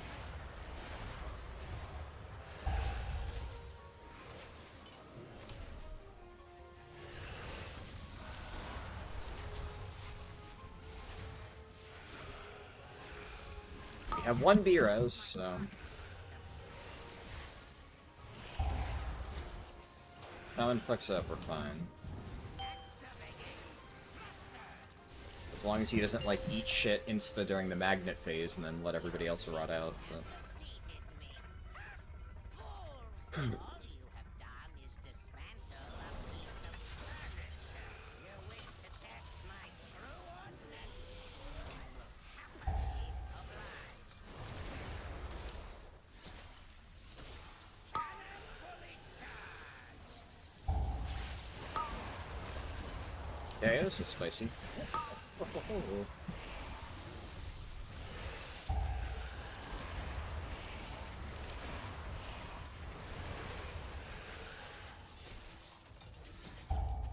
Magnetic engaged.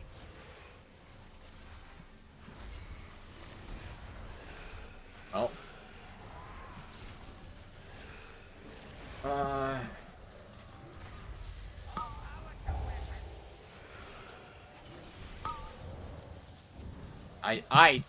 Holy fuck, I thread the needle there pretty fucking nicely.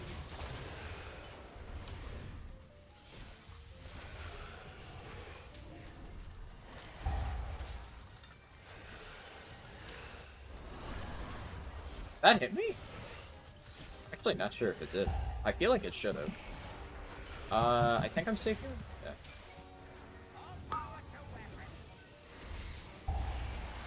Definitely not safe here.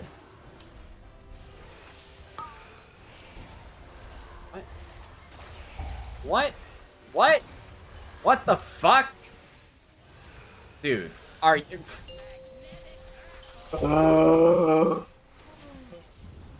What are they even dying to? Dude, fucking dipshit shaman, stand in my fucking bubble. That guy, I don't even know what he fucking died to. I think he just walked into a fucking grenade thing. Alright. Well, at the very least, I can claim he actually just died. Dude. Dude, you literally have 2 less people to heal. Technically, you literally only have 2 people to heal. Yourself included, because I'm a fucking blood decay. Just, Jesus fucking Christ. Don't let yourself die. How is it so hard? Fucking Resto Shaman, you have Earthen Wall, you have fucking everything. Spirit Link your fucking self. Just sit in the fucking corner with yourself and the Druid and have a little party. Hey. Hey, yeah, well, fucking Bloodlust. Dude, how is he dying? How is he dying? Dumb fuck, how are you dying? Oh, Christ.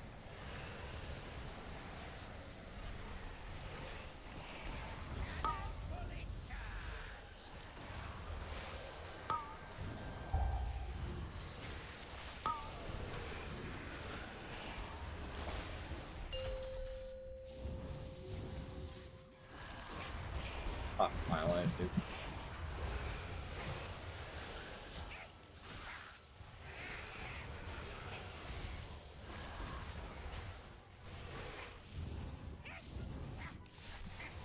Timed key is a timed key. Fucking.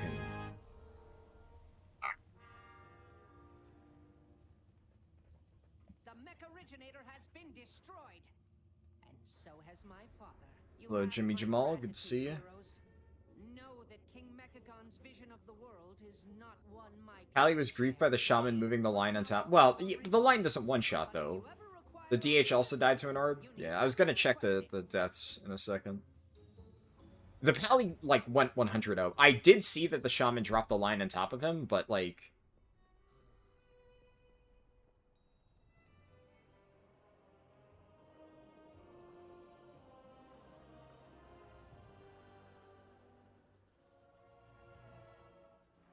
Look at these clowns. Look at these fucking clowns. Jesus fucking Christ. Yeah.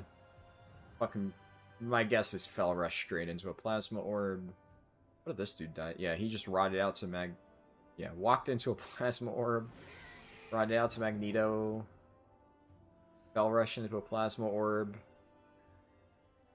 Wait, wow. Megazap does that much damage? Holy shit. Okay, shit, you're right. Wow. So he actually really was just fully griefed by the shaman.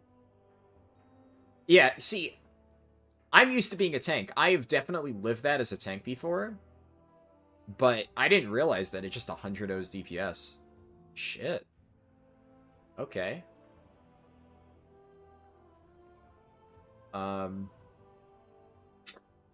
Walked into a plasma orb and then... Oh my god. It does if you soak too. Interesting. Yeah, I knew it applied 2 stacks. I guess that's just fucking tank privilege there. I've definitely lived that, so I just assumed that it was like big damage, but it wasn't like a straight one-shot for DPS. Oh, man.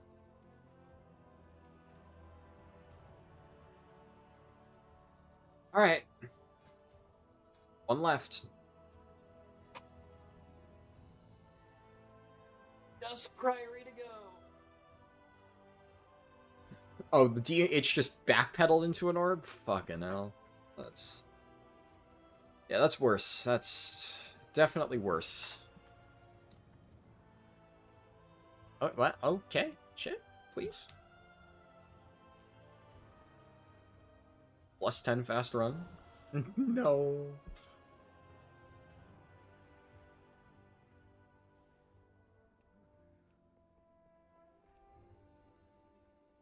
Give me a chance, Mr. Feral Druid. Surely you'd like to be scorned by the meta specs.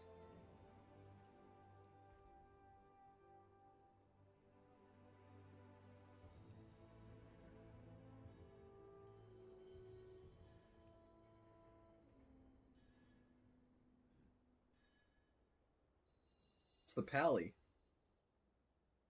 Do you think that's the same shaman? Is that the same? I think that's the same shaman from before. I don't really think I want to go round 2 with that dumb fuck. I think I'll... Oh, wait. So they didn't invite a vengeance to you? It's true. Oh boy.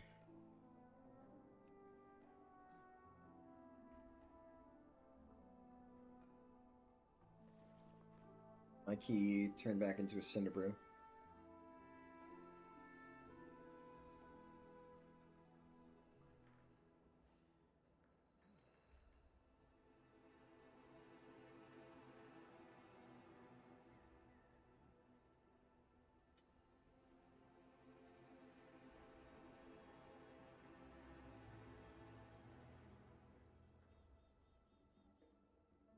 Really don't want to do an 11 if I can help it.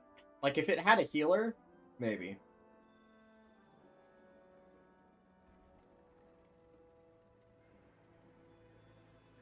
But we sit here and we wait.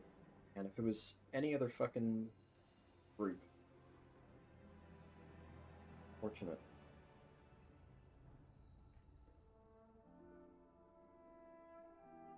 Wonder if they knew each other, considering the shaman literally killed the Pally at the end. I don't think they did.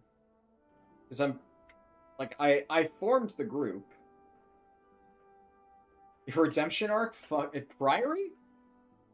Priory is not the place that fucker is gonna redeem himself. That guy can't heal King Mechagon. There's no fucking shot he can heal the Sacred Toll Trash. He's going to get fucking plastered.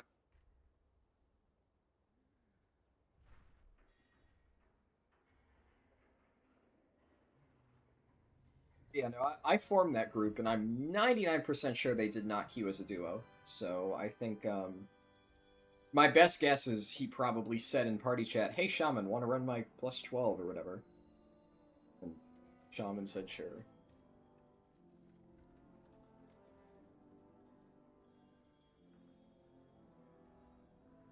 I mean, he beat me in overall healing. Not saying much, but...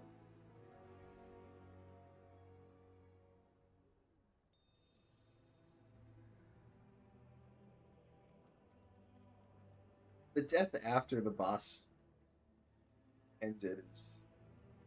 That one's good. That one is priceless.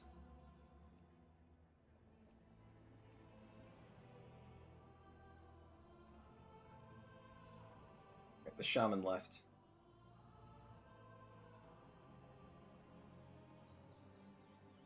Like, the paladin was fine. Honestly, the paladin was probably the best player in that group, all things considered. So I wouldn't be opposed to running with him again. But...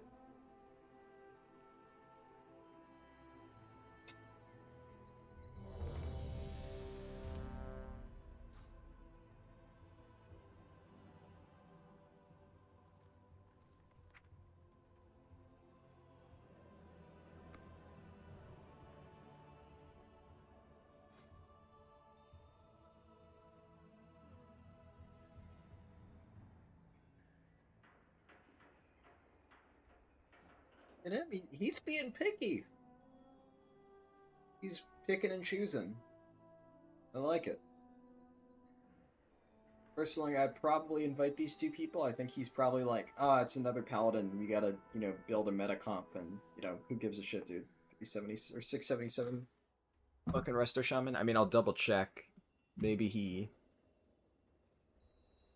Voodoo people.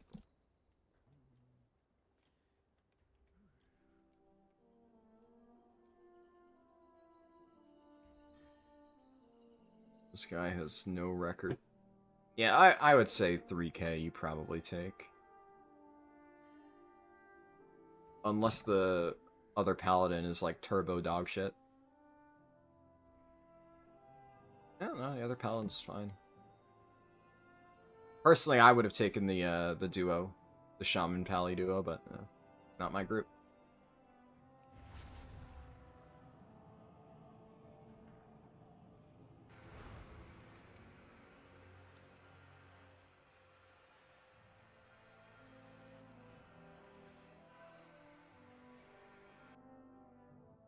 Cobus dare to attack our veneration grounds.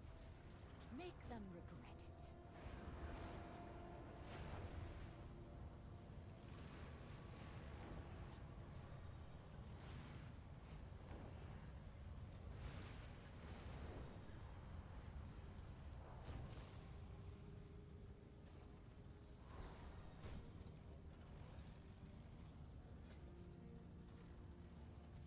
Uh,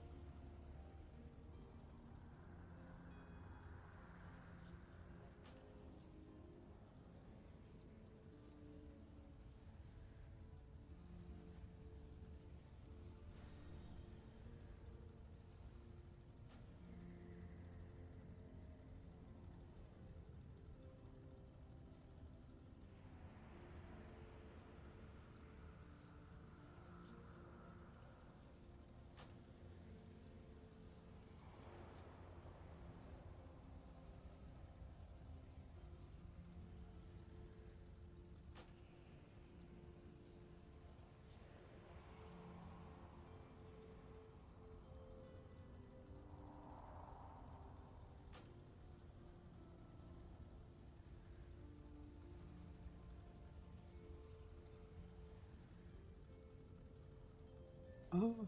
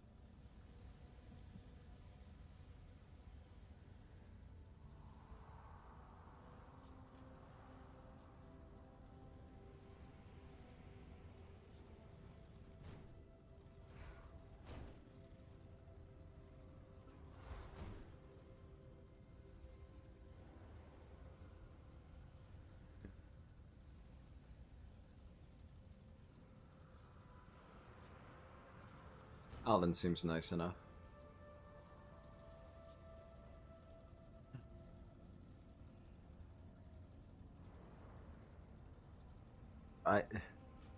I'm having to copy paste every name. Maybe my brain is just fried.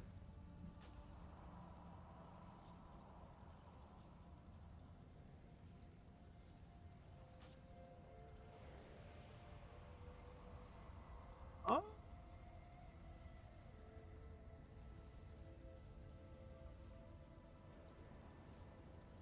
Private lord. Huh? Alright, sure.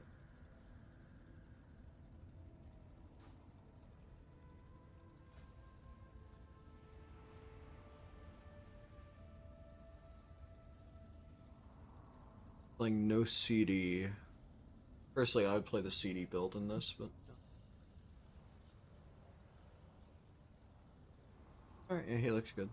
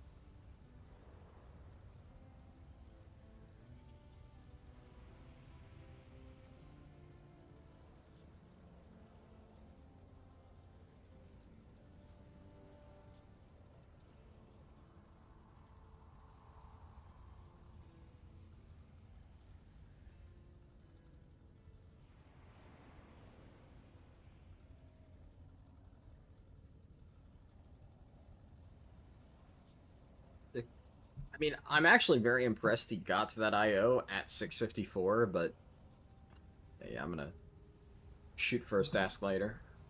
That one.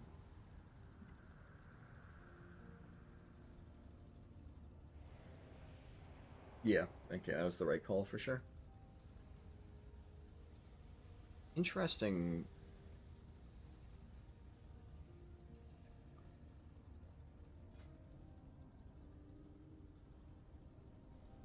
There we go. Yeah, this guy has a lot of gear for somebody who's like what, 2 out of 8 mythic? Fucking hell. But he has the outlaw weapon, one that Sinks was talking about.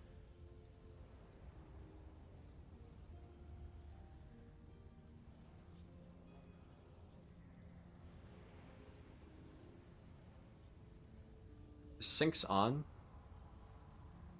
I don't think that's... No. I saw Sinks on earlier. I was gonna say there's another wild outlaw.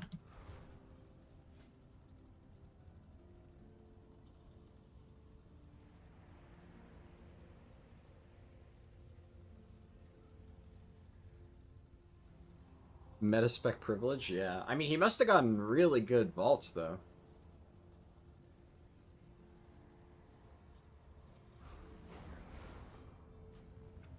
I feel like...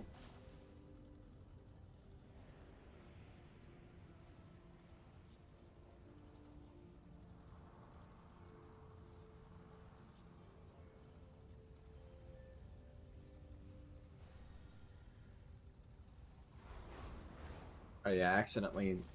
Apparently there's a volume slider on my headset that I accidentally hit. Good thing I figured it out. Upkeep.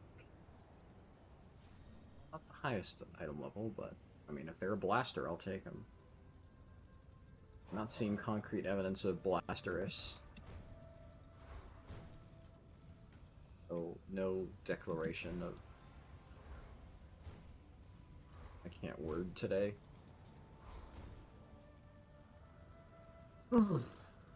Yeah, well, one thing I can say. Last dungeon for Blood Decay, and after we're done with this, I am going to go sleep. And I'm probably going to do Prez Evoker tomorrow, but it'll probably not be at like a normal time, because, well, I'll be asleep for most of the afternoon. Alright, when I'm up, we're going to try to knock out Prez Evoker.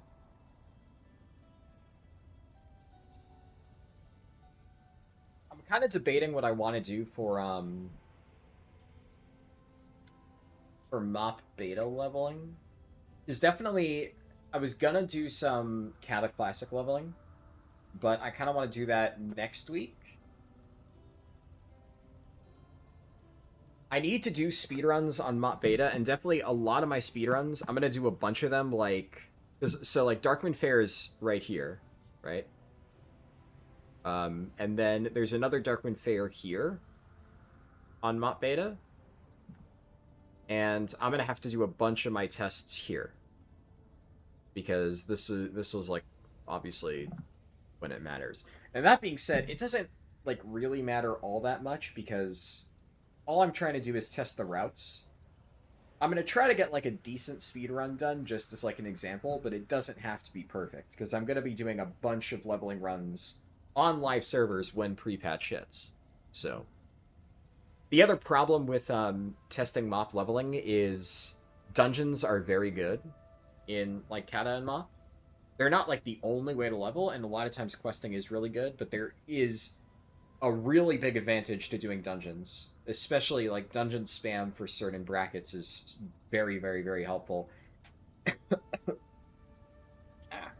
And I can't do that at all in the beta. Realistically. I mean, nobody's going to be around, right? So, I effectively... What I need to probably do is... I need to confirm that the level ranges for dungeons on MOP and Kata are the same. Test a quest-only route on MOP Beta, and then do a bit of testing on Cataclysm Classic to confirm that, you know, dungeon leveling for XYZ brackets is fast. The nice thing is, with Joyous Journeys, in a lot of situations, the XP amounts will be, like, comparable.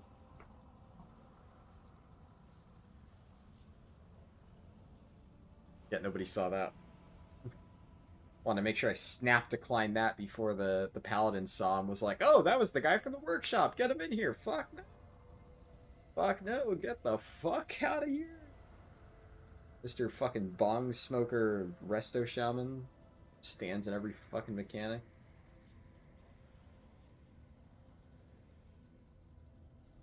Yeah, I think what I might try to do is I might do a single casual leveling run on the MOP beta by, like, the end of the week. Just as, like, a frame of reference. Because we did the test run on... And I think I would do Horde, because Alliance won the poll, and I did, like, Alliance Panda. So I think I would do Horde Panda. Oh, come on, man. There's no fucking way, yeah.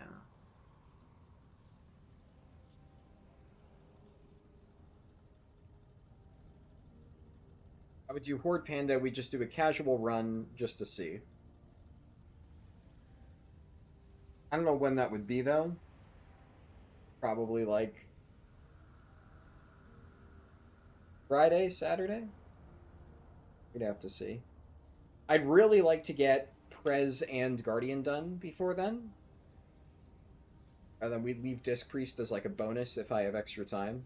Like, I could do that on Sunday after Darkmoon Fair ends. We'll see.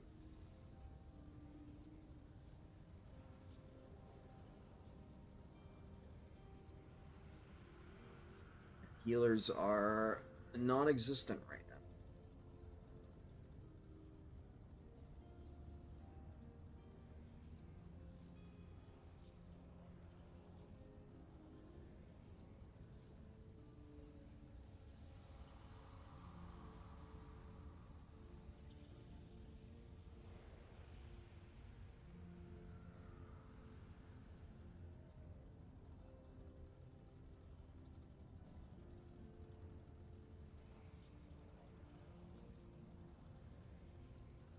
I'm gonna double check this guy.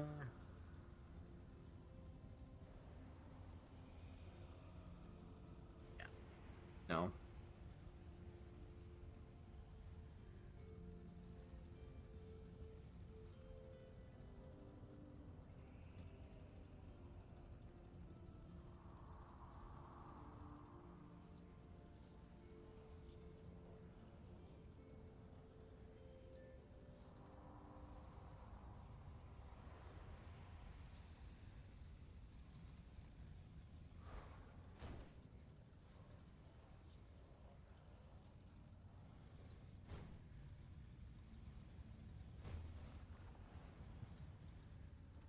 The rogue's like, that shaman was okay. I'm like, no, he's not. Like, that guy fucking parsed a 4 on Sprocket and a 5 on Rick Reverb. That guy's fucking dog water.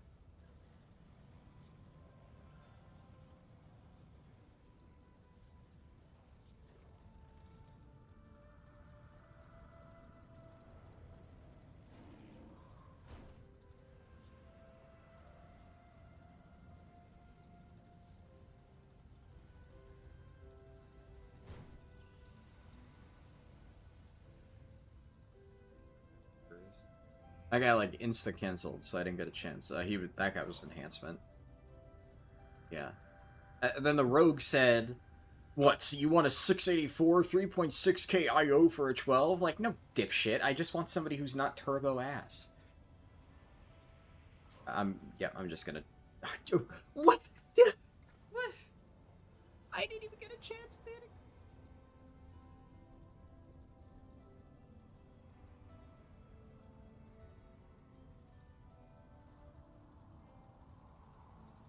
Thankfully, that guy kind of was...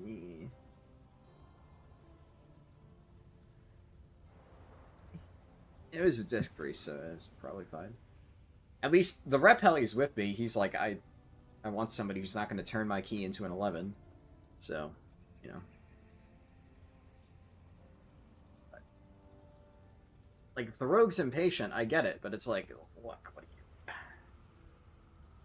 Ryrie is very much a healer-intensive key, considering I just fucking healed it on my Resto Shaman on a 12, and it was probably the most stressful key I had to heal. Floodgate's close, but...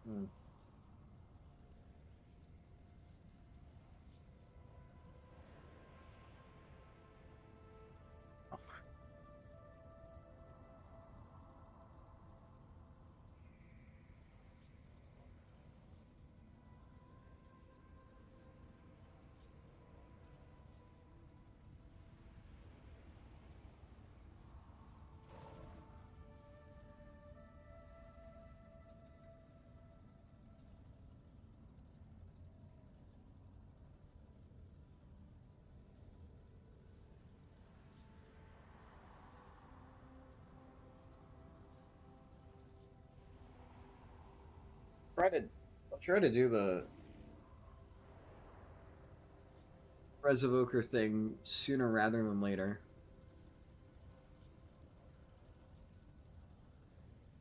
I mean, was this Sargeras?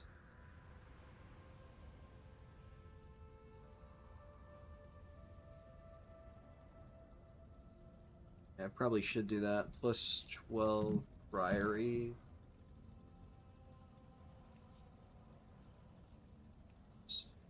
Fuck me, dude. Plus 12 Priory.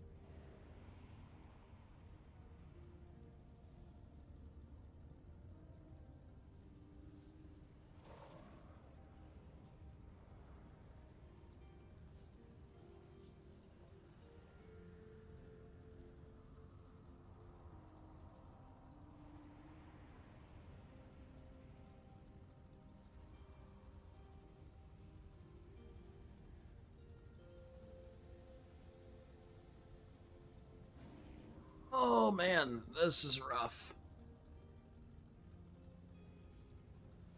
This is where, if it was my key, I might be willing to just take somebody, but obviously I know the Paladin really wants his 12, so... Not that, I mean, there's anybody to even take at this moment.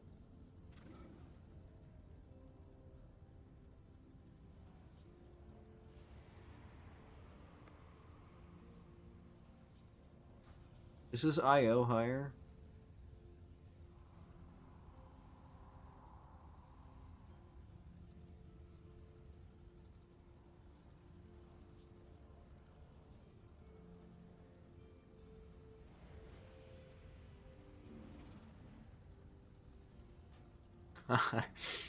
Alright, I'm just gonna, yeah, go ahead and say that's probably good enough.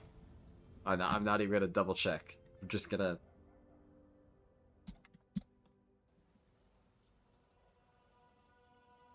Yeah. Yeah, you know what? Good enough. I'm not even... That IO, that item level, surely he'll be able to keep us alive. Honestly, at this point, I'm the limiting factor here, and I'm fucking... Ugh.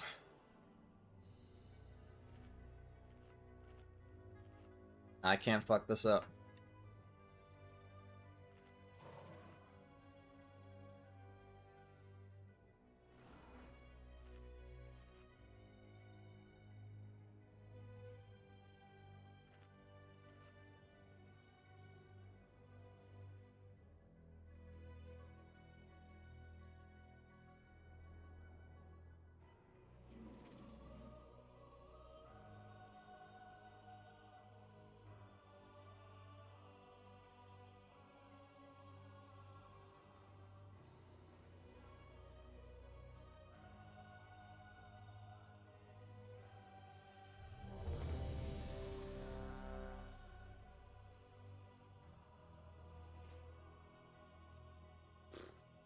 Alright.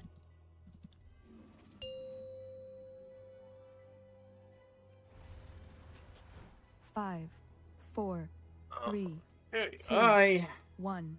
I need to lock the fuck in and not get fucking splattered. The expedition built the Priory as a place to contemplate the mysteries of Benediction.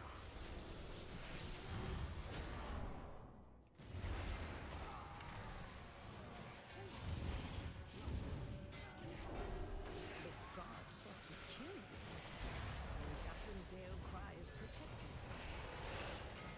Each of us has tactics. Draw them away and defeat them.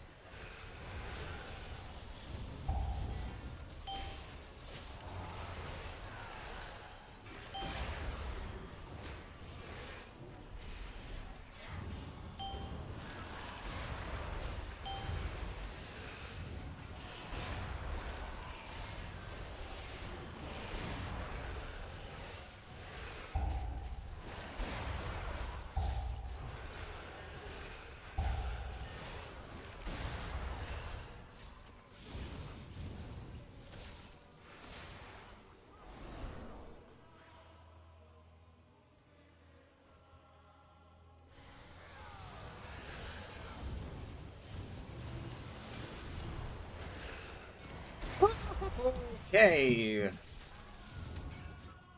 Fucking blood DK experience right here. Fuck me.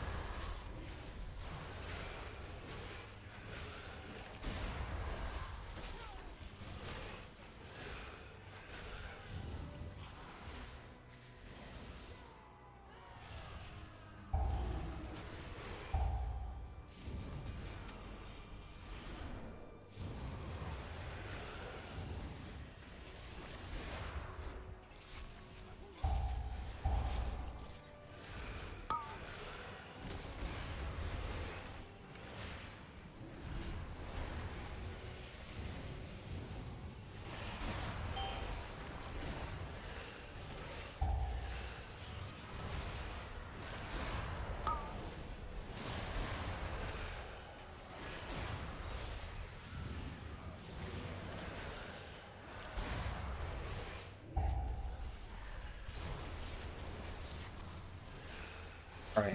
Well, it's basically the hardest part done. First boss might be a little bit spooky. Whee! Chainmail, your training grounds fall to the intruders.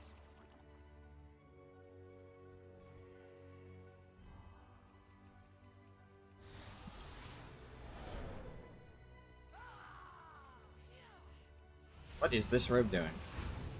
Dude. I hate when people just can't fucking read pings. Like, what the fuck do you think it means when I ping there? Do you think it means follow me to the place where I'm not pinging? Or do you think it means fucking go to the place I'm pinging, dipshit? Ah, yes. Let's stand directly in front of chainmail. Surely that will be a good idea. Surely that is what the tank is trying to indicate to me that I should do.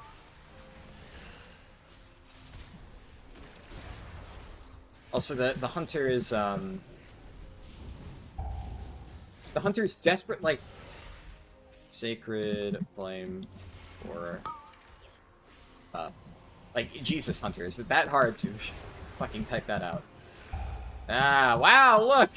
The hunter's, like, fucking spazzing out, goes like, ping, ping, ping, ping, ping, ping, ping, like, just fucking say what you're trying to say. Like, obviously, I only ping there because it's like fucking chainmail's literally running and I'm trying to get the pull.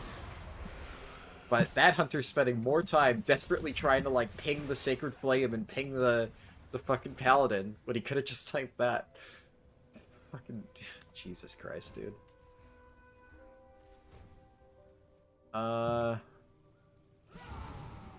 Okay, I'm gonna do just this and then get the patrol when they come up.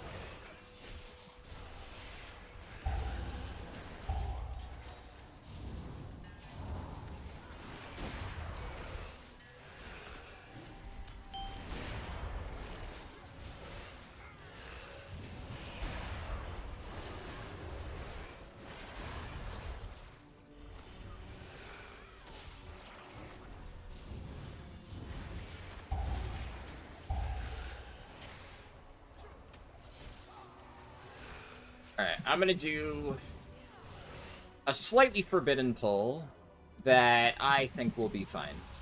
Because we are gamers, and surely this doesn't fail. I also have AMZ that I can drop.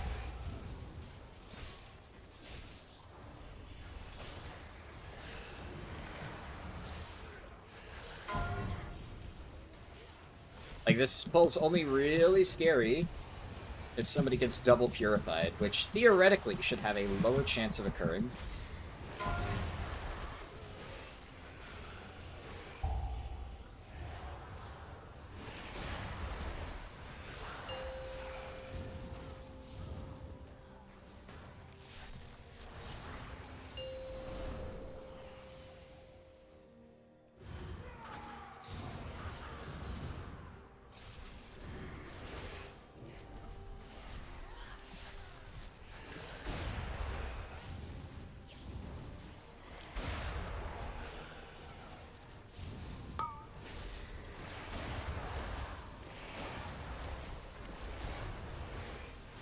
Dude, the hunter's just murdering himself on the reflective shields. Jesus.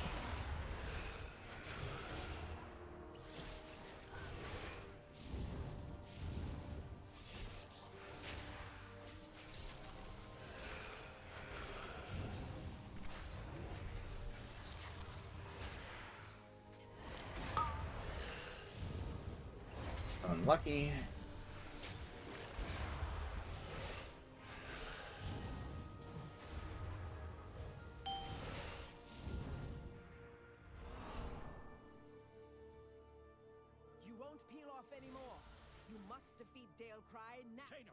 The intruders defile the altar of the sacred flame!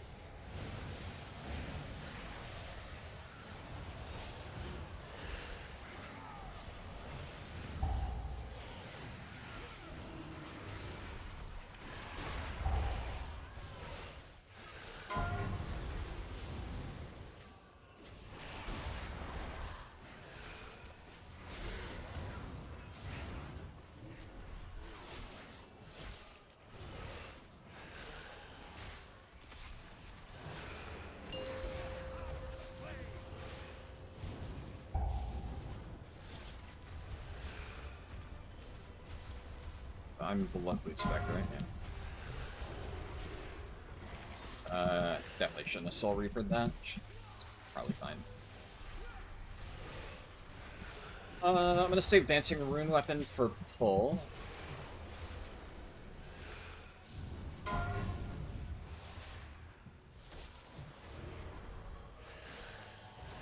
Just gonna hold everything.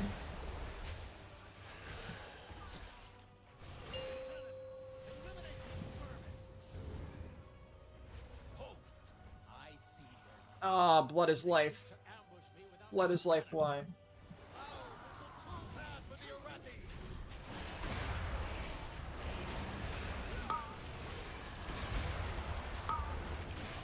My spear ache. Yeah, I can AMS Divine Judgment, so that's nice.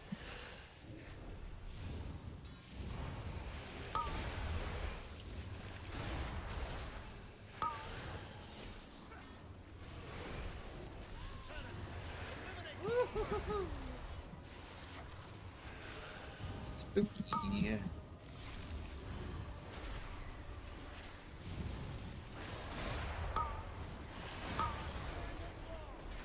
Spear ache.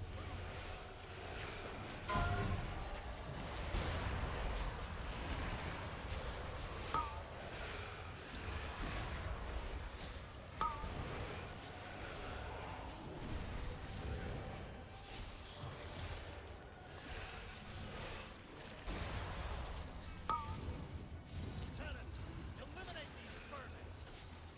Spear ache.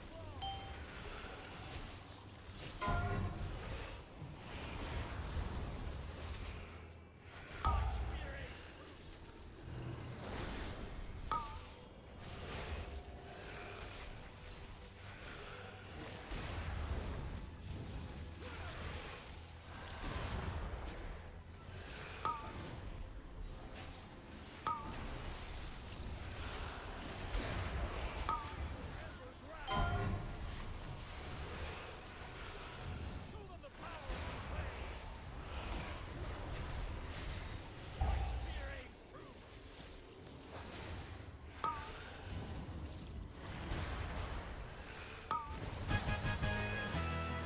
Yes.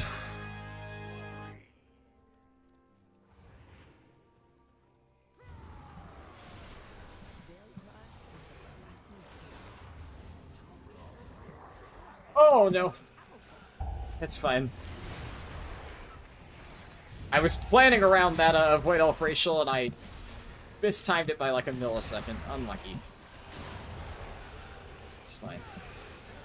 Also, lusting here is a little bit crazy.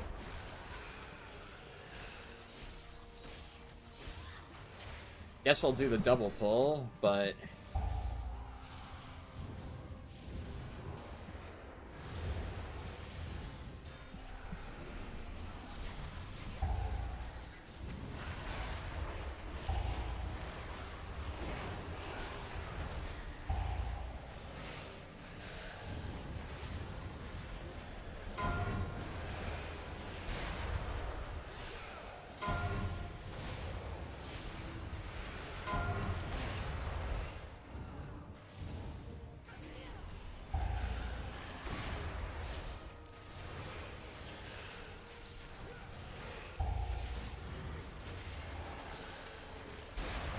Dude.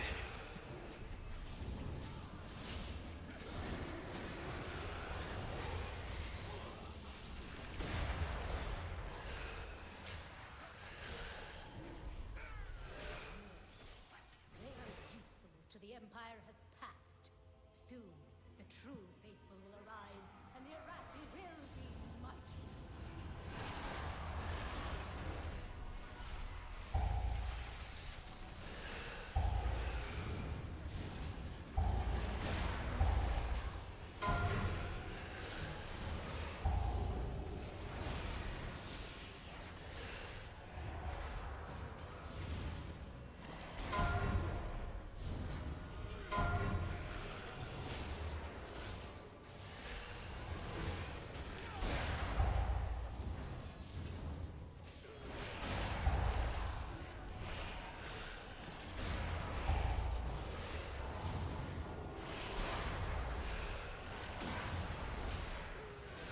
They serve their purpose. Baron, demonstrate your worth.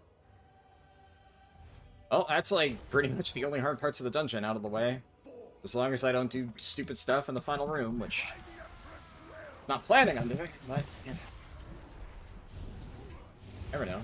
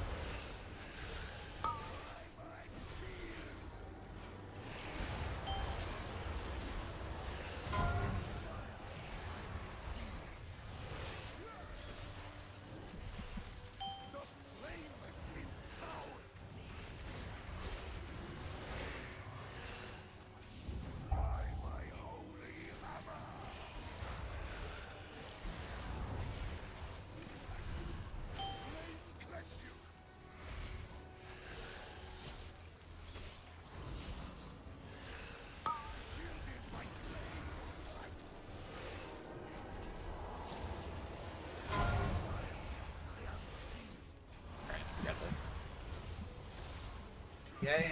Right. I was wondering why it was bouncing me. It's like, yeah, you have the DA and AMS. Right. 5, 4, 3, 2, 1.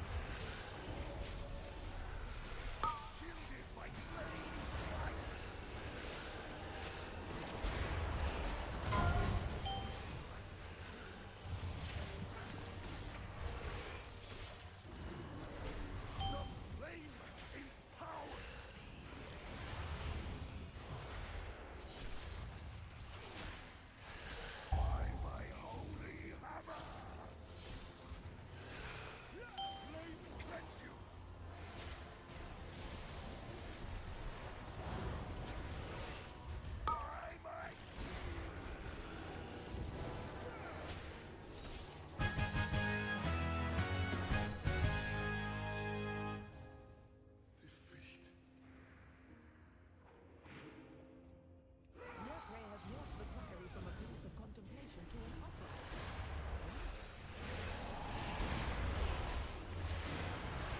She has always pushed the strength of the Emperor's will to turn against his madness.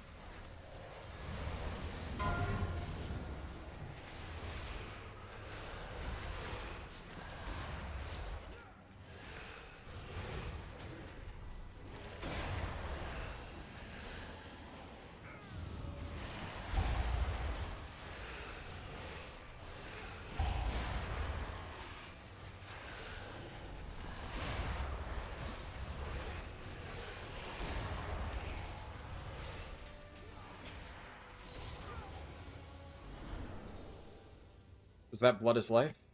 Of course it's blood is life. It's always blood is life.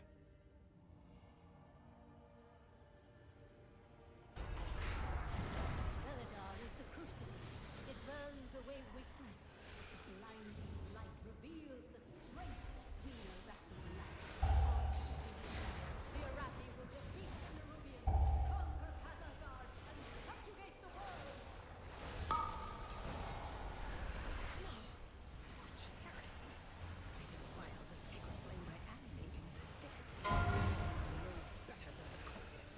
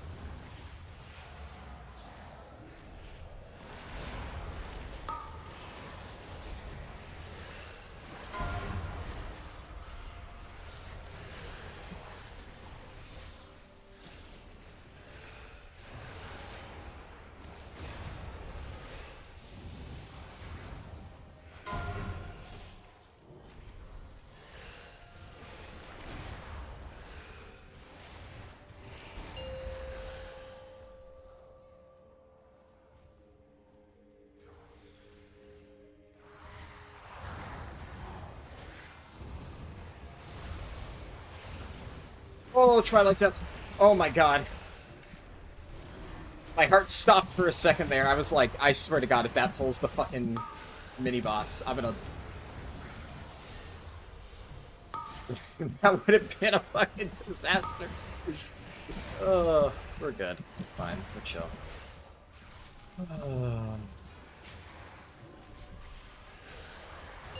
So that actually, that was partially Blood is Life. A lot of that was just Death Strike. God damn. Hey, we Death Strike. Kind of fucking crazy.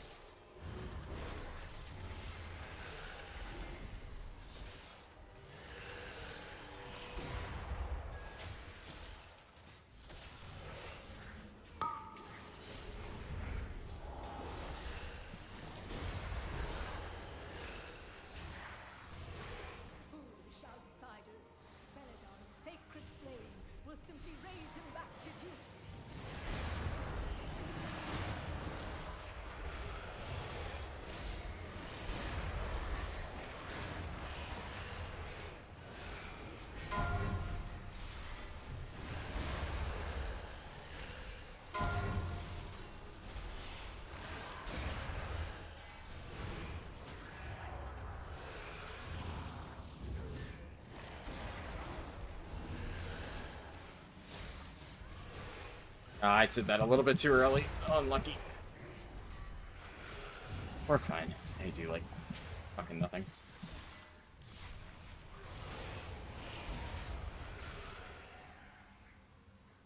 Alright. Sacred flame will cleanse your transgression. Burn by sacred flame. My blaze be purified. 4, 3, 2, 1.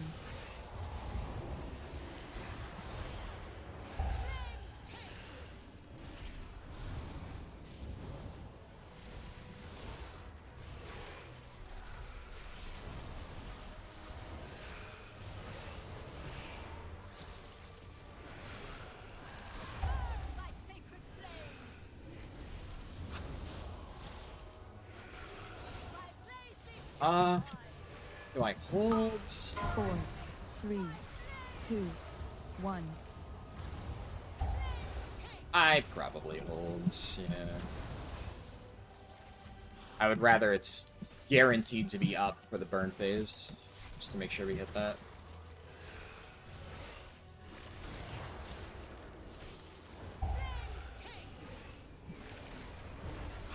Four, 3, 2, 1.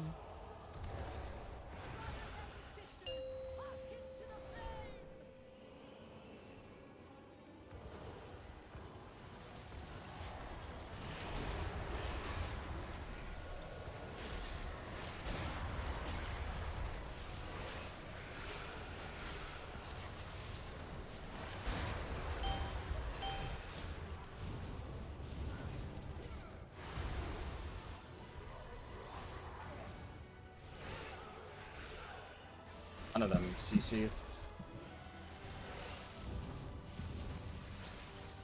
Hunter has like a million things he could have used to stop that, and they didn't. I feel like my mass grip solution was, honestly pretty good there.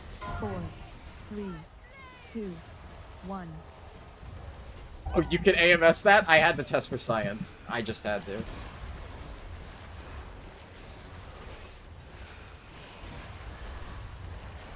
I figured worst case scenario, if I got stunned, I do have a IBF, and I could have broken out of it, but just had to see.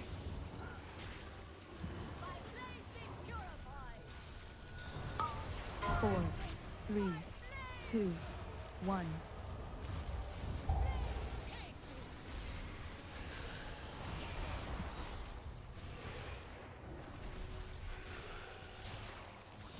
Nice. And there it is. Give me a Tome of Light's Devotion, please. That's not a Tome of Light's Devotion game. It is done. These zealots no longer steer our faith towards destruction.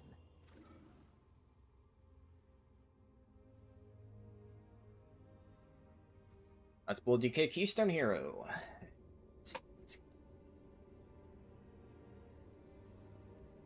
5 out of 6 tanks are done. That's cool. Only Guardian left.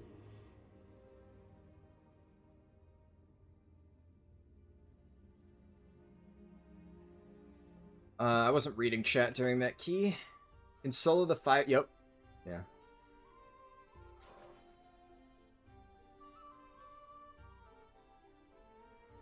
Not using AMS as a defensive on this fight, you can use it to negate...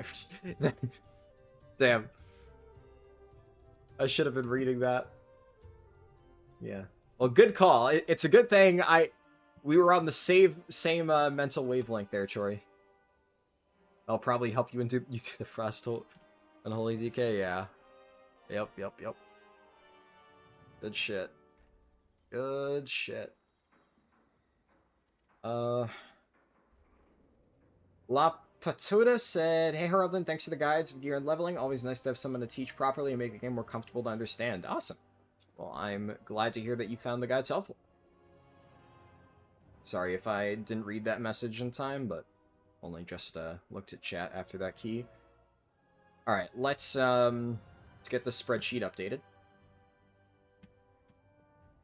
Going to hop over there and Boop. Okay. Motherload 375. Priory 374.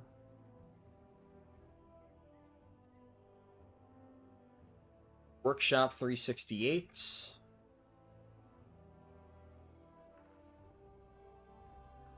Cinderbrew 335. Rookery 334. Did it? Yeah, I have that one. Dark Flame 334. Have that one. Theater 332. And Floodgate was 328. This is one of the higher ones. Obviously, it doesn't top Resto Shaman at 2944. But I think this is my third highest score character now. Not bad. Pretty good. Where am I at for crests? I have 77. I've already done all my delve stuff this week, right? Yeah, my DK's done all 3 gilded. So nothing there. Hello, Ice Fiog. Good to see you. Yeah, I don't think there's no other upgrades that I could do right now, but yeah. We're done with this character for the week. Got 3 vault slots, so I mean, hopefully I get a good myth track piece off one of these 2, right? But worst case scenario, I have a full socket ready to go. And either I send crests next week to fully upgrade something, or we just get the 20 from next week's delve and slam a 681 crafted piece. Probably cloak, not bracers because that is a socket. Cloak belt be good. One of those 2 probably. Yeah. So most likely what I would do. Obviously depends on what my vault is, but we'll see. We shall see. But yeah, nothing I can do with it at the immediate moment. Yeah, overall that went well. Good keys. And I still have to work on my Prez Evoker's key. So I'll show where I'm at. This will be later tonight. But now I definitely gotta take a nap. I say nap as if it's just regular sleep. Update my Death Knights.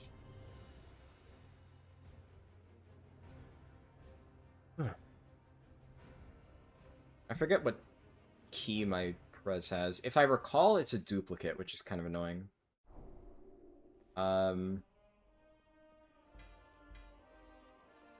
It's about throw that there. My key is an 8 floodgate, and I already have a 6 floodgate, so it would be better if it was like a key that I was getting score for, but either way, an 8 floodgate is reasonably plus 2-able.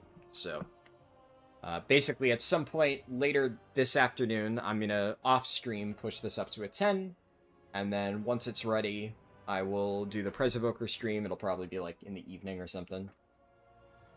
And yeah, then we'll try to get... I'm still debating on if I'm going to get Prez completely done this week, because I have a feeling that it's going to be kind of stressful. It's not like Resto Shaman where I'm already super comfortable with it. We'll see how we go, but I'm leaning towards doing like 4 Prez keys just to get like half the vault filled. Then I'll probably like finish Guardian. Maybe we do like 4 disc keys, do like half disc, half Prez, just so that like, you know, I'm making steady progress, and then kind of chip away at a lot of them at the same time. We'll see. But I'm definitely I'll do Prez later today. That's the plan. And yeah. I will post in my Discord when I am close to streaming that. Real Doom said, yo, it's the Pally GG. Oh, that was you? Oh, huh. I thought you were just a random pug. Cool. Did you, out of curiosity, did you just, like, happen to find my stream, or I'm guessing more likely you were watching the whole time? You never mention it, which is interesting. But, yeah. Yeah, no, you did good. Good shit. Definitely worked out well that you ended up having the 12 that I needed at the very end. Oh, you didn't know it was me till after. Damn. That's a neat coincidence. Yeah, that was... Oh, you watched my YouTube. So, you just did keys, then was like, oh, I'm gonna, you know, check out the stream, and then realized it was my character. Interesting. Yeah. But yeah, cool. Yeah, GG's for sure. That was... Your Priory was the last one I needed for Blood Decay, so... Spec 9 out of 39 is done. And... that was stressful. The key went well, all things considered, but... God damn, Blood Decay and fucking keys is... it is hell. My health bar is just a non-stop seesaw. Just stresses me out. It really stresses me out. But we got there. Worked out.